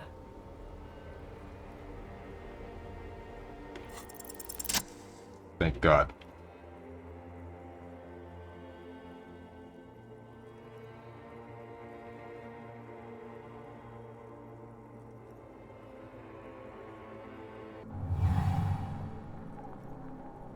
With your feet trembling from the steps you took, tepid and fearful, you stand against her, her body close to you, radiating warmth.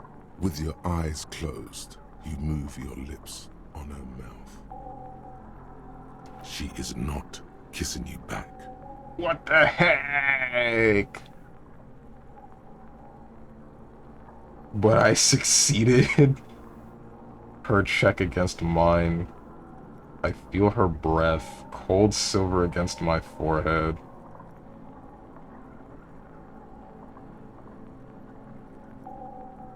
Move your mouth. What? I feel like this isn't gonna be what I think it is. I feel like I should just cut it at that. He didn't consent. I'm calling the cops. Oh, wait. God. Pop quiz. Steven, pop quiz, what do you think this situation is right now? If I had to guess, it's his wife leaving him. But I don't know why it's being represented with Dolores Day. Either that or his realization in, like, his entire scenario and being a cop of the RCM.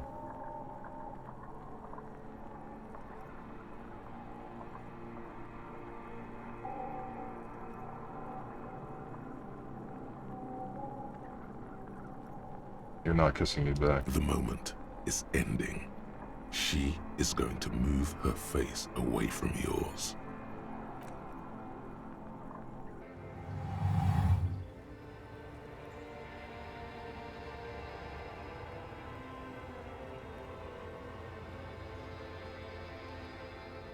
Trying hard not to look at you. When she withdrew and you held on to her hand, she tried not to look at your face and see the expression there. Brother, you should put me in front of a firing squad. I have no words for how I failed you.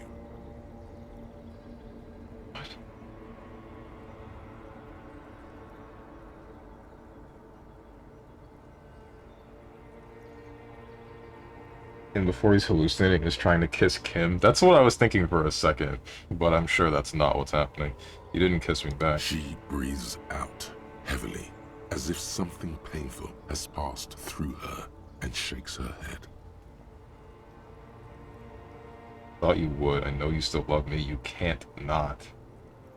I just needed to do that. I'm sorry. Say nothing. Stand there like a useless dildo. What? What?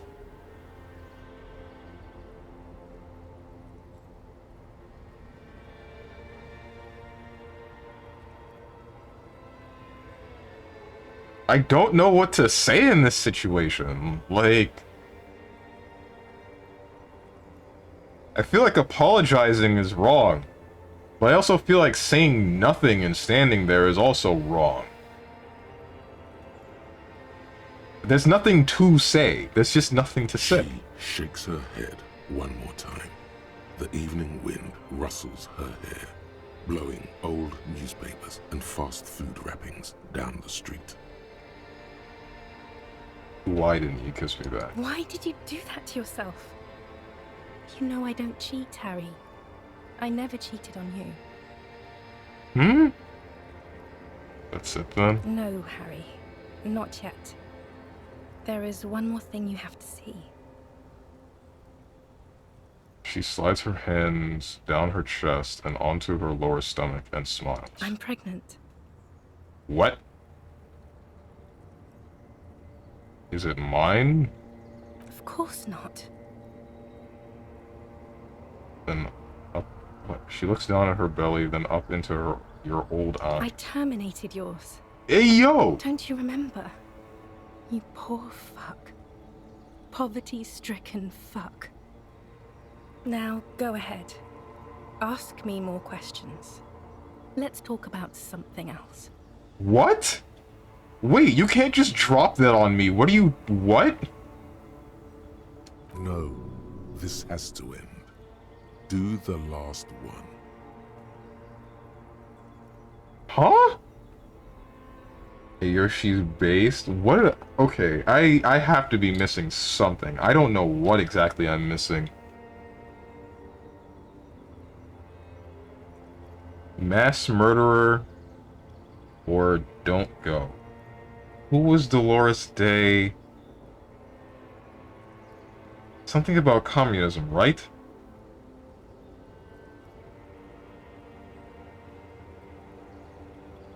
Something about communism.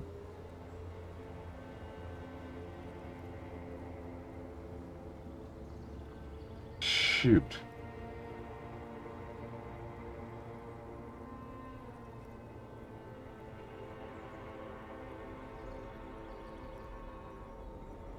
You find out more about their relationship through the game. Steven found out almost nothing, but just enough to get this scene. Oh, no.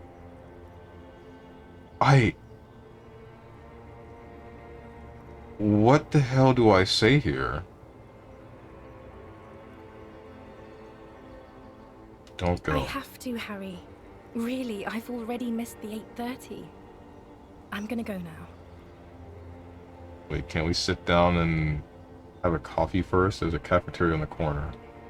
Hold on, what is there to do in Mirova?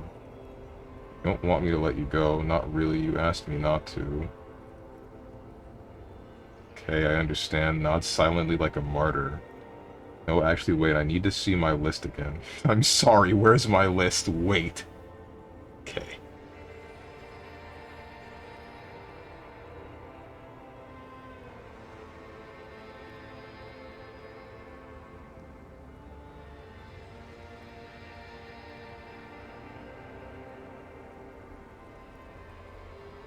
That was someone else. I betrayed her, overwrote her, and I'm happier for it. And I'm really going now. The time is up. I must be on the 10:20 flight. Will we ever see each other again? I won't see you, but you will see me. How can that be? Oh, Harry. This is a dream. Can't you see? I'm already in Mirova by now. Who knows how long ago this happened? A year? 2? 5 years ago? How will I see you again? Right here, tomorrow night. Once this dream starts happening, it keeps happening. 3 times a week, at least. And Harry, it really, really looks like it started happening again. There's the video rental. I'm suffocatingly beautiful. And young. And I smell of tutti frutti chewing gum. Like I did that time when I asked you for forgiveness. After leaving you the first time. So long ago.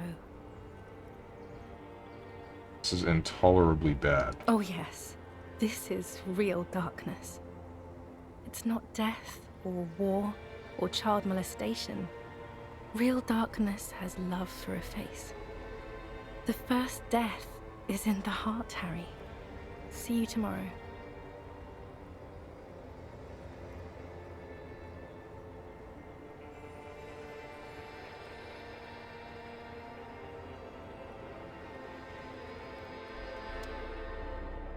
Like, that's just Harry experiencing his wife leaving him. Then that's just like a recurring nightmare involving that. It wouldn't have mattered what I chose. How was your sleep? It's actually possible to avoid every single thought about her, and if you manage to do that when you rest on this bed, there is no dream, and Harry feels incredibly well rested. Oh, well, shoot. Let's solve the case. My sleep was deep and invigorating. Desperately try to cover up all the blood seeping out with your hands. Actually, it was total annihilation. Swallow the blood and conclude. Let's comb the entire island, centimeter by centimeter. That's the next step in the task. Chain. Spit out the blood and get back to work. You're badass like that. Solve the case. Are you sure you're okay? You thrashed around and you bolted up, halfway covered in blood from your wounds. Spit out the blood. Okay. He's still worried. You must have really thrashed and squealed in your sleep. Yeesh. And ironically, the best possible ending for this game involves never thinking about your ex-wife at all. What the heck? Books and magazines lie scattered on the floor and on a makeshift cupboard. They are not particularly well organized. Sift through. Most are soft covers, serialized fantastique and detective stories from the 20s and 30s. This disparate digest includes the classic Animal Adventures. Among what is mostly commercial fiction and serialized stories, you find a magazine cathodique for electrical engineering. Then it's back to pulp. Light erotica, an international thriller about circuit benders. Someone's made themselves a home. Conceptualization. I don't think I'm gonna get this no matter what. Let's just try it. Not that you can tell. Rick. This is a digest of someone who's dead bored. Most of it is for entertainment purposes. Fittingly right next to the radiola on the floor. Nothing? Nothing out of the ordinary? Maybe it's a little old-fashioned. There's a nude mag. More than that, you can't say. soft covers. Oh, it's the same thing.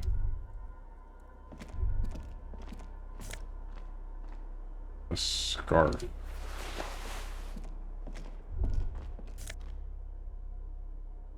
Fallen arrower shirt.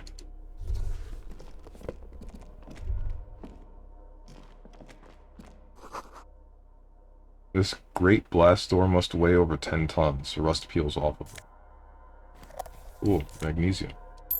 Cool. Magnesium. And money. You see a small metal door nested inside a larger one. A heavy steel blast door. There is a conventional keyhole above the handle. It's very small. It's on the other side. Another part of the island, probably. The lock looks like it could still be usable. How do we open this? Maybe this is one of the doors we don't open? Next to the door, then at its bigger brother, then at the lock. He's right. It would be better to open its big brother. A powerful engine hangs under the ceiling. It must control the blast door. You're right, we open the big one. Do you see controls anywhere? Find us not opening it highly unlikely. Sure, you're right, we won't have to open it. I think there's a console just southeast. Let's look around. Getting the blast door open seems like the best plan. Mm-hmm. Alright.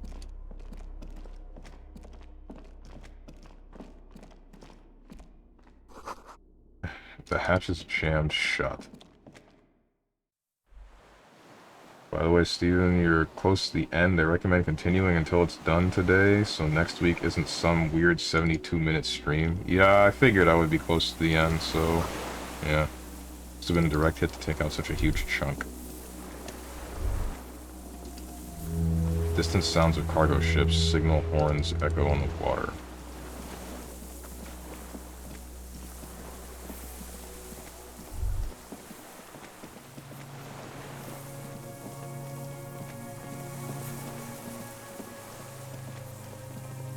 A strange feeling looking at the water.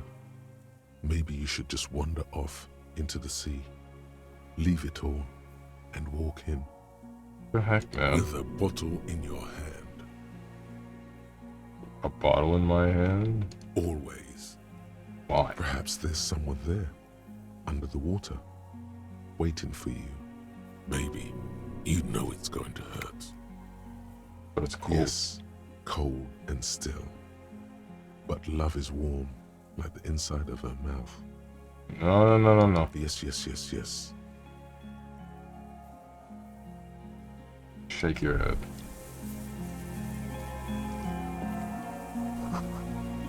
The winch is broken. Rust has eaten what remains of the chain.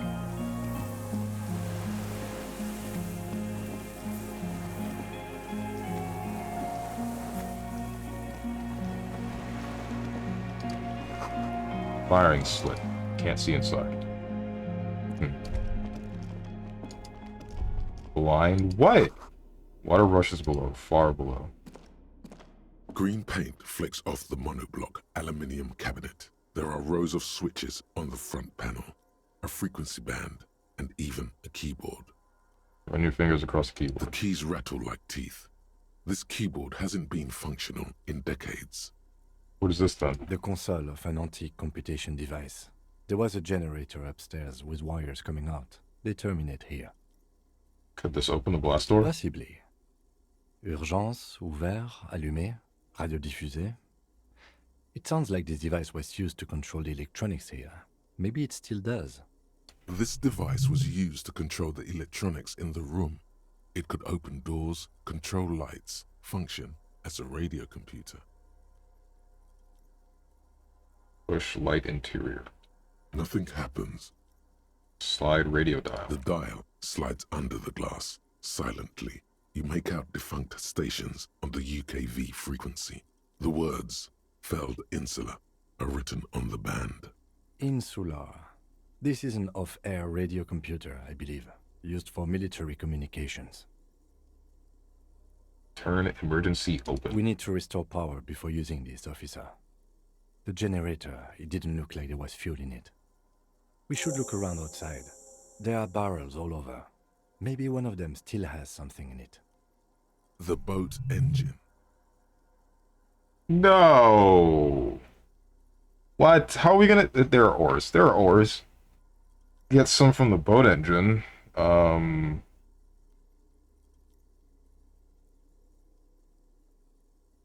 Wait, what about the fuel I found from my MC from the canister? There's barely anything left. That won't work. Or we could get some from the boat engine? But officer, then we would have to swim back to the mainland. Let's just look around, okay? The consul stands by, mutely. Urgence ouvert reads a dial key. Allumé reads another. The frequency band says, Radio diffuser.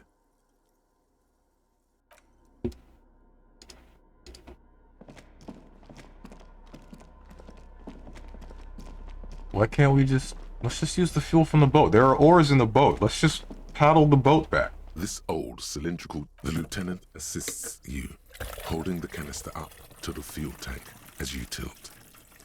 Dark brown, viscous fluid pours out, and the room fills with a chemical smell. There's a red starter switch on the side of the cylinder and a start rope on the other side. The lieutenant flicks the switch. Pull the rope. The recoil start wakes the old generator up. The machine sputters like an old warhorse before settling down to a rattle. That should do it. Where the wires lead... Oh, wait, no, we're good. Wait, so I did have fuel. What the heck?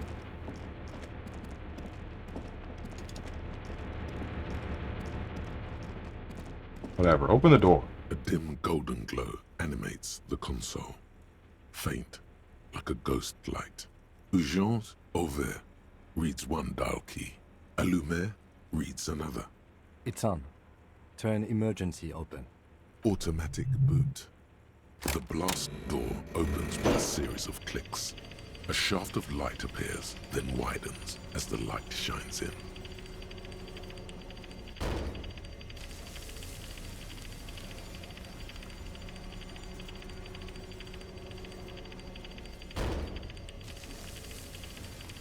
Just... Alright, there we go. A sudden wave of anxiety makes your skin crawl. After you. Lieutenant gestures to the opening. What's there? I don't know. A thin wisp of smoke rises from a charred black fire pit. The wind picks up, then dies down again. I'm scared. Don't be. I have a gun. He takes out his sidearm, checks the barrel, then holsters it again. Harry, this reminds you, you're out of bullets. What? My gun is out of bullets, by the way. Then it's extra good that mine is not. Oh, you're kidding me. Oh, I frickin' lost. I lost.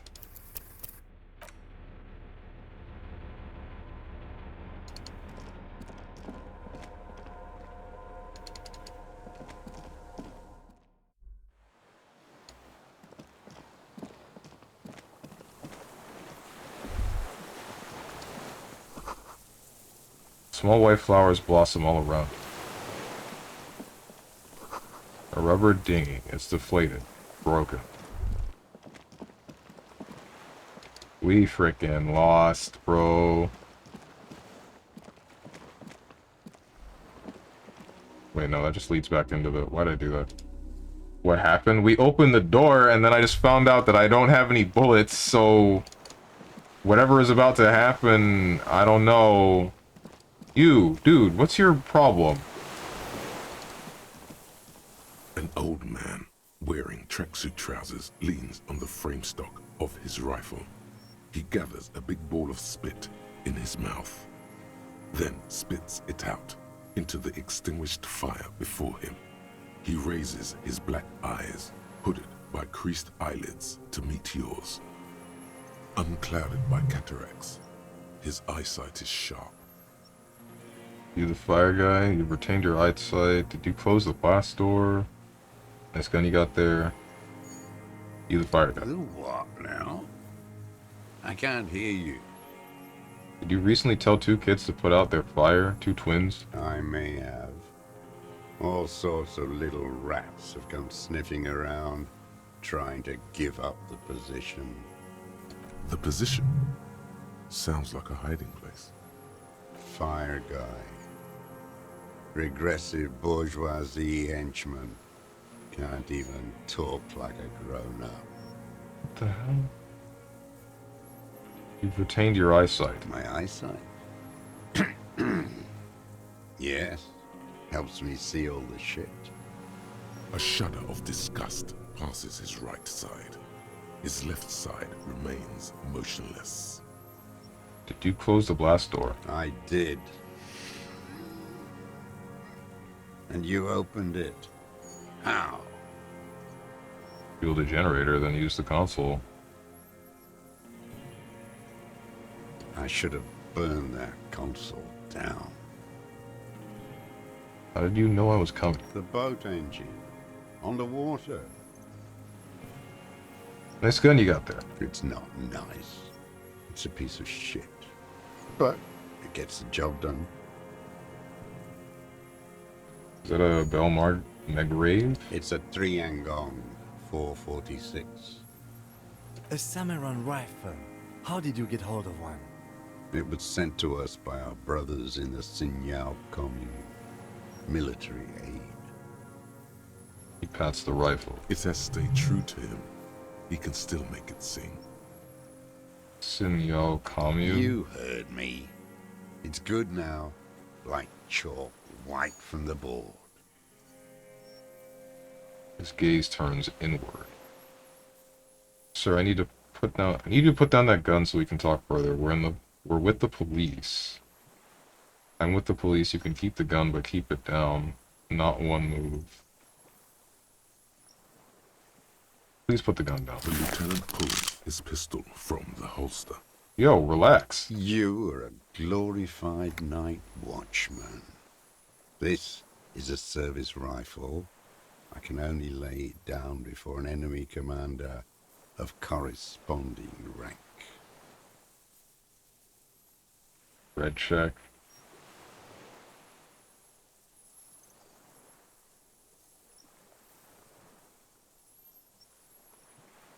Okay, but keep the gun down while we're talking. No. The lieutenant aims his pistol square at the man's head and says, Put it down now, sir. Or you're gonna blow my brains out before you question me. There's a moment's silence. It's a walking stick anyway. It's out of bullets. The old man lays the rifle down carelessly, then looks at it lying there. Like an amputated limb in the sand.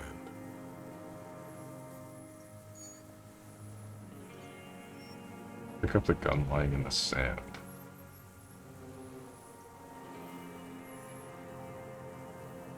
Who are you? My name is Josef Lilianovich Dross.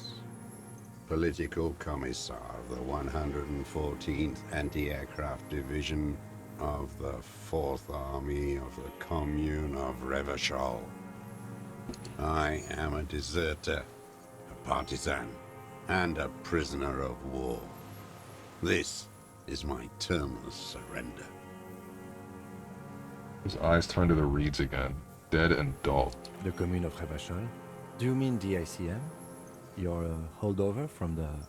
From the Insular Indian Citizens Militia, the army of the revolution. I was recruited in Jamrock in 07, trained in the École de Contrôle Orient, and consigned to emergency defense duties in 08. I left my unit on the eve of the landing. When I returned here on May 14th, the commune had fallen. Still armed and ideologically trained, I wrote a criticism of myself and resumed partisan duties. How long have you been on this island? 43 years. No. I've been on other islands too. I was in Resurrection until they turned it into a spa in 18. Then I was on E48, a nameless sound, until the sea washed over it. Then I came back here. That was 22 years ago. Again, you've been hiding here for 43 years? 43 years and 10 months. That's insane. It's not how a human being should live. But I had to. I couldn't just forget. I couldn't just forget what I saw. What have you been doing during all this time? Hiding, fishing, waiting. He looks across the water. Where the afternoon grows late, on Rue de Saint-Ghislain, people walk home. Street lights will soon be lit. Further inland, the streets are alive with workers, men, women, children, street hawks and migrant laborers. The temperature is steady. Alto cumulus clouds form above Precinct 41. Always waiting. The old man turns his eyes from the shore and back to you. For what? For her to return. Her who? Girl, child, revolution. Come from there, point to the mainland. I can assure you that it is not what the people are planning. In there, the city is a tinderbox. It may still happen. Seen it, shake your head. Capital is too powerful. The rich are very well organized. Women will not betray, will always betray you. What the?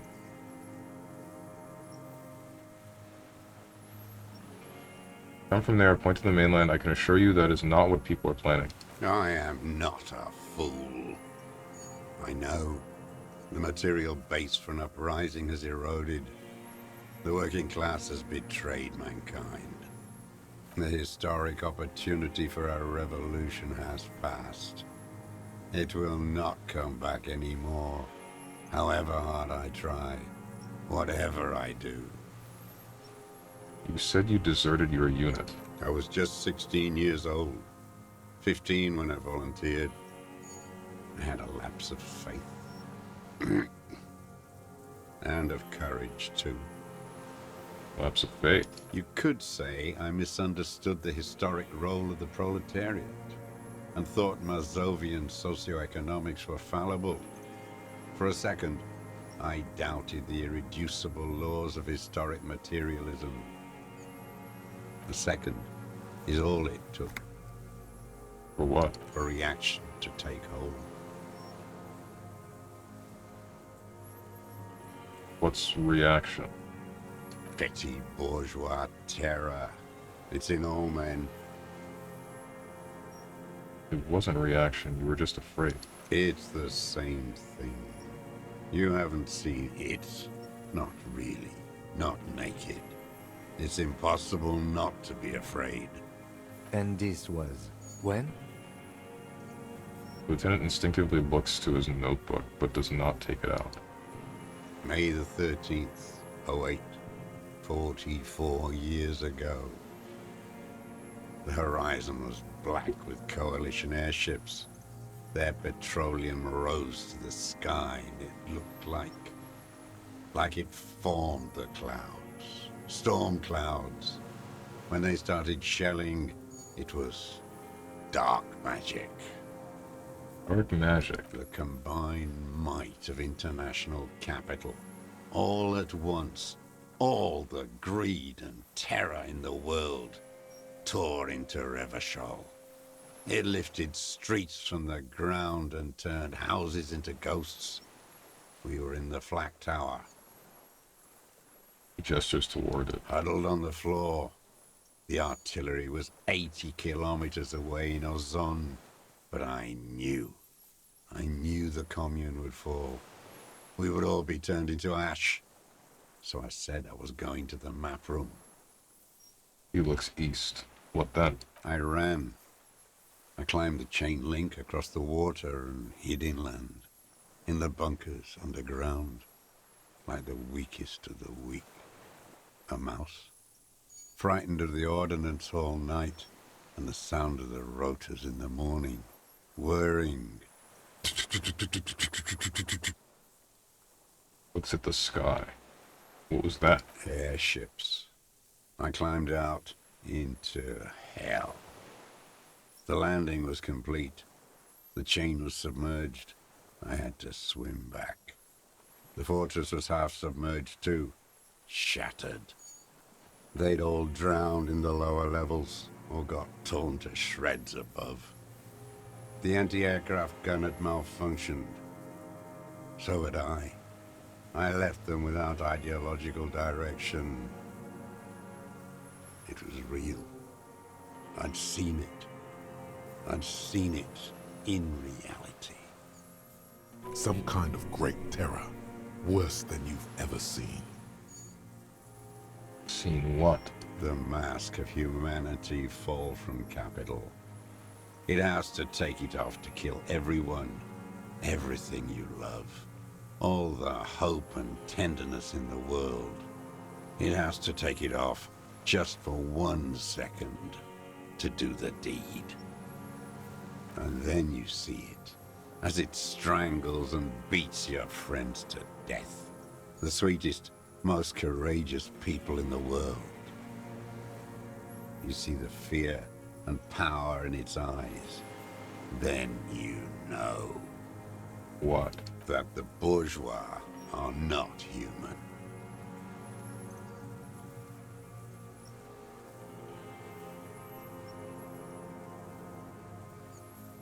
I had to.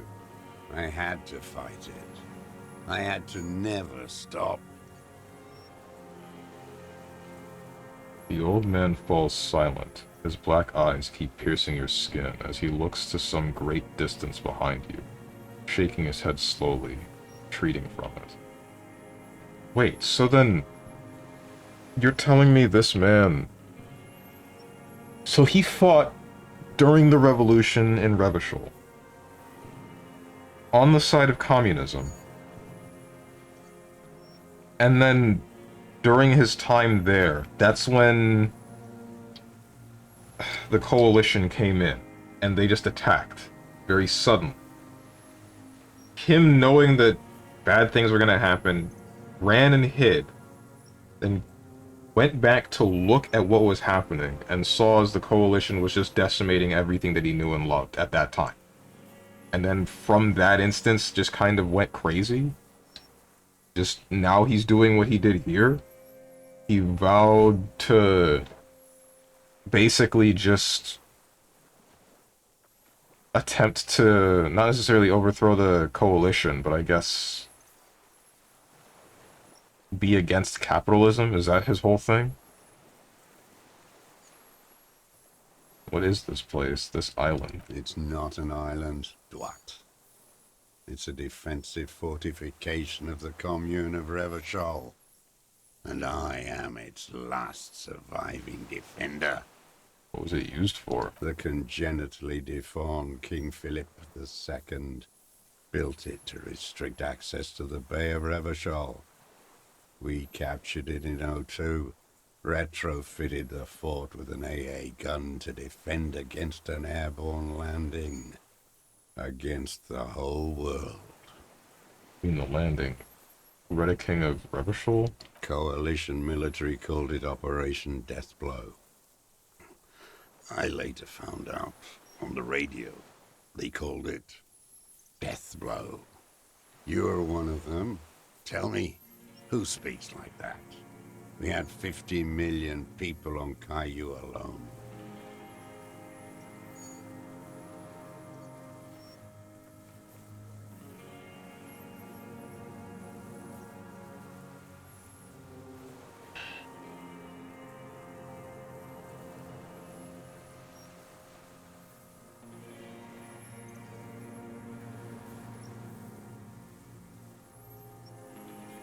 First, I'm not one of them. Sure you are. You're RCM. Answer me. Who calls an operation against 50 million people Deathblow?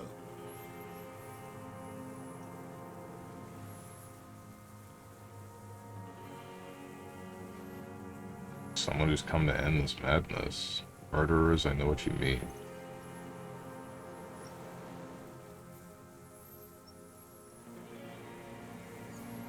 Tell me something else. Nah. Iblis. Iblis calls it that. Iblis? The black-eyed angel. How have you survived all this time? How does anyone survive? I steal. What do you steal? Supplies, vegetables. I collect rainwater. It's the life of a dog, not a human being. Coughs one more, then puts his hand on his belly. How is your health, Mr. Dross? I've been throwing up blood since winter. Red, like beetroot. Been passing it in stool, too. The RCM can provide medical services. You need to be looked over. I need to die. You don't have medical facilities. You have guns. That's all they give you. Toy guns. This is a serious situation. You need to be looked over, and we can do it. How have you coped mentally? I haven't. I have holes in my brain. Years missing. Others filled with pain only. A decade of... His eyes roll into his skull and back. I don't even know what. Inferno? I also have holes in my brain. Point to your head. Not appreciatively, I also live in hell. You notice the lieutenant's about to say something. I would imagine it gets tremendously difficult, mentally, to live in isolation. Traitors. It's better alone. I watch the people of this city turn the lights back on, more and more each year. Ruins, glimmering in the dark, like a fucking merry-go-round. It's disgusting. He looks down at his shoes, his face parched from the sun and the wind. There's a wince of pain in there somewhere. Are they not heartbroken? How could they have moved on? Okay. How have you concealed yourself all these years? It was hard in the Thames. I didn't have partisan training. They were searching for stragglers, those bloodhounds. Floodlights on the water at night. There were posters, campaigns. We communards still hoped, and they needed to snuff that hope out. The East capitulated. Martinez and Cold City were turned to dust. But Jamrock, Forburg, even Coron, and Boogie Street, of course. Those fucking kips had Marsov coursing through their veins. And others too. Some cordons of Revachol was still fighting. There were cells. I tried to contact them. Soon they all went silent. The frequency's dead. What do you get between here and the mainland? At night, I used a dinghy. I only went after dark then. When I got to the city, I stayed underground. Patrols, you lot, the commons too. They'd started snitching. In the city, you move underground? From bunker to bunker. Not anymore. No one cares now. I don't even have to hide. They think I'm another antisocial vagrant. I could walk straight into that town if I wanted. I just... He falls silent, his gaze fixed on the shacks huddled together across the water. Oh, just walk there. The weapon cache under St. Hussein 22B. The basement. Have you been there? There's a small bunker under the Fell building. You stayed there. Why don't you just walk there? I don't want to. They're all traitors. Pigs, rabbits, and dogs. Men without ideals are only animals. He does not want to see life moving on. People forgetting, drinking, laughing. The weapons cache under St. Hussein. So you finally found it. There must have been a small squadron's worth of arms in there. Elmer Graves, right? They were. They were damaged beyond use. I know. So you've been there? Sleeping.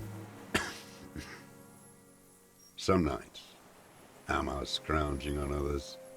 Those McGraves were shit, even before they corroded. Some had bullets in the chamber, however. There's a small bunker under the felled building. Have you stayed there? The propaganda bunker. I used to, but not anymore. Propaganda bunker? They stored leaflets there. Broadcasting equipment, too. Made broadcasts, I think. Propaganda officers. I buried them with their leaflets. They killed themselves. 2 young boys. Killed themselves? A lot of our boys did. I spent some winters there. Never liked it. Kept thinking of them. No need to go underground anymore. It's better in the ruins, on the ground. Tell me another thing. The old man looks across the water, at the city, the ruins, the motorways rising above it. You said this is your termless surrender. You're with the RCM, the coalition-appointed mob that enforces bourgeois morals in Revachol. We're not coalition appointed. We just try to help people. That's right, we're the good guys. We enforce the law. We keep these animals from killing each other. What it looks like, but I have secret plans to turn the RCM into a Mazovian revolutionary unit. With the RCM, let's leave it at that. We're not coalition appointed, we just try to help you. You're the RCM. You represent the Moralist International, the enemies of humanity who took this city. I represent their adversary, le Parti Communiste d'Insolande. Take me to them as a prisoner of war. I have relinquished my weapon. I can no longer serve. No superiors can relieve me of my duty. You bulldoze them all to a mass grave for trying to free humanity.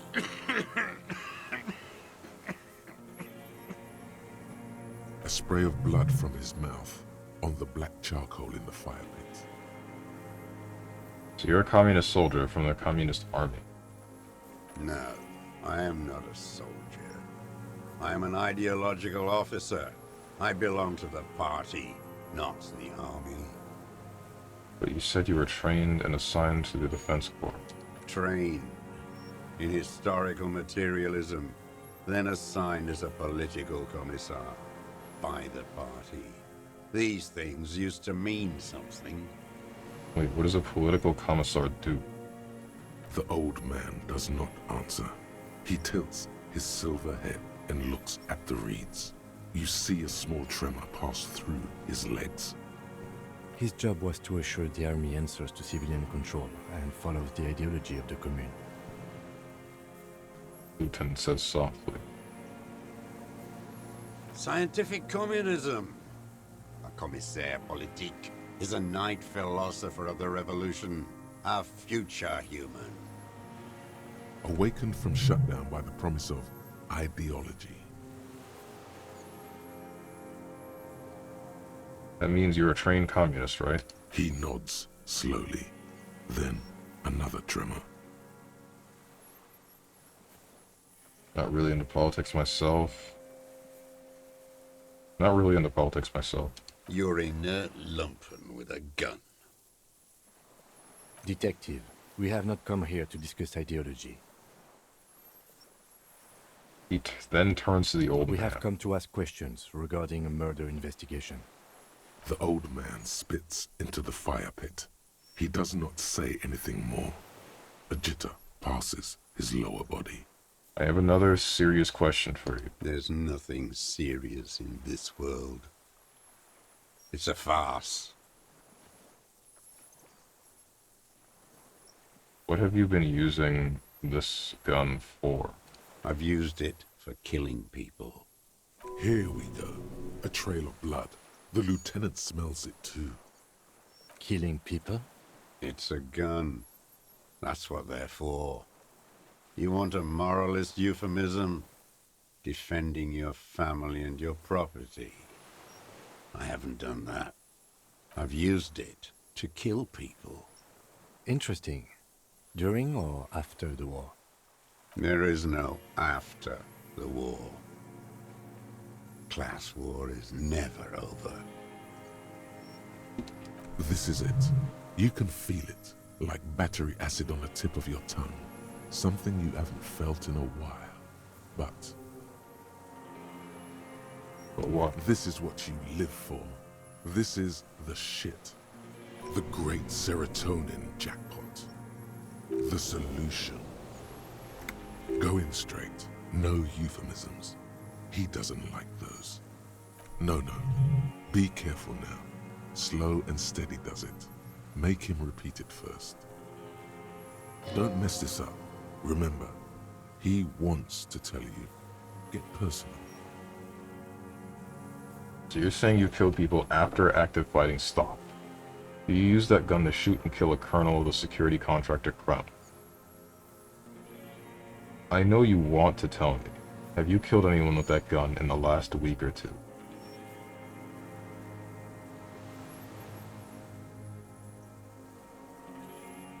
I don't want to tell you anything, you grotesque murderer. And why did you think that was a good idea? Don't listen to me. I'm wrong all the time. What the hell? Suggestion?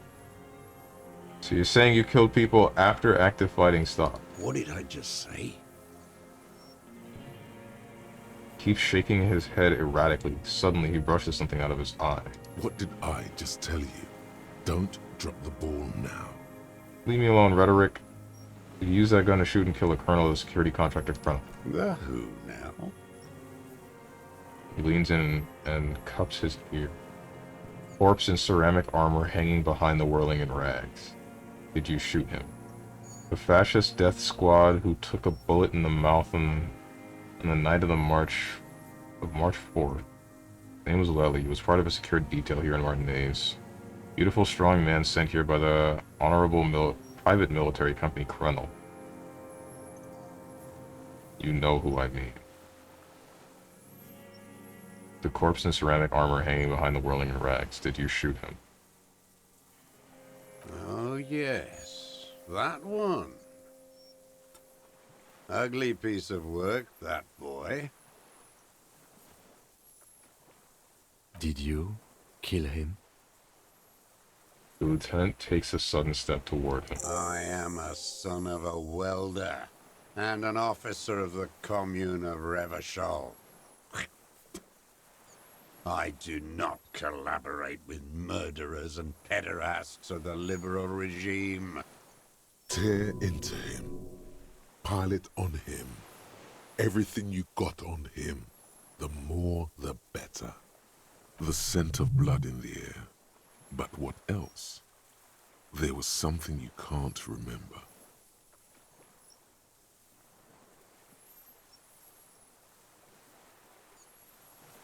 Come on, what am I forgetting? Hit yourself on the side of the head. Okay, let's back off for a moment. Tell me this.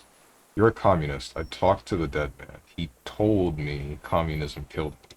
Stupid dwat. The lieutenant looks at you with worry in his eyes. Not this, he seems to say. Anything but this. Yes, I held a seance with his soul. It has shown me the way, and the way leads to you. Tutor the wrong police officer, I have paranatural abilities. It's intuition. Had he spoken, he would have said communism killed him. Intuition is an aberrant psychologism. It reeks of crypto-fascism. The parasite class use intuition to justify their rank in life. It's all just palmistry and magic, Earl creatures.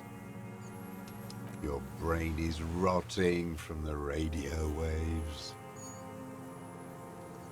He looks at the air, then turns to the lieutenant. He does not answer the provocation. It does not look like he thinks this approach worked. But still, somehow you knew it was a communist. How? Perhaps you suspected it before you took the case. But this did nothing. Was it supposed to? Actually, at the beginning, I think he's right, and this is just crypto-fascism. I'll look deeper then. The inland sea is dark, vast, and on the surface, meaningless. Turn back to him. Standing there, slack-jawed, brain festering. Come on, what am I forgetting? Wait, here it comes. The goddamn Maybells. The dried Maybells on Clausia's roof. Oh, yes. There were Maybells in the grass when you got here, and Maybells on Clausia's balcony. Wait, don't forget the footprints. The diagonal prints in the dust in the secret space behind Clausia's bedroom. Now, they're gonna come up. Of course, thank you. Thank you, Head. Thank you. You got it. Remember? The boot prints were like no modern soul. Nothing else comes up. You see the lieutenant watch you try to stimulate thought processes by hitting yourself. I'm sorry, this didn't do anything. Usually hurting yourself does. Officer, a word? No, I'm almost there. Just let me have a few more punches. Excuse me for a moment, Mr. Dross. What's up, Trashy? Stugma, sadly they fixed the Rashid bug where Tornado would stay on screen as long as you move forward. What? I sleep. Evo's ruined. Well, I'm almost there. Just let me have a few more punches. Almost where? Almost ready to bleed to death. Looks at the blood stain on your pant leg. No, come on. A word. Let's go. Okay. What? I think we may have this. Lieutenant whispers, then gives the suspect a short glance. Do you think he did it? From nothing to this in a day. This is good, Lieutenant Gefreiter. We just need a confession first, and then maybe a solid motive later. Trying to get him to confess. How do you think the questioning is going? What am I missing? What haven't I done? Ballistics. Let him cook here for a minute or two. We can have another look around the island for a sniper's nest. I think we should check out the post. Also, the gun. We should pick it up and discuss it in front of him. Make a show of it. How do you think the questioning is going? Good. We are doing very good. He wants to confess, I can see that. We just need to pile it on a little more. The more we have on him, the closer he is.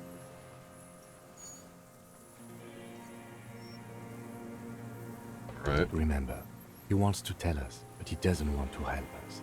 It needs to look like we already have everything. There is palpable excitement in his tone. He likes him for this. A lot. But there's something more, too.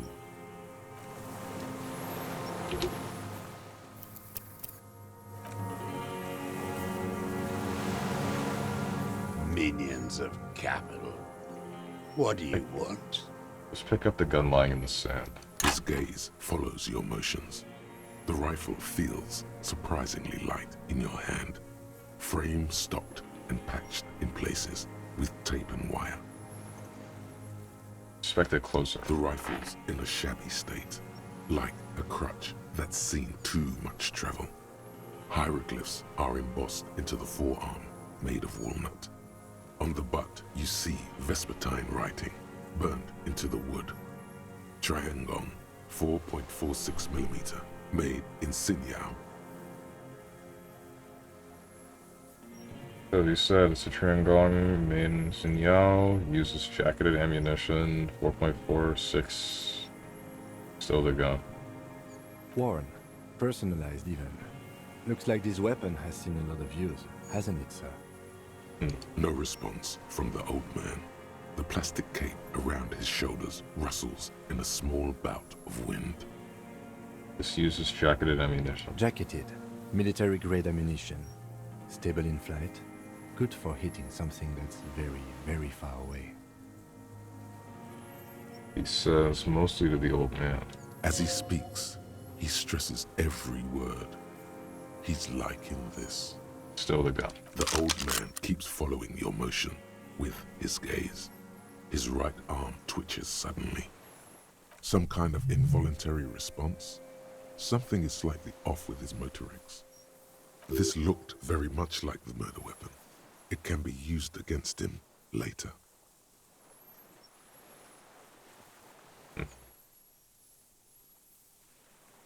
Okay, I found a 4K 1 drive rush, cancel 1 natural drive rush combo for JP. Oh, what the heck? Use super, yes, level 1. Oh, man. Granger's new nickname is Minion of Capital. What the heck? Josef Lilianovich Gross, you're under arrest for the murder of Colonel... I don't think I can hit him with that yet. One more time, Dr. Dross, the Colonel, we need to talk about you killing him. Petty bourgeois law. This is all you care about, right? The only thing in the world for you types. A drop of blood in the saliva. Tear into him again. Pile it on him. Maybells behind the victim's window. I saw them growing here. Damn Maybells. The whole island is turning white with them. He seems tender suddenly. Nostalgic even. A strange mood swing. So many this year too?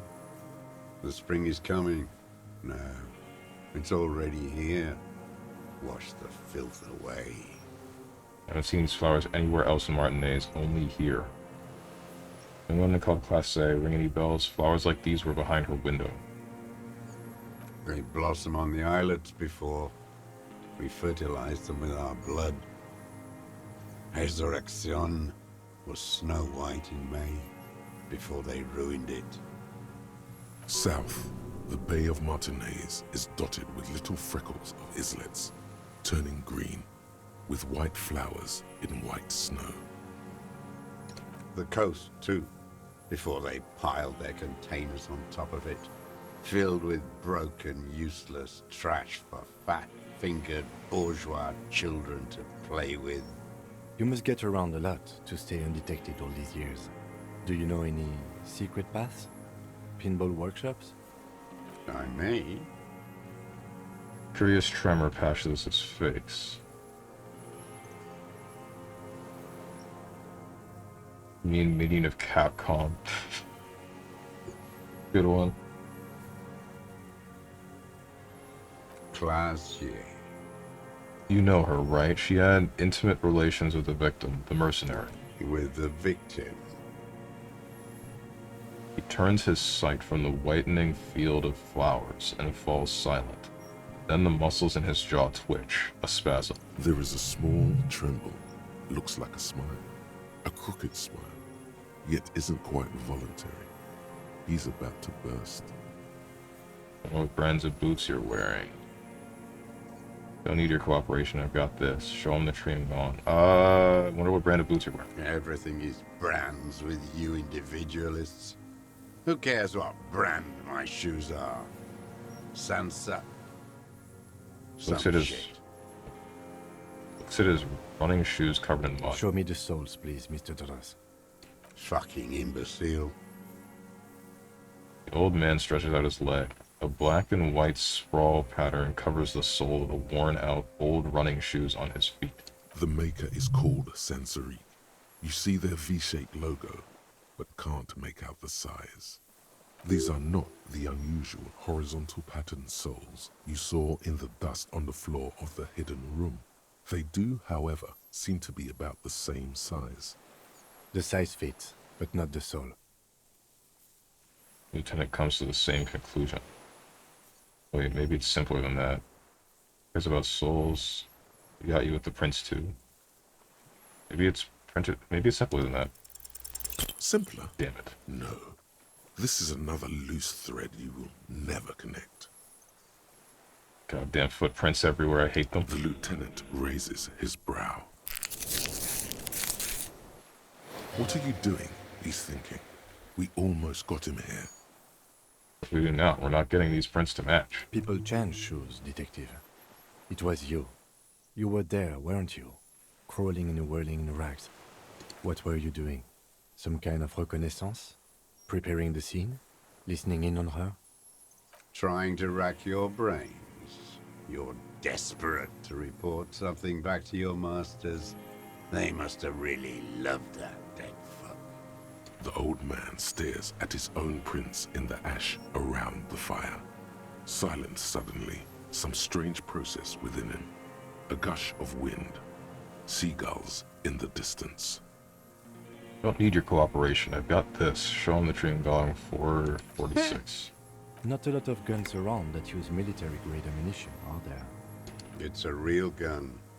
Not like your little musketeer pistols. I've seen you prance around with those.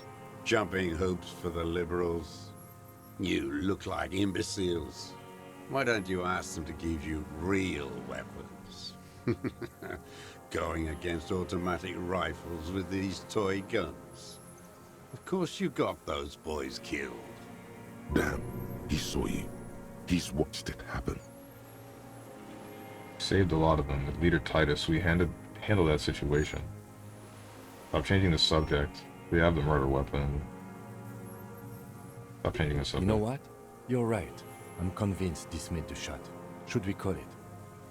Lieutenant looks at the weapon demonstratively. Dramatically asks, you think we have the murder weapon? 4.46 jacketed ammunition, modified for range. We have it. This is it. Calling it, we have the murder weapon. Good.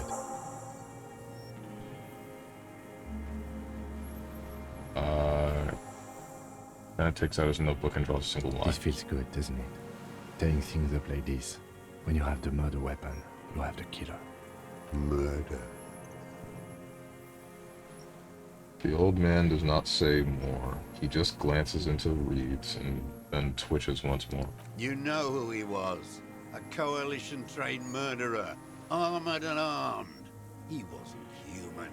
The blunt end of a hammer. Dripping with blood.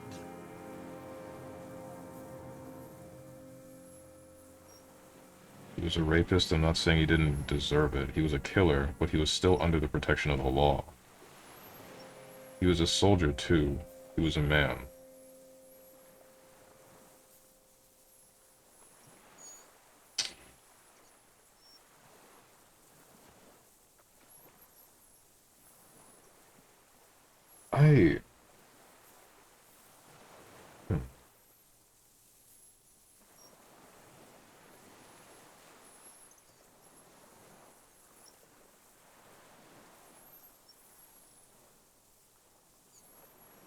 That totally deserved it, by the way. All those mercs deserved what happened to them. Yeah, I don't disagree with that, but that's not exactly what I want to say.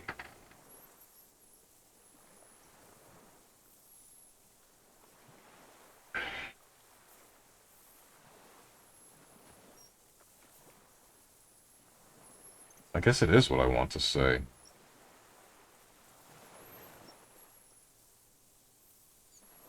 Still under the protection of the law. The soldier too. Kind of want to say this. I'm trying to choose the most PC answer. My thought is mostly this. He was a killer, but he was still under the protection of the law. Like, yeah, he wasn't a good person. But you can't just go around killing people. Like, there's a reason you don't just do that. I don't know. I'm going with 2. Beating us to the ground. Moaning with joy. You hounds get so thorough when a company-trained killer dies. I haven't seen you on this coast for 40 years. You know, maybe I should have killed one sooner. Got your attention. Now you stop beating druggies and prostitutes in your basement. Now you come to investigate. Not when they die by the hundreds. So you killed him. Oh, the inhumanity. One paramilitary less in Revachol. You can almost see him squeeze a tear out of his eye. His fists begin to tremble from the anger. The lieutenant raises his right arm to hush you. Hush. He does not need to be pushed anymore. The ball is rolling. While the lieutenant listens, holding his breath.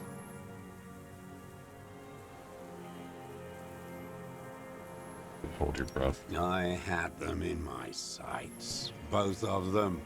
Him and the whore.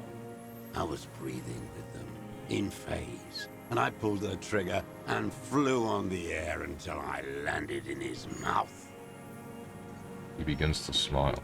I didn't think I had a shot like that in me anymore. I did. I saw him kneel there with his mouth full of death, and that stupid look on his face. And his dick still in her. There, a hot flash of rage almost carries the smile away. Some dark peace. Then what? Nothing. I went to sleep. Next morning there were Maybells everywhere. The world was white. Or what's left of it, anyway. My last spring here. I knew the fascists would come to avenge their own. And so they did. Mr. Dross, are you aware you're confessing to murder? The lieutenant asks for a second of silence. Yes. A single word is all he gives. And you were looking at them, the victim and a young woman, having sex, through the scope of your rifle that night, before you shot him? The lieutenant takes out his notebook slowly, very slowly. The old man nods. Why? Because that's what they were doing. He shrugs and smacks his lips. The motive. This is where the motive is going to come from. I don't understand. Do you, detective? I don't understand this part. Why were you looking at them that night? I'm always looking. He cocks his head to the side, then turns his eyes to the city. Another tremor passes his right side, lower in intensity. Are you always looking through the scope of a rifle? I'm just trying to understand. A rifle scope has the best magnification. Helps him see all the shit. And if you don't like it? Click. It's part of the crap you see. Then you pull the trigger? Yes. Think of it as a form of critique. What specifically did you not like about what you saw the night of the murder? Been looking at anything else you haven't liked? What specifically do you not like? Them. Fucking. I didn't like that.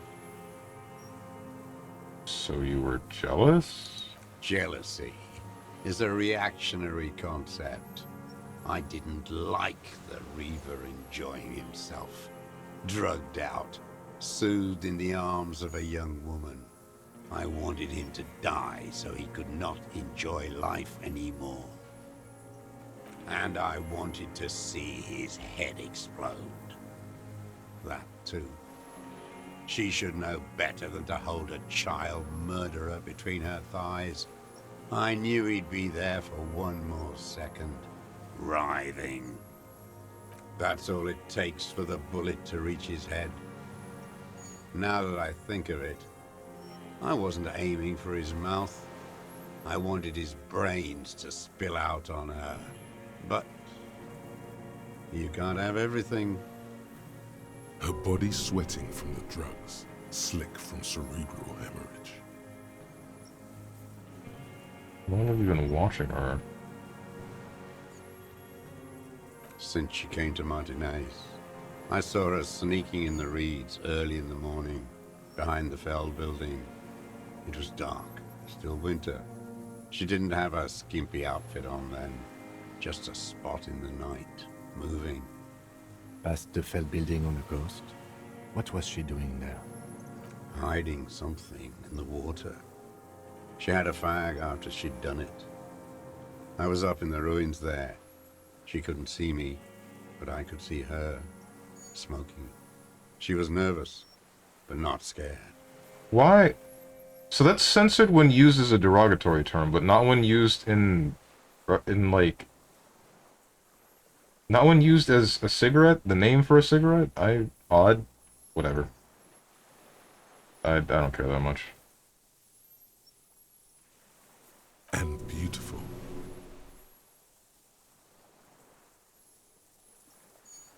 Um,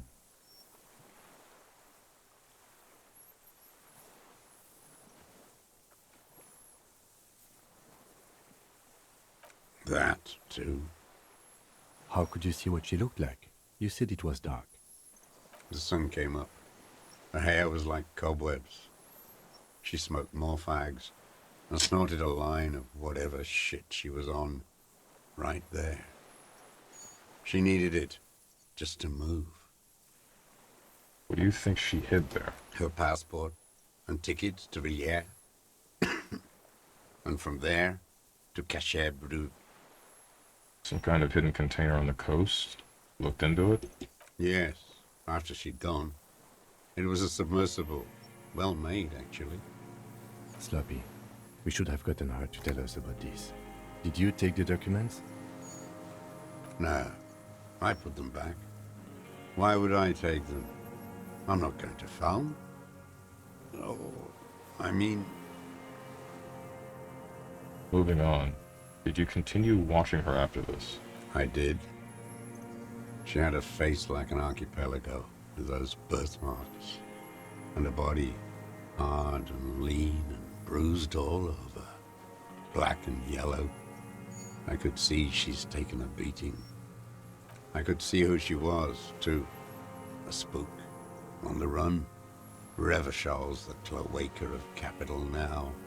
All the bagmen and arms dealers end up here to do drugs and have sex like animals.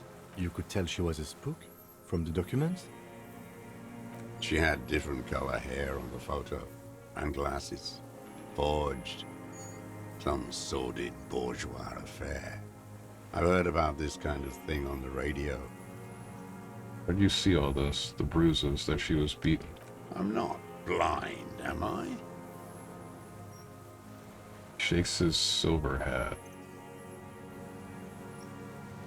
How does he know those minute details about her body? Minute details about her body. It quickly comes to you. The bruises on her body. Any chance you've seen them through a hole in the wall?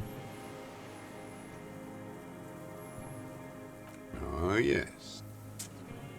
Cutting those drugs of hers into little lines with a knife. Masturbating. Everything in him fills with impossible longing, all at once. What the hell, man? Did you make that hole? With a clip point knife. Ever see her through a window on the roof? Like that, too.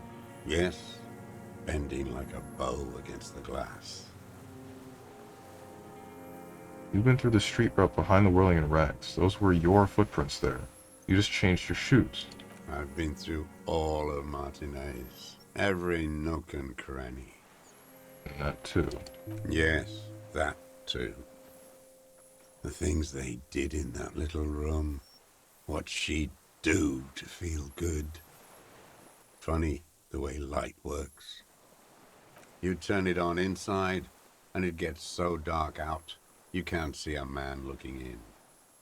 I learned that in the 20s, when they were still hunting me. I've seen people do some shit, but... He keeps shaking its head. You hear the familiar scribble of the lieutenant's pen. A quick glance at you. One more loose end down. We're doing this, detective. How did you get in there? The hidden pinball workshop. I can just walk in there now after a good wash. I told you, they think I'm an antisocial. Closing hour is a good time. The kitchen's empty. You had to open the steel door in the kitchen? How? I got that open a long time ago. Some bourgeois game merchant lived there. I don't know, 15 years ago. He left spare keys all over, and I took one. Then I saw her turn the light on one night in my scope. Points toward the whirling in rags. Andy found use for it. A spare key, like the one hanging behind the Union Box window. Did you have feelings for that woman? There's nothing to hold on to. Only this. It's not enough. The coals of his eyes glisten suddenly, like stones dripping with water. Is he crying? Man needs to feel something else. In this fight, it helps if you have your eye on something there. It's weakness, I know. There have been others. Was that why you left the dried flowers behind her window?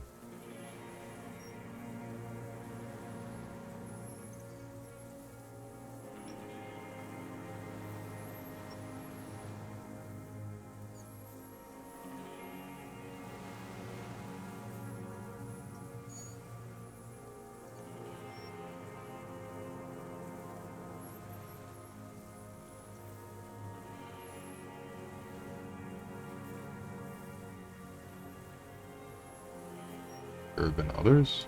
Yes, over the years. It's not unproletarian to feel something. Is that why you left the dried flowers behind her window? No. Goes to shake his head again. A sunflower on a withered stalk. Just joined. Was this guy peeping on a woman? What's up, Mink? Yes. His story is kinda... So there's a whole thing going on with him. He is a leftover of one of the revolutionaries for Revachol from way back when. He deserted his unit fighting on the side of communism because the coalition started to come in and he knew that they were about to just destroy everything. So he hides, comes out, looks at what the coalition does, and then basically gets traumatized by that so hard that he feels he needs to fight against any form of capitalism from that point on.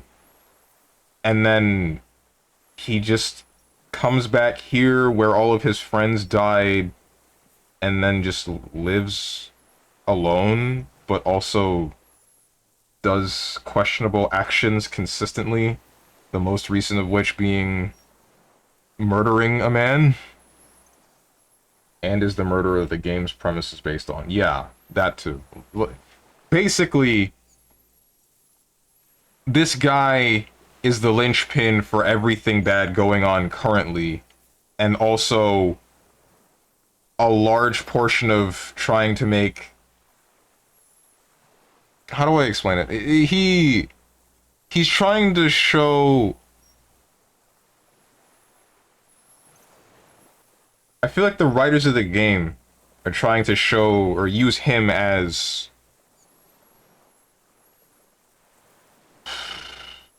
a means to show all forms of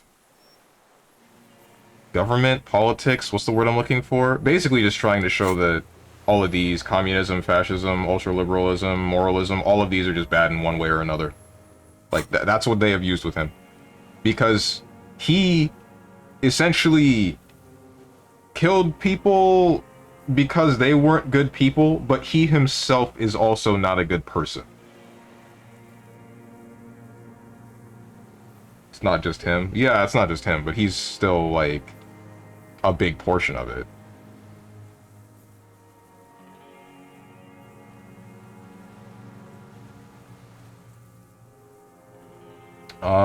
So what? I don't really know. I was there one night and she was crying, like a child, in the corner of her room on the floor, like she does sometimes. When was this? The day after I killed him. And you brought her Maybells? Yes.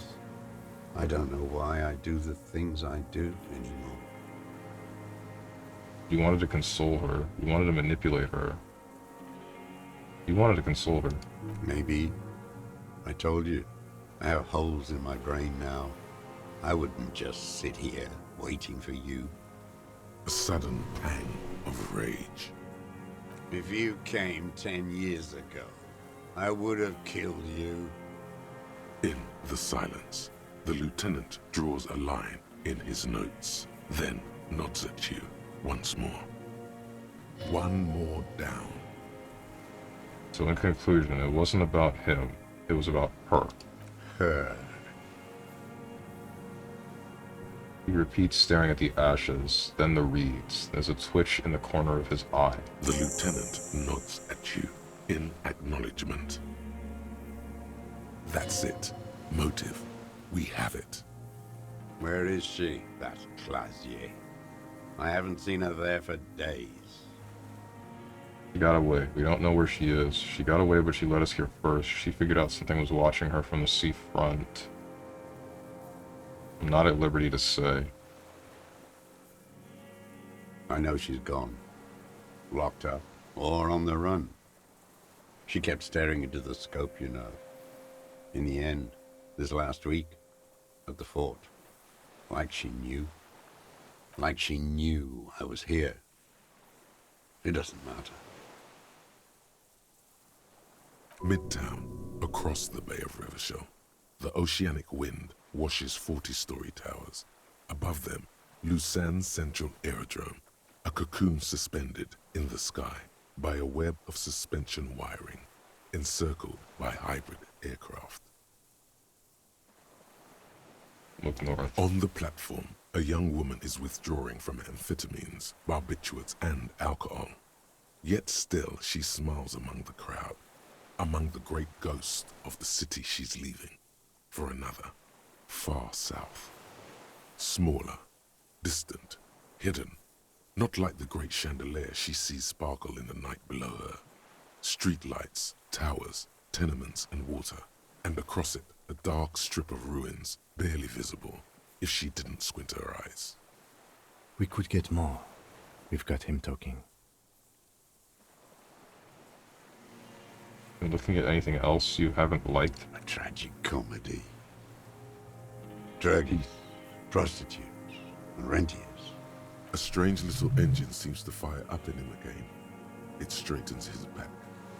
Detest pushes the cobwebs out of his eyes, pushes the melancholy aside. He relishes it. More specifically? Specifically, the whole city is a charnel house. Stripped clean and draped in neon. But Martinez is the worst. Come. Because of the racists. Everyone is a racist in Martinez. It's their favorite thing to do in the whole world. Listening to race-themed radio shows. In the ruins, in their lorries. Points inland. Pump full of steroids and Radio Revachol 92. Race this, race that. It's all sanctioned by that Social Democratic Union and the farce of a Social Democrat who runs it. Mr. Clare? Yes, the fly larva in his container. He let some nihilistic advertising yuppies erect a statue of Philippe III, a syphilitic murderer, on the town square, to spit on the working class. Let him finish. Not since the serfs of ancient Pericarnassus has history produced a more inert social class than the Martinez proletariat. The rest of Revachol at least pretends to rebuild. These people still live in ruins.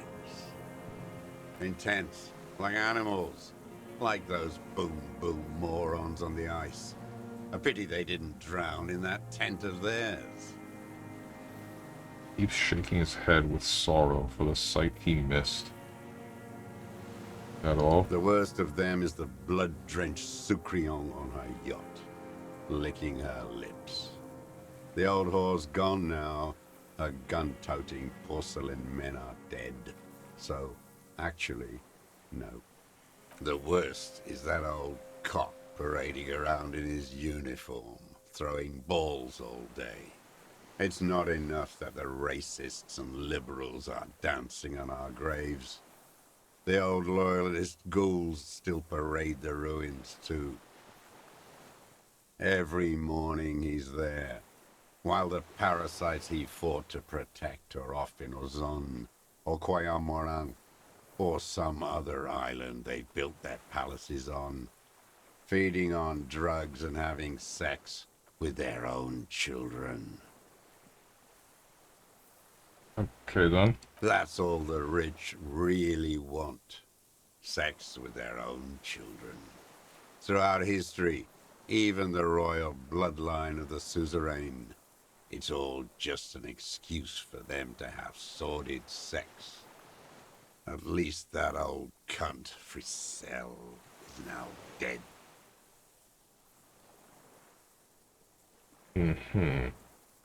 Now, I have some questions about this. We did good when we pushed him under the horse car. Until, in the 30s, those disco whores.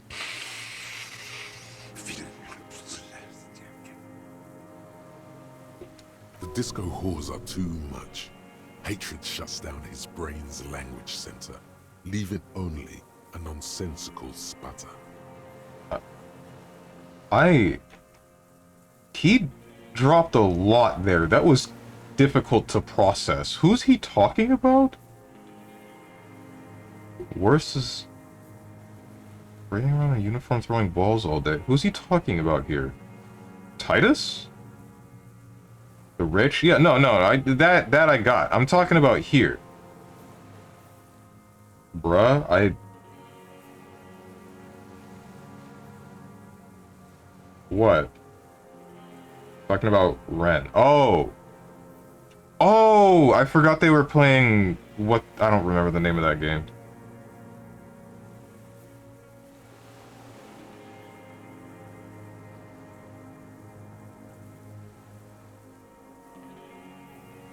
One of your dialogue choices. Alright. Forgot about Renee. The character I think he's talking about, a military dude. Yeah, he was talking about another old man, but that guy fought on the opposite side. He fought to keep the power that was already there. Going.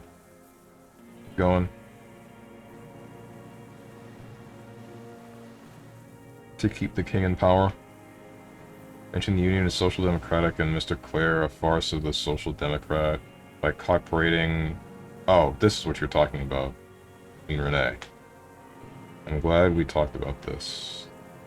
Cooperating as colorful uniform, you and Renee. Every fucking morning for 34 years. Throwing that ball. One ball against the other. I've always loathed that game. That is not a working class game. I don't care what they say on Radio June. Royalist ghouls played like it was life itself. Click, clack across the water each day. And that uniform, like a parrot plumage.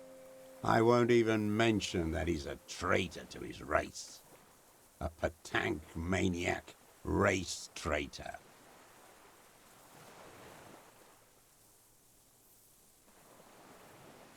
I remember him. I remember him from La Noce. Not him, personally. His make and model. There were tens of thousands of them. I thought we took them all out before the Liberals came to their rescue. We missed one. That one. With a shaky finger, he points to the city toward the crater near the plaza where a lonely pine tree stands. Fat and plump, like a pheasant, just begging to be popped off. Please, Mr. Dross, shoot me. He whispers with such predatory hunger, it borders on longing.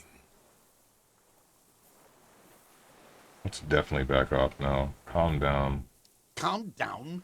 I'm not angry. I adore him. He reminds me of everything we fought for. At least we killed that Frisell and his kingsman. Mention the Union is social democratic and Mr. Clare a farce of the social democrat. Another hideous disappointment. Unions are the real enemy. The true enemy of the proletariat. Placating the masses. Who's the disappointment? Robert Clare? That deformed toad? I wouldn't expect him to wipe his own ass. I mean, the brains of the operation. The smart one. Edgar. I mean, Edgar, Roy's brother. He talks a big game about uprising and social base. They must have sent the smart one to some university in Le Jardin, where it's alienation this and hegemony that. Talk to Edgar? First against the wall with him. Stopped poking at the ash now, just shakes his head. The Clares wouldn't miss a man hidden in their own backyard. Not all this time. Nothing happens in Martinez without them knowing. Of course. Maybe the Clears asked him to. You approached them. Mr. Dross, did you kill the Colonel Mercenary for the Clares to incite a riot? I haven't approached anyone. I hid. It was Edgar who came to me. How did he know you were here? He didn't just stumble in like an oaf. He figured it out. Some kids told him about a monster on the island. I told you, he has brains. Stepped right off the boat and walked down where you came. I even kept the door open for him. Thought he was a man of the left. Wouldn't rat me out. I was right about one of those things. When was this? What did you talk about? When was 20 years ago. Neither of them could walk now, could they? They were less fat then. What did you talk about? Edgar did the talking. Paid his respects like I were a fossil in a uniform. Offered platitudes about the struggle. Flaunted his pink degree. Even quoted Marzov. Never trust a social democrat who quotes Marzov. Oh, and charity, too. They love their charity. Offered me blankets and social housing. I still have the gas cooker he brought. And he let you be here? Let me be here? The ZOC is an unlawful successor of the Commune of Revachol. We took this fortification from the Loyalists. Even the Clares understand this. Mr. Dross, did you kill the Colonel Mercenary for the Clares to incite a riot? You know why I killed that fucker, Dwat. As to Edgar, I'm not doing anything for that swine again. Again? What have you done for Edgar before? Tried teaching him some Marzovian socioeconomics. They didn't stick. We parted ways. Disco horse? Horse. Is all he says. Even that word has to be pushed through his teeth with great force. The rage seethes too hard. What was the deal between him and Edgar? Oh no. Damn. The connection doesn't come to you on such a pivotal moment. Slap yourself in the head again.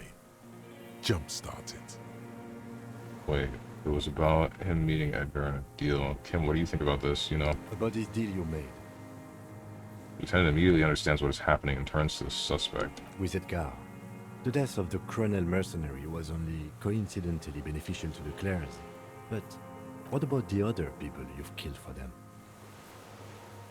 Other people? Like the previous 4 women of the Union. That's it. That's what you weren't connecting yourself. I didn't fight 40 years to end up an informant for the international regime. What happened, happened. Still dumb, your eyes are transfixed on his digit. It's yellow with nicotine.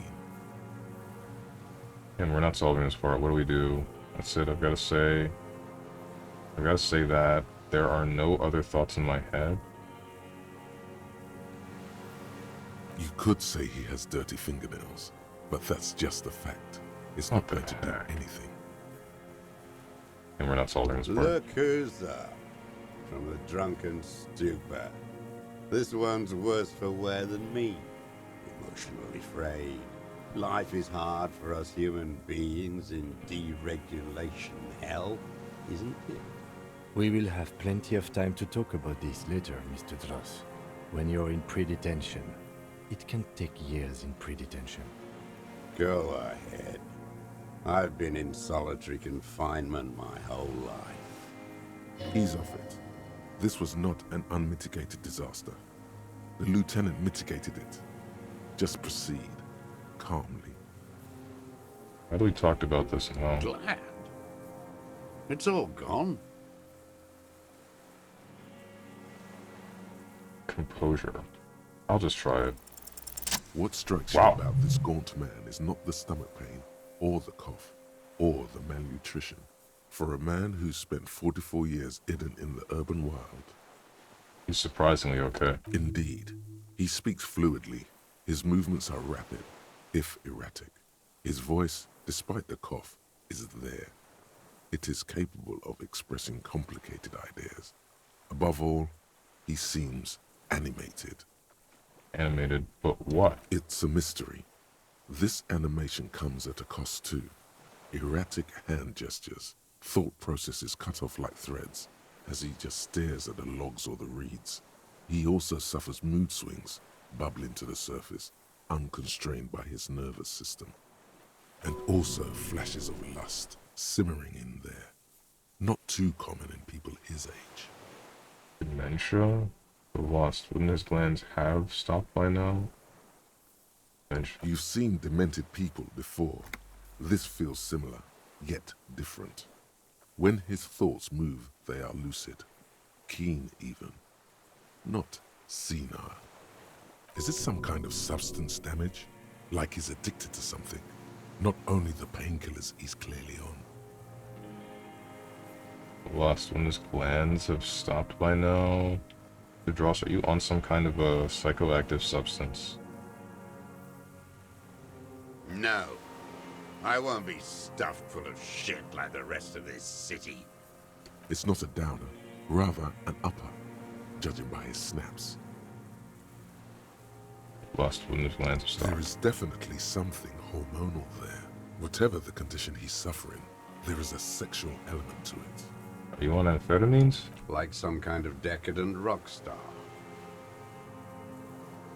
Doesn't dignify it with more of an answer. Mr. Dross, are you okay? How's your memory? No, I'm not okay. I shit blood, and I'm surrounded by insane people. Okay. There it is again. Erratic hand motions, bouts of rage, and the stomach thing too, of course. Could it be a symptom of overdosing on something? Something even you have not tried? Keep your eyes peeled.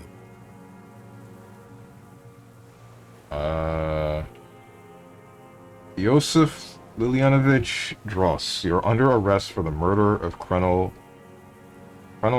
here in Martinez. What? But you said I would be taken to the... This terror is the sum of all the uncontrollable movements and mood swings he's been exhibiting. The wind picks up.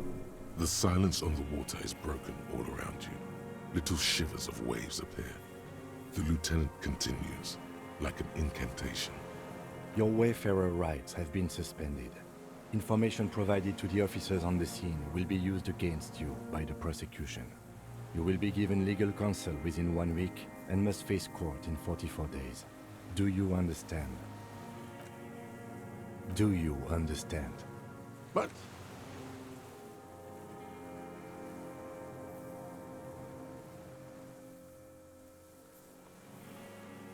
Kim, he's afraid. No, I don't want to. I have to stay here.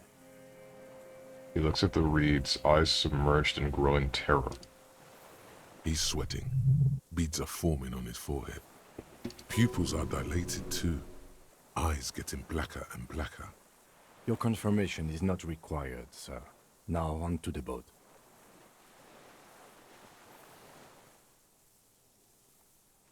Hold on. You thought you heard something, but it's just the reeds. Maybe we could all fit in there.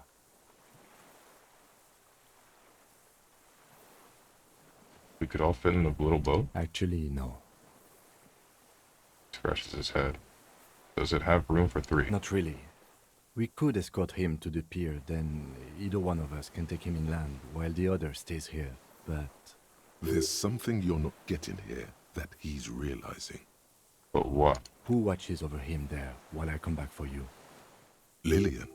You could ask her, maybe. That's not a good idea. That's not a good idea. Ooh, that's not a... Can we just get Lillian to sail to the island? Can't we do that? Please? And then pick us up? I don't think we should leave this guy with the woman. She's gonna die. Maybe I can just ask that net picker to watch it. This is no harmless old man. Yeah. This fucking world. This world. What is this? No, listen. Listen now. You could come back for me once you've taken him to the precinct. I could come back for you once I've taken him to the precinct.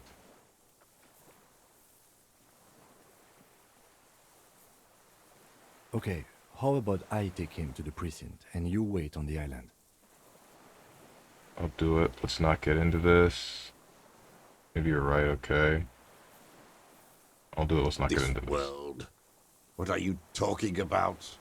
Is this us? Your skin is crawling suddenly.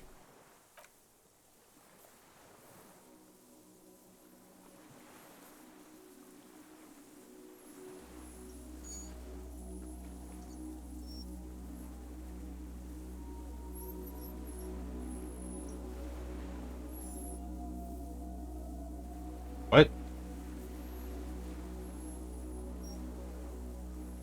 A delicate tangle of arms and legs unfolds from the reeds, limb by limb, to then just stand there, moving its scythe-like arms in ghostly silence.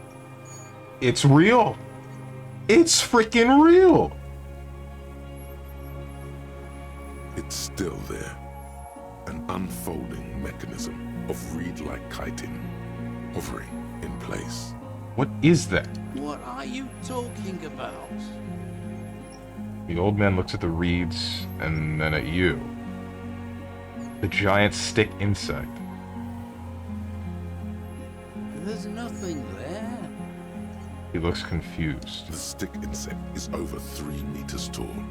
It looks straight at you with its tiny pinprick eyes and its grotesquely small head.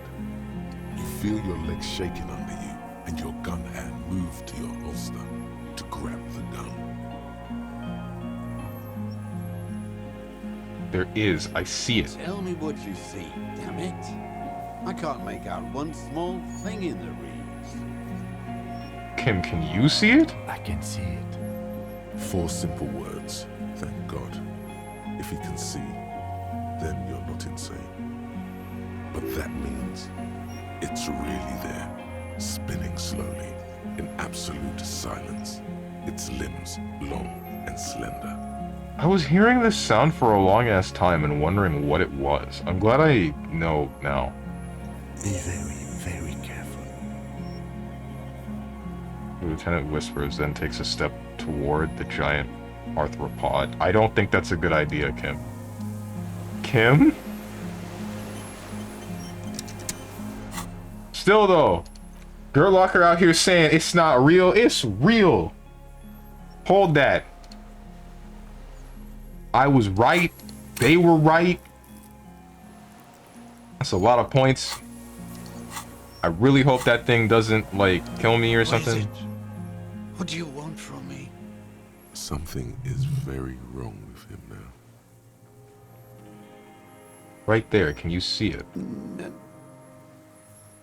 He doesn't finish the sentence. One letter is all he can produce. His hands are numb and he stares at them. Leave you for now. Okay. Now you both are insane? Bruh. The One Piece is real. Okay. The creature stands on long stilt-like legs, antennae hanging from its head like a woman's hair, white and curled at the tips. It is no more than 5 steps away from you. Reed-like tufts stick out of its joints. As the insect moves its forearms, it produces a faint hiss. like a reel-to-reel machine spinning after the tape breaks. Approach carefully, I guess. Cool. Slowly, with your breath held, you take 2 small steps toward the phasmid. The creature lets out a series of ultrasonic clicks that swarm around your head like swallows. Like laughter, a sort of happiness. Hissing and clicking, it extends its mandible-like antennae to greet you. You're right below it now, looking up at the colossal chitin of its white limbs. The head of the creature is crowned by reeds, and its eyes are like small droplets of water. Raise your hand slowly. Well, I'm here, you don't really know who I am. Okay, Kim, take the picture. Okay. Slow ring of metal. Lieutenant slides the lens open and raises it to eye level. There is no change in the insect's motion while it's being aimed by the camera. It remains fixated on you. In 3. If it moves, you jump back. I'll shoot. Here we go. 3, 2, 1. The shrill flash of the camera cuts the air like the blade of a sword. The phasmid freezes in its bright light. Head turned toward the lieutenant, hypnotized by the flash. It stands frozen before you. I got it. You hear the lieutenant whisper as the creature's shape develops onto photo paper in his hand.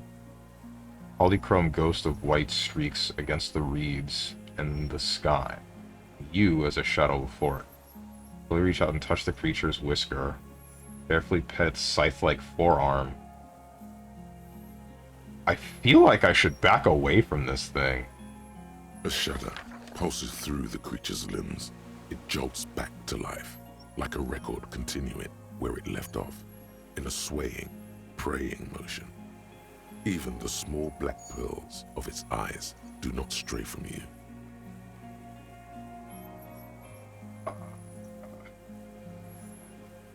Raise your hand slowly. The insect stops its stridulation, seeming to observe you. Below its crown of reeds, little pinprick eyes detect motion, glittering. The world stands still around you. Suddenly, there is silence. No, stop. Be afraid. Should I listen to Half-Light? I feel like I should. Raise the other hand too. It's gonna eat me. It's gonna freaking eat me if it eats meat. Nah, wait, put my hand The out. vertebrate comes back to life, stridulating. Sets of complex eyes follow you, moving in tandem on either side of the insect's small head. I'm gonna listen to Half-Light just this one time. As you back off, the phasmid also takes a step back into the reeds. Something tells you the next time you engage and disengage, it will probably flee. The arthropod follows you with its antennae. As you back off, the cracks and hisses of the tape that's come to its end grow more distant. Dude, can you not see this thing? For real, for real? You really... Yes? Nothing. You got nothing? Investigate the insect until it's no longer there. Alright, sure. Hissing and clicking, the arthropod extends its mandible. Raise my hand. Suddenly, no. Stop. Raise the other As you hand do, too. The invertebrate comes to life, its limbs moving independent of each other, as if each has a mind of its own. They are white, like stalks of porcelain, knitting above you. I swear to God, if you kill me. Shifting around in the reeds around it, in the muddy water, you notice some of its hind legs apparently standing on the water from time to time. It's that light. Well, I'm Harry, I don't really know who I No am. reply. A total ancient silence comes from its mouth, along with what appears to be some kind of foam. The stridulations of its limbs continue all around you. Stand on your tiptoes and look more You were closely. right. Little bubbles form on the mouth parts of the creature. on its segmented lower lip. It looks to be foaming, slowly. The foam is white, then yellowish. Damn, it's foam. Careful. It may be poisonous. And it watches you apprehensively. The foam slowly turns a darker shade, like burnt caramel, as the insect moves its mouth parts, masticating. The little bubbles begin to burst, one by one. Tell me, what are you doing? Nothing. Its simple eyes give off no flicker of light. No one is home. The twitches of its limbs are insect-like, unknowable, perhaps without substance even. I want to see inside you. I want there to be more. I want to know your mind. It's spread too thin among its limbs, performing incomprehensible operations on the world. And you, looking at it, mouth slightly open. You cannot even imagine what it thinks. I can't. As you're turning away, the phasmid mirrors your movements, stepping on the water, the long limbs carrying its feather weight without breaking its surface. Damn it. Whatever, we got the picture. That's all that matters. We can send it to what's her name.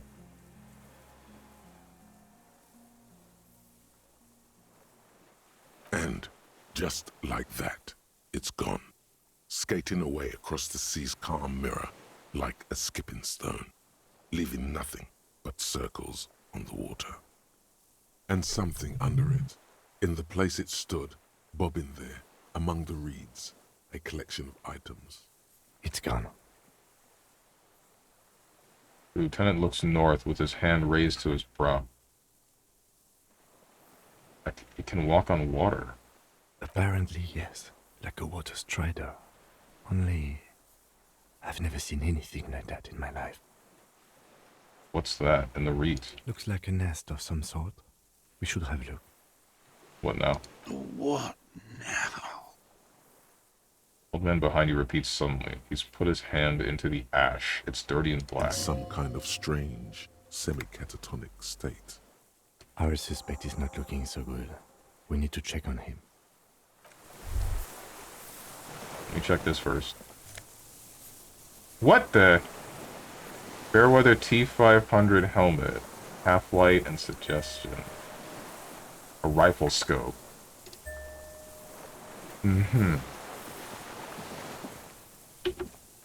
Just get that guy's mask. I almost loaded a game by accident. I'm really glad I didn't do that. What is it?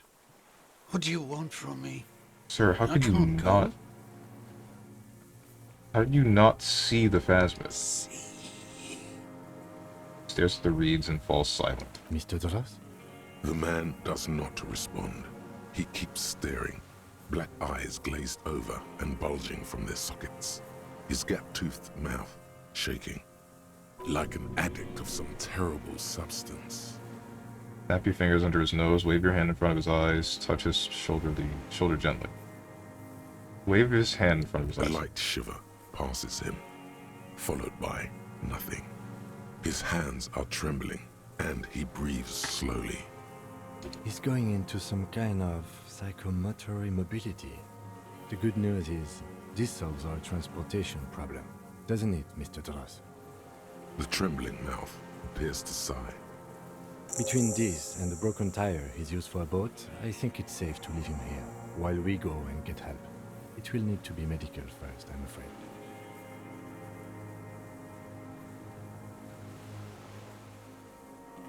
What has happened to this man? Found some things in the phasmid's nest. Mr. Gross. What has happened to Old this man? age and shock. Looks at him, then you. I think it's the phasmid. Yes, the arrest and the appearance of the phasmid, the combined stress. But you think it's something more than that, don't you? Quite a few things about that health check you did on him make sense now. He couldn't see it, Kim. It's just the reeds for him. Before, when I evaluated his state, he seemed strangely animated. I think he's addicted to that thing. Could it be there's something hormonal in his relationship to the phasmid? Couldn't see it, Kim. It's just the reeds. It could be part of the shock. But you're right. Something is off here. Mr. Dross. He touches the man's shoulder. No response. Maybe this is how the Phasmid has stayed hidden all these years? Then how did we see it? Oh, you mean whatever does this, does it over time? Teenagers, kids, drunks, sightings are brief, and hence not credible. But anyone who spends a long time with it. Yes, you see, forget it's there. Mr. Dross, have you ever seen a stick insect pretending to be the reeds? The old man stutters. The doctors will have to look at this. I hope your station has better medical personnel than 57. This is a little advanced for a nurse. Or when I examined his state, he seemed strangely animated. He was energetic and articulate. After all these years alone, with little hygiene or medication, I would expect worse. Perhaps this animation is induced by something in the Phasmid? It does not seem to be animated now it's left. Honestly, I'm ready to believe anything at this point. Maybe it is psychoactive. I mean, why not? It's 3 meters tall. Takes off his glasses and cleans them. When he puts them back on, he's still staring at the sea. I think he's addicted to that thing. Like a drug? He has the symptoms of an addict and not the normal symptoms. His pupils appear to be dilated. They still are. He examines the catatonic man's eyes. Could it be there's something hormonal in his relationship to the Phasmid? You mean pheromonal? He seemed a little off for a man his age, Randy. The scope, knowing of her bruises, his disposition toward Miss Orania. I see what you mean. He's been here for a long time. Who knows how much of it is in... How much of it in its company? He did seem distressed when it finally came to arresting him. Like he didn't want to leave this place. And the insect, maybe. He looks at his notebook. I have absolutely forgotten to take notes. I hope I remember all of this. This will be one hell of a report. Thank God we have the photo. We found some things in Phasmid's nest, Mr. Dross. He stares into the reeds. Your words don't stir anything in him. Perhaps you should. Throw him the ceramic helmet. Nothing. Just dull staring. Not even rage left, wherever he is. The last embers have gone out. The war is over. If Kuno kicked it into the sea, as he said he did, the ebb would put it back here. This makes sense. Mr. Dross could have picked it up. Or the Phasmid even. If it did, this is incredible. Show him the detached scope. I lost... You lost it, Mr. Dross? He turns his eyes to the reeds again, as he's done so many times. Beige and white stripes. He lost the scope. Then it somehow made its way over there. With the help of a magpie Phasmid. The lieutenant observes the lens sparkle in your hand. This sight is a T9, Mr. Dross. Was it attached to the rifle when you made the shot? Silence. Not even a sigh. You've gotten all you will out of this poor being. Going to let you rest now, Mr. Dross. The plastic cape flaps around his face in a gust of wind. His back is slouched and his mouth open. Hang tight. We should think about getting back to the mainland. To get help. He'll be safe here. If we don't take too long.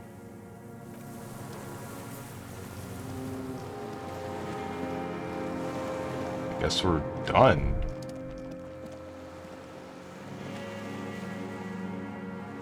Is there a way into this room?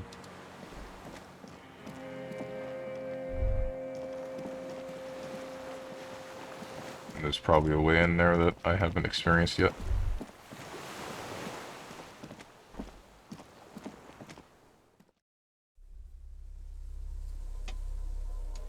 And you guys said the Insulindian Phasmid doesn't exist. Ha!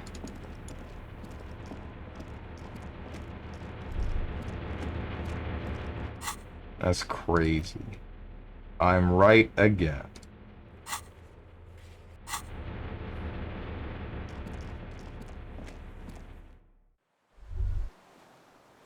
ICN? This feels familiar somehow. Kim, what is the ICM? Insulindian Citizens Militia. It's the official name of the Communards Army, the black and white army of the Revolution. Sounds an awful lot like. RCM sounds like the RCM, Rebel Soul Citizens Militia. It does. Why? The RCM may descend from the ICM. May? It's impossible to say. It was chaos after the war. The name was good for getting people to join us. Revachol West was mostly workers and criminals. A white star. Point to the star on the label. No. An upside-down star. With its horns in the sky. The symbol of the commune. Are those spec stars too? No, that's the uninhabited archipelago. A DeLorean-era symbol of Insulinda, known as the face in the sea. Looks old. What's it still doing here? After 44 years? That's not nearly enough to hide what happened here, Lieutenant Freighter. One of these barrels was still leaking fuel, as you saw. The city is full of things like this. Old bullets, guns, fuel. Okay.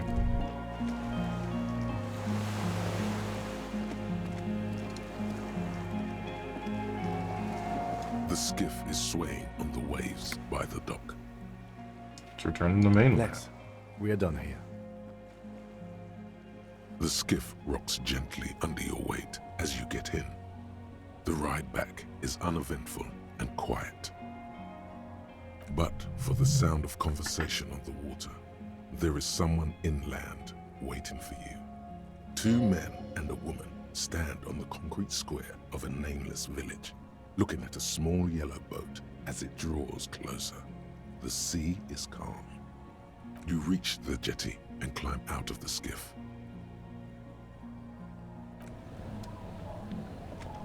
Ooh.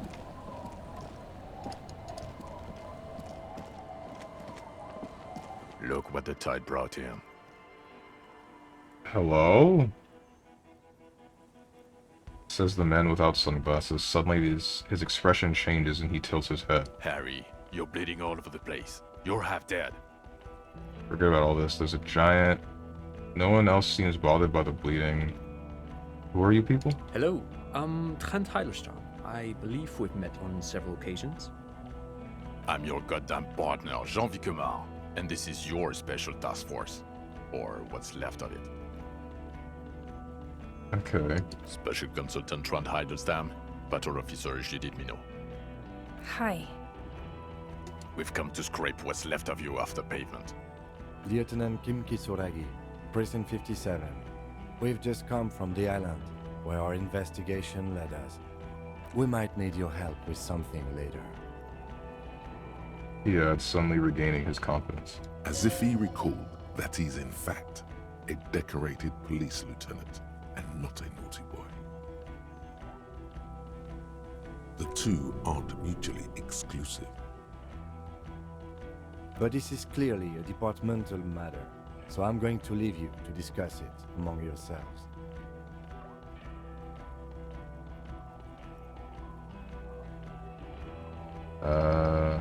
Way to feed me to the wolves.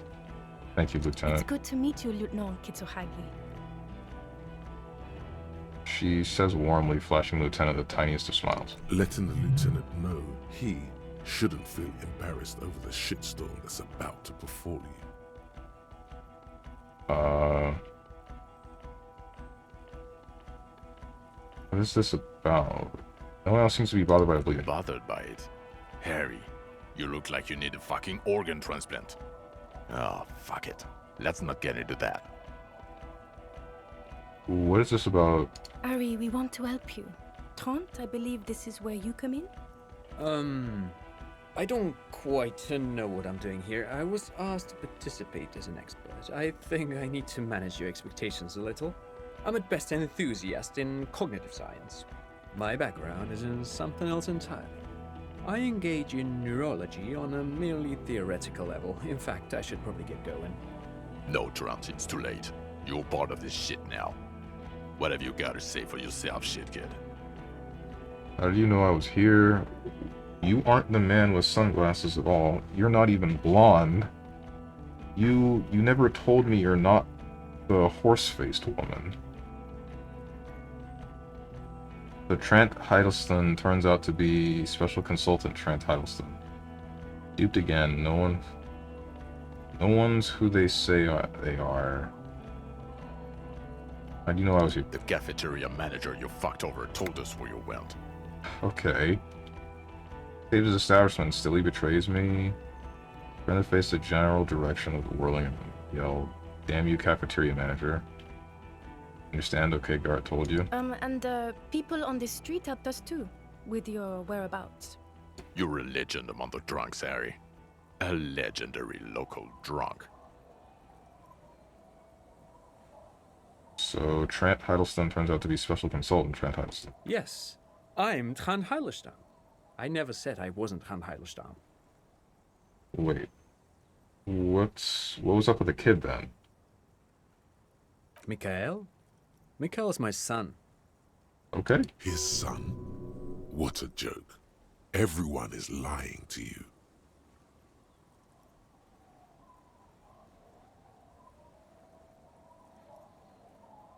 Oh, okay. Sorry. No problem. So what are you special consulting here? What indeed? I was asked to share my take on some of the more obscure theories developed in Königstein in the 30s, like partial psychotraumatic amnesia, group personality theory. He's here to see if you're insane. He is smart. Let's move on. You mentioned task force? Yeah, Major Crimes Unit, under Lieutenant Dubois and Vicomar. Ring any bells? Refresh my memory. Who else is in this? Refresh your memory? It's a goddamn Major Crimes Unit. There's you, me, Jude, Trant fucking Hiddleston, and Guillaume, baby. He stares at you. I'm technically just a civilian advisor. Oh, fuck you. You're part of this shit show. Yeah, first, who's Guillaume Bevy? Oh, that's an interesting story, actually. Guillaume Bevy is a police reporter who joined our team. He was really good. Then he left because he lost faith in your ability to lead the unit.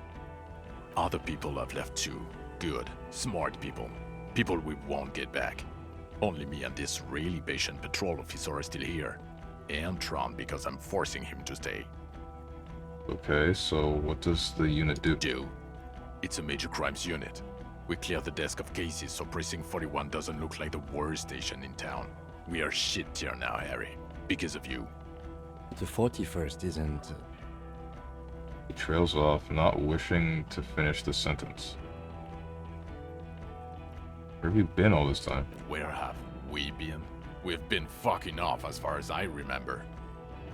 He crosses his arms. You told us to fuck off. You said we're cramping your style. Your detective god. Fuck everything. All we burn. Detect or die. All will burn, Satellite Officer Victor. Make no mistake about it. Why did you detect or die? Why didn't you detect or die? Why would you leave a literal police god? Said all those things? I'm not like that anymore. Yes. You're sorry. You're the sorriest cop who ever lived. Nothing has changed, Harry. I've heard this repentant shit 1,000,000 times over. What the hell? None of this is ringing any bells. The bells aren't ringing because you have brain damage. Trant, this is where you come in. How bad is it? Okay then. Shoot, I missed the tribunal. Did you shoot the guy in the head? Yes. Yes, I did. Funny, I missed the first shot, which is like a 42% chance. And then somehow got the second one, which was 17%. Well, he doesn't have visible tremors, he talks without slurring, he can drive a boat, he's standing, reasoning. All good signs, but complete retrograde amnesia, episodic and semantic. As displayed in the station call, our interactions with him, and I don't want to be a snitch, but also mine with him before when Harry did not seem to know who I was. It's all very interesting. Interesting? Yes, interesting. I have my theories, but I would like to hear Harry's thoughts first. Harry, what do you think happened to you? Neurologically, psychologically, and why not socioeconomically? Wait, socioeconomically? You think I'm so poor I lost my memory? Drank so much I lost my memory, and I am now slowly recovering it. Made it all up. It was a fantasy. A stupid joke. I don't know. I know what I am. Might have something to do with an anomaly in the church, a 2-millimeter hole in the world. I'm a highly experimental detective. This was a method I used to solve the case. Something so sad happened to me that I couldn't be me anymore. It was a defense mechanism.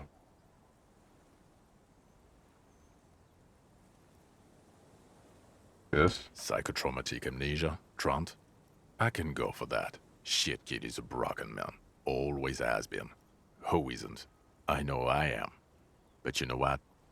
I keep my shit together. Also, I know a person can't wipe their own mind, however traumatic it gets. That doesn't happen. You're lying. Or insane. Or both. But Detective Vigmer, he has blanked out before. I have? Yes, a couple of times. After some of the more serious benders. One was after the two drunks case, the other when we looked into that mural. Interesting. So at first he dipped his toes into it, prepared. That's where he would have gotten the idea, yes. Practice. And then he used alcohol to get there, so to speak. What do you mean? Well, here's my theory. What if this is an absolutely normal reaction to the world we're living in? What if this is not a significant anomaly at all? Something to be explained, approached as a defect? Look at the sensory input here. He gestures towards the scenery. Look at the ruins, the neon. Listen to the radio, the multitudes, the people. Live here for 40 years. As a police detective, he's like a magnetic reader on the world tape, to borrow a known metaphor. Harry's been pushed flat against it. Total input. Hardwired to the free market. He just needed for it to end. Okay, Trent, thank you. That's absolutely meaningless. I'm glad we brought you.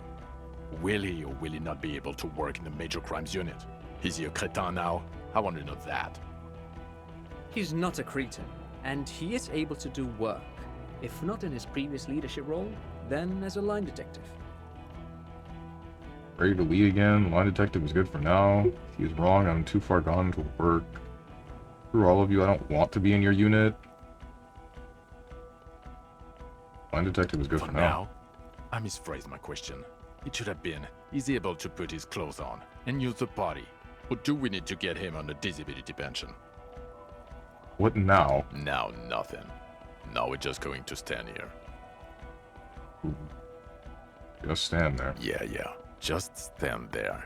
It's cool. Really? No. Now we discuss that. What the fuck did you do to a motor carriage? Why is it there, Harry?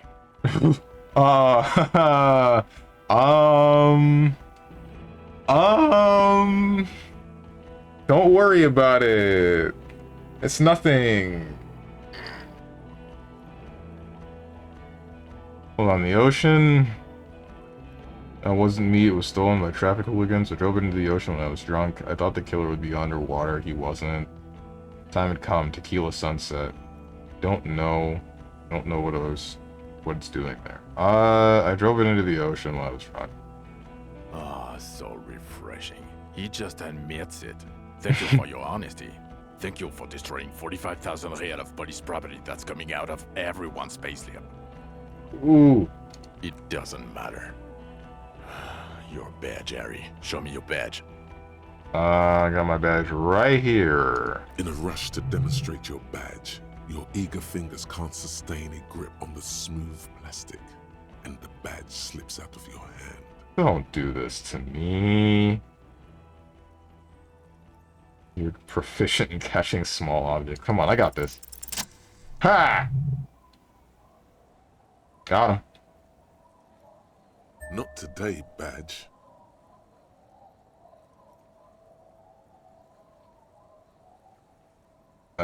Behold my badge. Load. Oh, he caught it lame. What the heck?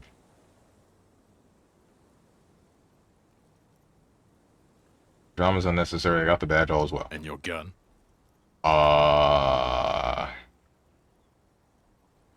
have a new gun now. Upgraded my gun to a rifle. May have pawned it. Anyway, it's gone now. I'm on it 24/7. I'm tracking it down right now. I really hope that if I had dropped that, it wouldn't have, like, fallen into the water or something, as I feel it would have. I may have pawned it. Anyway, it's gone now. Yeah, I checked the local pawn shop. You saw the pawnbroker Villiers 9mm pistol to pay for booze. Nice. It worked too, didn't it? You're drunk right now, aren't you? You're fucking bomb. I can smell it all the way over here. I'm not drunk. I haven't started drinking again. So you forgot to drink? I don't buy it. Why do you smell like a corpse then? Because I always smell like a corpse. He's wounded. It's been a long week, and he's handled an actual corpse. Oh yeah, that too. Hold on, I just haven't washed myself after the autopsy. Wait, it must be because of the pheromone. Yeah, I've handled an actual corpse. Yeah, it's been a bit of a week. I'm sorry, I smell bad.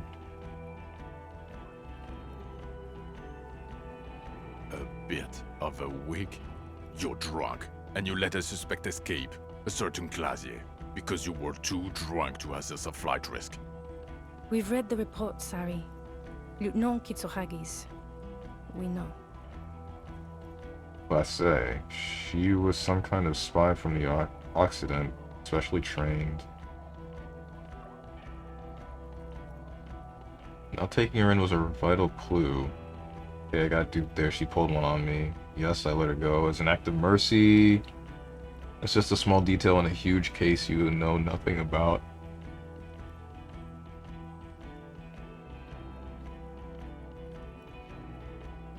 Okay, I got duped. Duped again. Not for one moment do I believe you quit drinking. I'm not even gonna get into the other suspect. The one who shot herself. In the head. Or the fact that you very likely sold your gun for booze. That's peanuts. That's nothing. That's a humorous anecdote. Compared to the 8 people who were gunned down, the streets are literally red with blood, Harry. It was fucking mass murder. He did everything he could. We did everything we could. The company hired and vetted mercenaries. Lieutenant Dubois got between them and the locals. Weren't you gonna leave, Kim? He did so at considerable risk to his own life. He was shot, not once, but twice. We stopped an execution, not a negotiation. The loss of life was minimal compared to what it could have been.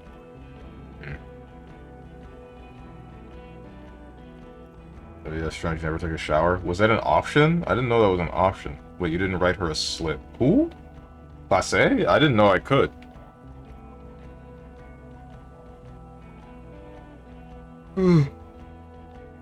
It took considerable risk to his own life. Yes, what he said. I also solved this case. It solved all of it. You know, it was a massacre. We got wiped. Where the hell were you? The firefight is a trivial matter compared to the greatest discovery of this century. I'm just sorry. Honestly, where were they? Don't make this harder for yourself. Says in a lowered voice. Thank you for the input, Lieutenant Kitsuragi. I didn't mean to suggest you didn't handle the situation. Brushes a straight strand of hair out of his eye and You've coughs. spent the week with him on this case. What is your take? On the case? On Lieutenant Geoffrey Dubois. Well, the drinking, the gun losing, also losing the badge. That's all true. Although he has not been drinking on the job this week. Hell yeah! See? 1 week. Then there's the self-flagellation issue. He likes to apologize, profusely, making it sound like he's guilty of at least first-degree murder. It's not a good communication strategy for an officer. It's just strange, especially in light of his political views.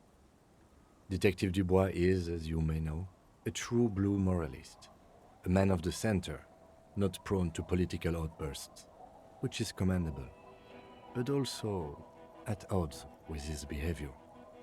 And then there's the motor carriage in the sea, and the constant smoking everywhere. I don't smoke that much. But despite all this, he is a great detective. One of the best I have seen, in fact. He can talk human beings into telling him everything. And he doesn't stop. In all the time I've spent with him, he has not once stopped pursuing leads, however far-fetched and tangential. He is tireless, madly driven.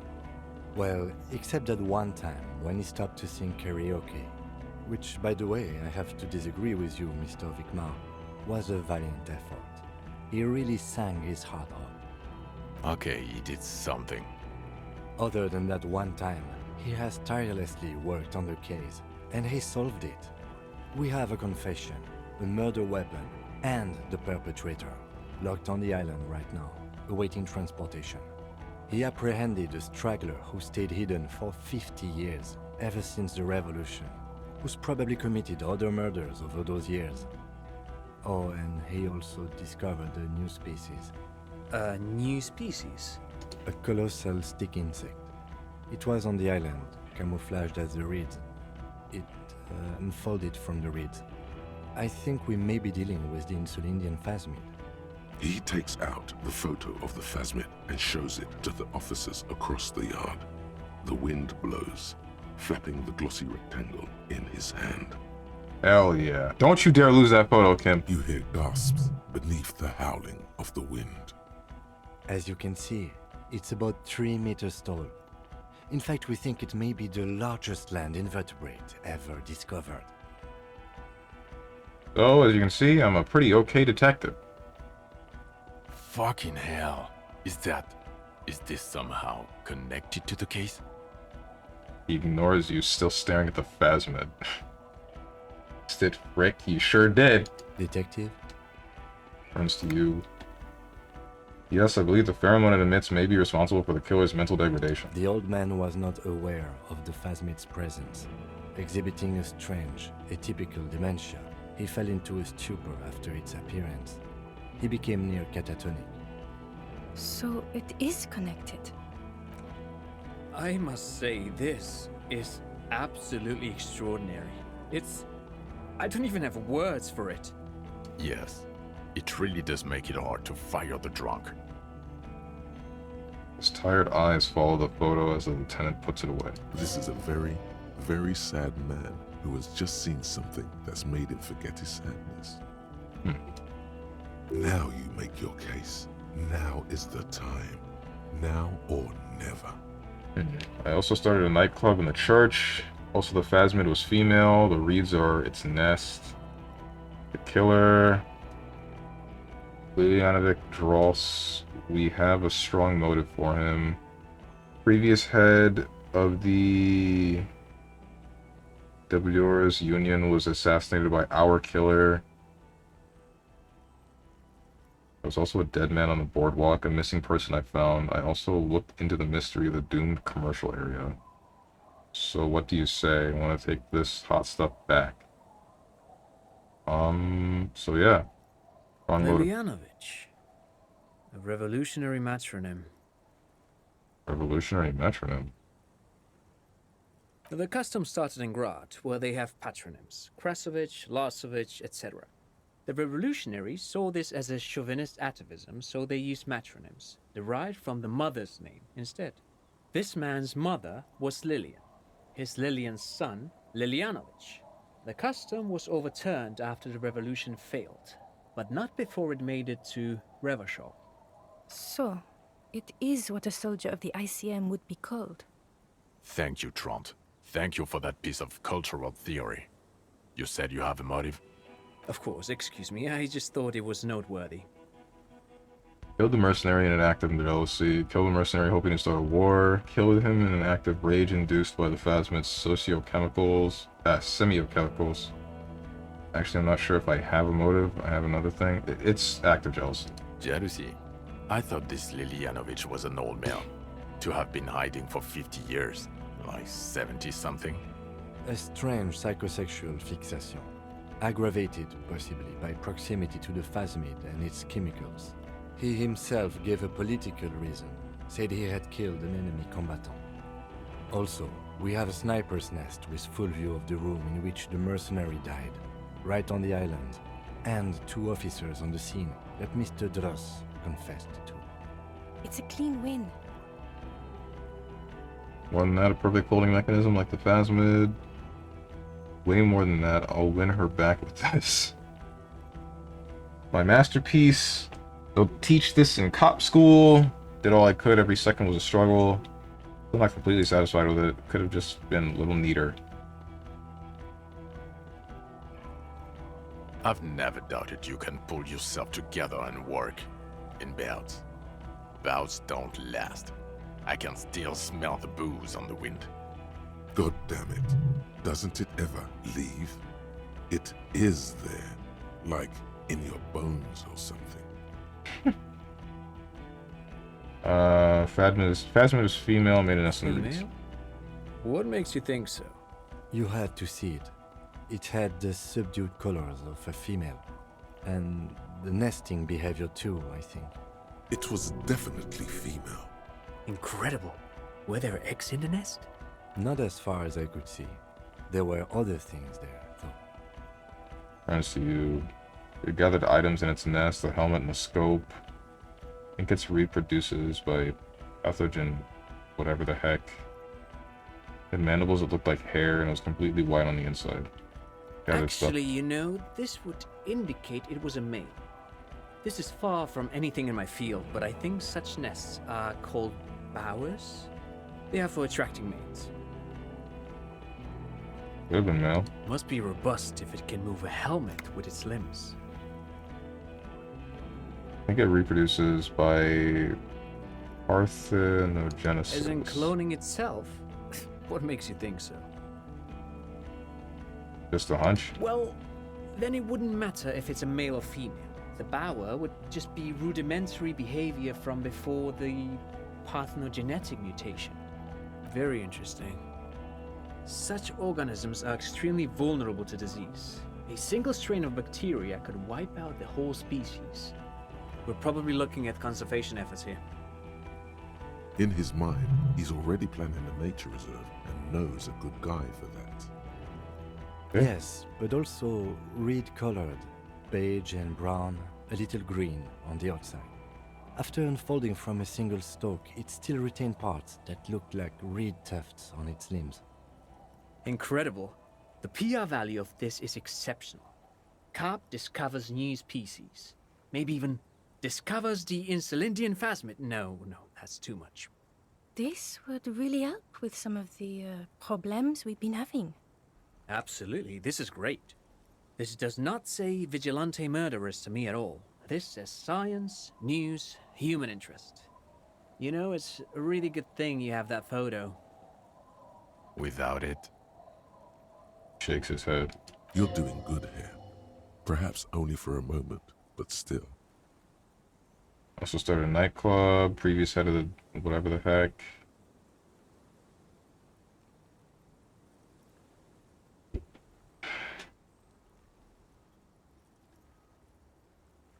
There's also a dead man on the boardwalk, missing person I found. Yes. Fallen through a gap in a boardwalk. Drunk. How do you know I found him? The body was transported to Precinct 41, our morgue. I had Tilbrook and Mullins take care of funeral arrangements and family stuff. You're not the only cop in the world, Harry. This all comes back to us. Still, good work with the missing person, Detective.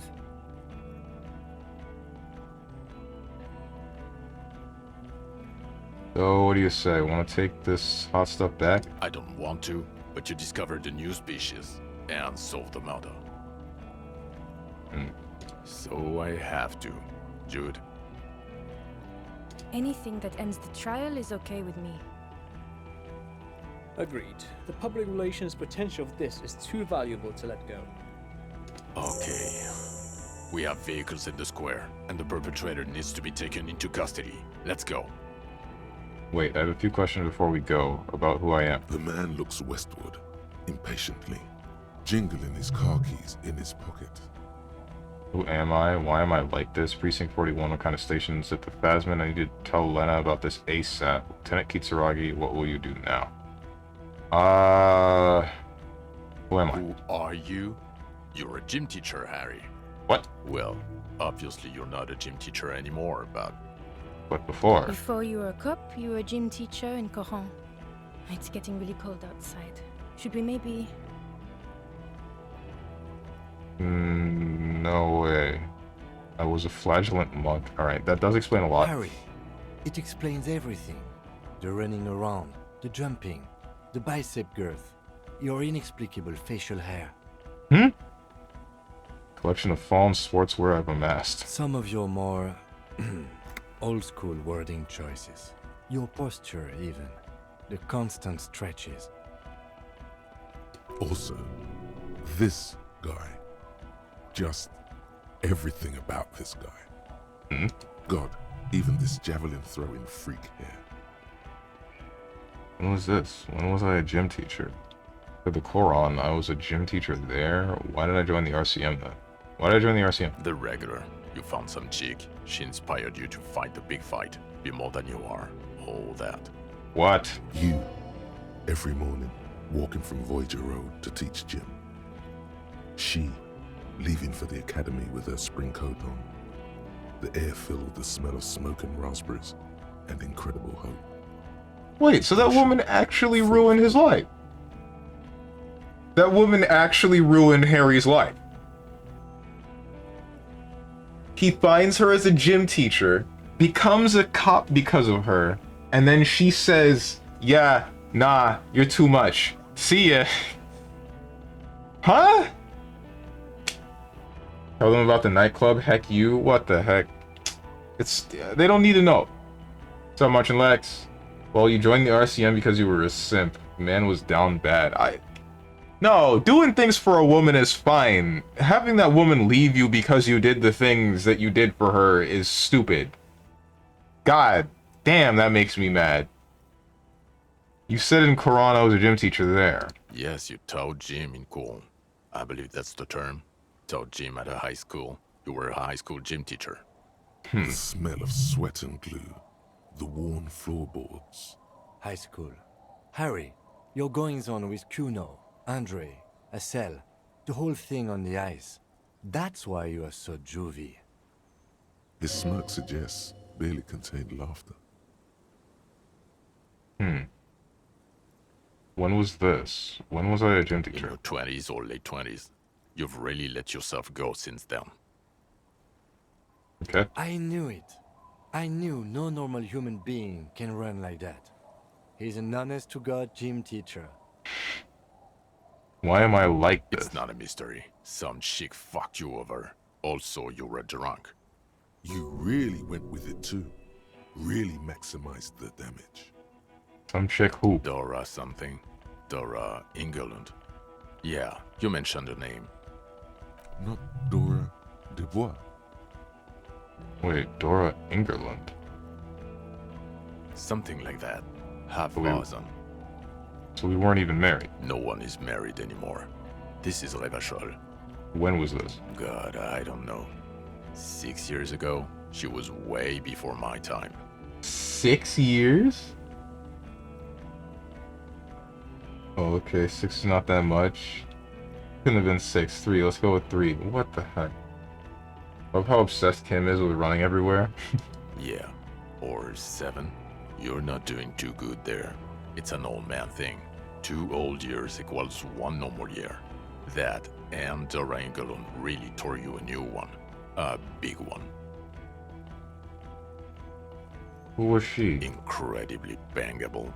Yeah? No, I meant what did she do? Huh? She was extremely fuckable, Harry. Gorgeous. A gorgeous bourgeois woman. Wayfish. Like a Welkin, basically. Pain Welkin. I've only seen a picture, but it's obvious you formed a real spiritual connection with how pretty she was. One you never recuperated from. Look, the sun is about to go down. It's time to go. I think she taught in the Académie des Arts, east of the river. Way east. Hard to say which came first, the middle-class chick or the drink. Egg and the chicken kind of thing. My point is, you need to see a psychiatrist about this shit. Not a psychologist. Several degrees order. Is there something harder than a psychiatrist? A forensic psychiatrist? Go talk to that. It's not a mystery. You really went... Dora. Not Dora. No We're one even is married married. anymore. When was God, this? I don't know. 6 years question mark. Or 7. Who was she? Incredibly No, I meant banging. what did she do? was incredibly fuckable. It's the same thing. Beautiful board. Pain. I've only... Look. I think she taught in the academy. You bamboozled me. Way yeah. My point is, you need to see a psychiatrist about this shit. Not a psychologist. Several degrees order. Phasman, I need to tell Lena about this ASAP. Who is Lena? Cryptozoologist. She lives in Jamrock on Tabernacle Road. She told me about this Phasman. Tabernacle? It's on the way over. Near where you live on Perdition. Fine. If we're gonna drop you off anyway. She and her husband were conducting the search for the Phasmid. It's their discovery, in part. They should know as soon as possible. It would do you good to deliver some positive news for a change. Precinct 41. What kind of station is it? Us? We're the bloody murder station, haven't you heard? We're the bad guys. No one likes us. Ouch. That's not true. Jamrock is too big for one precinct. You are just understaffed, and everyone respects the 41st. You have Captain Price. Thank you, Lieutenant. You're being kind. It is an understaffed station and the district is too big, which is why we need to... He tilts his head on northward. Get back to it. We left Torsen and McLean to run the Sea Wing. It's not good. Torsen, McLean, and Sea-Wing is, and Price is... Do we recently shoot up a church by any chance? So he remembers that. Yes, there may have been a raid on some churches. It wasn't good press. Oh. Shooting up churches never is. I was out of town, to be clear. What happened? Why did we need to go there? Our enemies were hiding in a church, to the best of our information. That's it. I'm not talking about this anymore. Your security clearance is shit tier right now. You have to wait for it to go up. Torsen and McLean? Mac the Torso Torsen and Chester McLean. They're not fit to run a wing. Believe me. Things are shaky as it is. And the Sea-Wing is? God. There are 4 wings, Harry. A, B, C, and D. We're in C. It's made of losers and clock punchers. You and I reconceptualized it as a task force. It was a mistake. There's also a lot of outside help involved, not only me. Other losers too. And Price is? Ptolemy Price? He's the son of the old Price, one of the founders of the RCM. He's one of the most highly regarded men in the force. You're lucky. Somewhere under the curved roof of a former silk factory, shaped like a ladybird with 2 chimneys, Police Captain Ptolemy Price sits behind a heavy wooden desk. Resident medic Nix Gottlieb pours him coffee. It's silent in the captain's office. They speak of change, the city, the tension on the streets. They speak of the events of April and the blood on the streets in May. So I work in the bloody murder station. Okay, it's not the bloody murder station. It's an old converted silk mill with green desk lamps and a coffee corner. A lot of good people work there, hard, every day. Jamrock is the largest ghetto in Rivershaw. Faubourg, technically, but it's divided into 11 districts. Jamrock only has us. The press will blow over. Jamrock is lucky to have you, and it's often considered to be the greatest of the districts. You're lucky to have it. Thank you again, Lieutenant. Lieutenant Kitsuragi, what will you do now? Well, first I will go back to my station and write the most detailed report anyone has ever seen. It will have to be good to cover all these. Then I will have a serious talk with my captain. About what? Detective, we just stopped a small-scale war. Something is happening to Revachol. He pulls up his collar and looks around. Cold spring light reflected in the lenses of his glasses. I don't know what yet, but it's going to be a hard spring for the RCM. We need to get ready, infiltrate, investigate. Want to do that at Station 41? Talk to Captain Price? I'd rather not ruffle the feathers of 2 captains with my doom-mongering. No, I meant investigate. Come work in Precinct 41. Work with Price? I'm flattered, but I don't know if I... Would fit him. Am crazy enough. Can take the stress. He doesn't know how to finish the sentence. Flattered? You're Lieutenant Kitsuragi. We would be flattered if you even considered. I would have to tie things up in GRIH first. But, I mean, whatever is coming, Jamrock will be more central to it than the harbor. Lieutenant turns very serious all of a sudden. And we also have a huge caseload, Lieutenant. Piles that we need to get back to. Mountains, even. I do like the sound of that. I'm ready. Good. It looks at you, then pick there. Fuck it, let's go. Tron brought his motor carriage. It's a 20-minute drive to Jamrock. Under the afternoon sky, the great district hums. A chessboard of wooden houses, 80,000 living souls, and chimney stacks. Fire traps as far as the eye can see. From Main Street to Precinct 41, to Boogie Street, forking into the snow-swept horizon. You close your eyes and hear the dogs bark. A lone woman sits by a factory window, dreaming of meteorite strikes. On Rue de Saint-Jérôme, a square bullet slides into a square-shaped chamber. In Old South, a man without eyelids smiles. Spring has come. It's time. Dawson? Yes. McLean? Yes. Heidelstein? No. Vicmere? Yes. Dubois? Of course. Really? Nix Gottlieb looks up from the list. I hear he's unstable. You say that like it's a bad thing. Captain Potomny Price gestures with a ballpoint pen. It's dim in the office, and the curtains are drawn. Harry's our man. He'll pull through. When he does, he'll side with the RCM. Understood. Gottlieb returns to the list. Minot? Of course. Wonderful. Then can we please just go back to Jamrock now?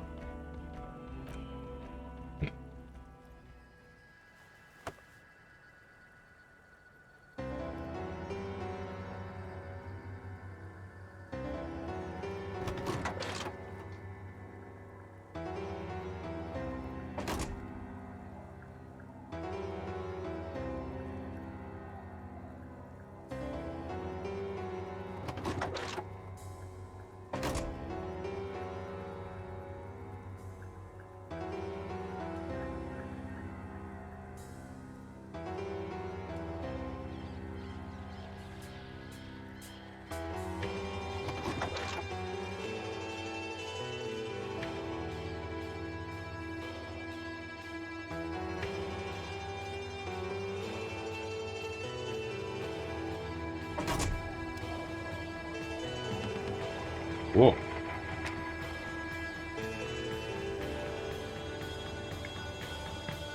I hope you recruited Kim. I keep missing important parts. Yeah, I did recruit him.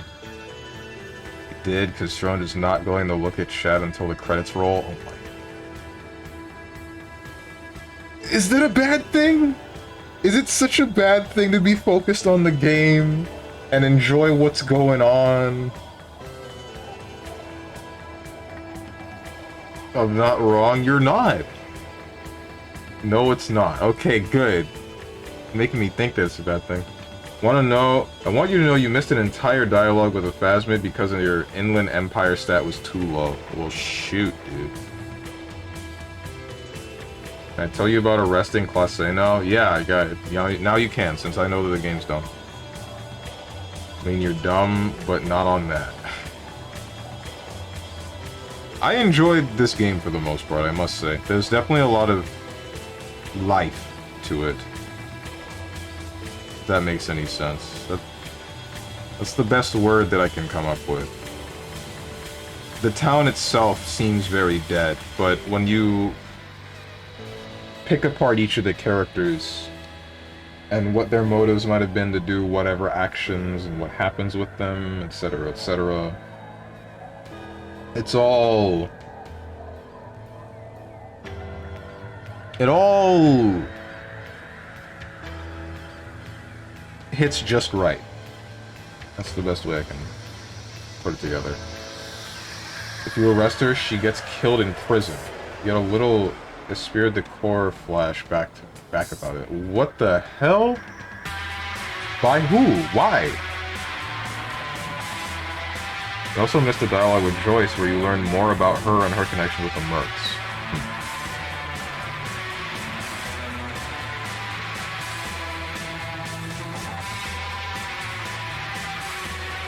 I wish I hadn't let what's-her-name just shoot herself in the head. I felt kind of bad about that. Well, this game is in the vein of other non-combat oriented CRPGs.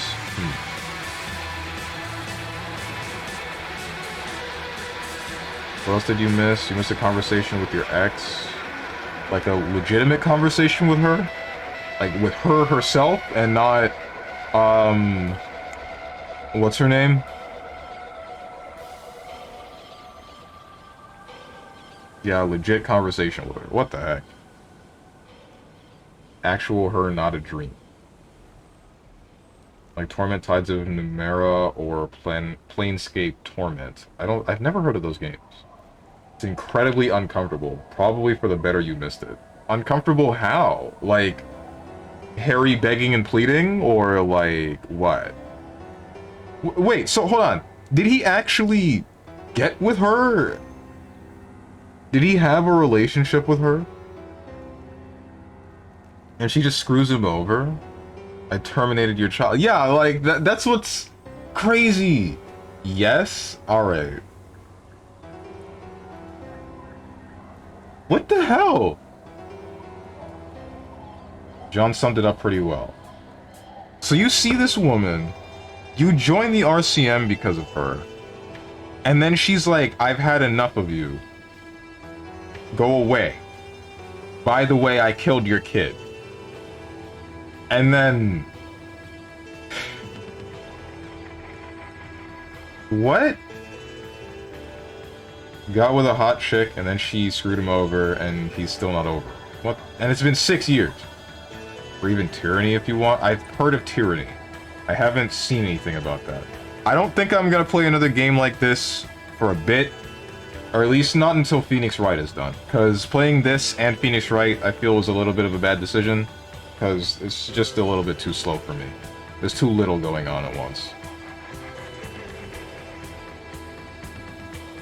Well, I said the best ending is when you ignore any and all thoughts about her.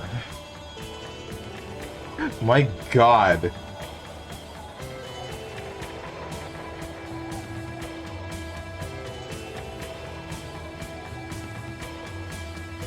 An option in that game where you would need to wait.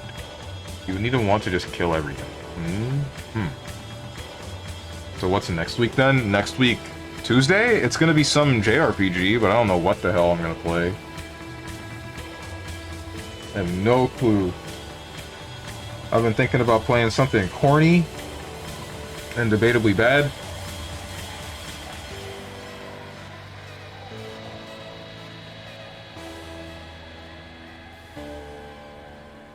Gotta look through my library for JRPGs that I feel like playing.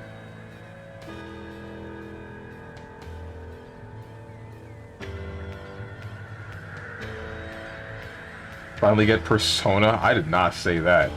There are no Persona games that I feel like playing. I could play Persona 4 Royale, Persona 5 Royale, whatever the hell the new one is. P5R? That's it. But I don't have the game in the first place, and then second of all, I've played through the original P5. I don't feel like playing the new one. Love Persona 2? That is one I haven't played though. I could do that. Oh, also you can now realize that the main menu of this game is the view from the sniper's nest. Oh, is it? Okay.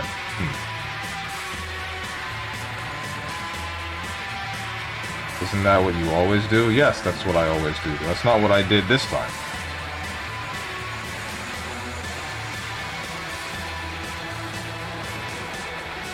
P5R would be like 5 months minimum of streams before he beat it. Well, no. Yeah. True.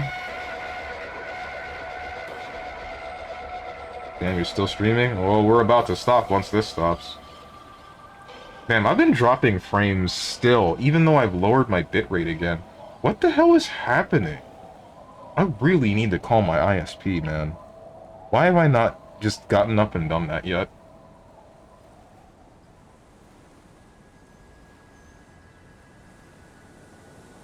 Finally finished the game? Yeah, finally.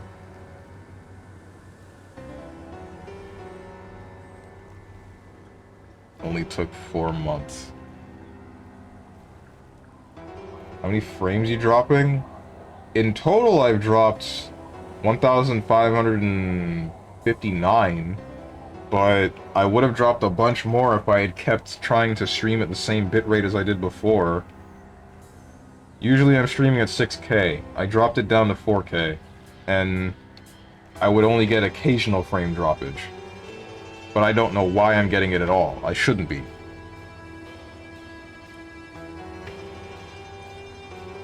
Well, if you want to talk about what you're going to play for an RPG next Tuesday, let me know. I can help you brainstorm some ideas. Yeah.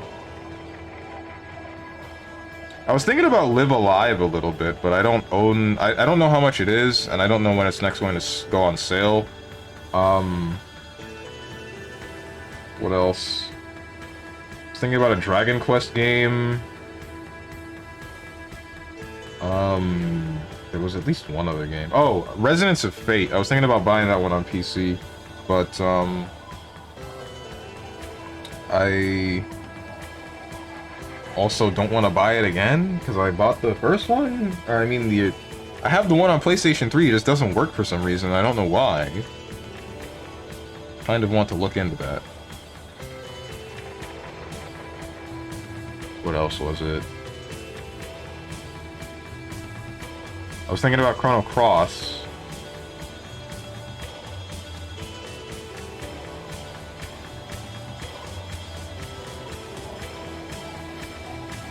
Are you weird champing Live Alive? I'll cut you, Hermit. What? Live Alive weird champ? What? Well, yeah, wait, why are you weird champing that? What? Oh.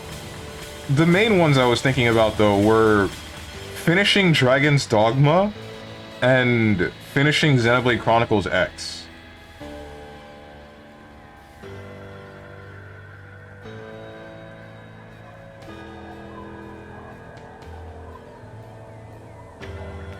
What's up, Luca Ryan? Just in time for the end of my stream. Thieves, before you go offline, I just got here. Yeah? You're just gonna say something about Fear and Hunger. Yeah, there it is! I'm only home from getting a Fear and Hunger tattoo. Now you have to play it.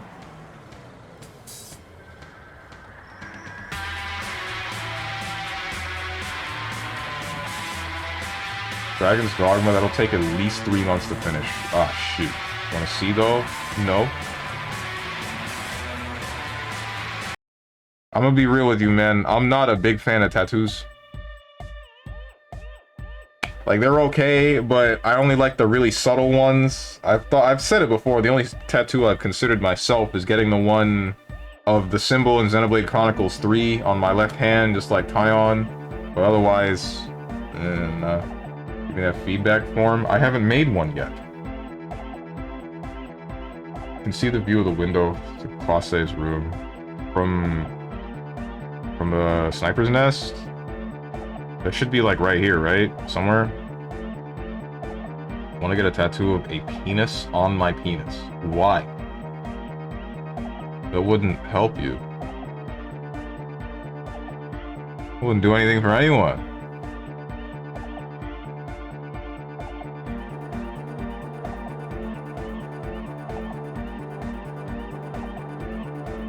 Well, thanks for the stream. Have a nice night, buddy. Hopefully I'll get to see your stream tomorrow. XD. Where'd the XD come from? Anyway. So, that's gonna do it for today's stream, guys. I'm gonna look for someone to raid. Why not? Sure, fine. I'll do it and not think about it.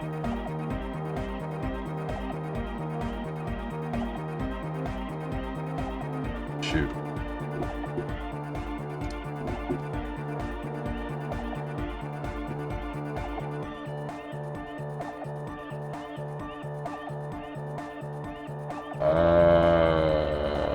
Fats is playing Smite.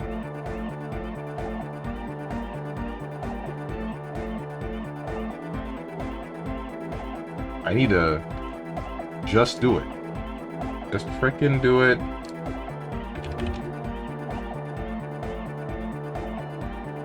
Just do it. Why not? What was I saying? What was I gonna do? Ask me else any questions, show us the dent. That's not a question, that's a command. Holy heck, Joseph Anderson is streaming Rabbi Reeby. Who? And what? Well, I mean, I've heard the game, but who?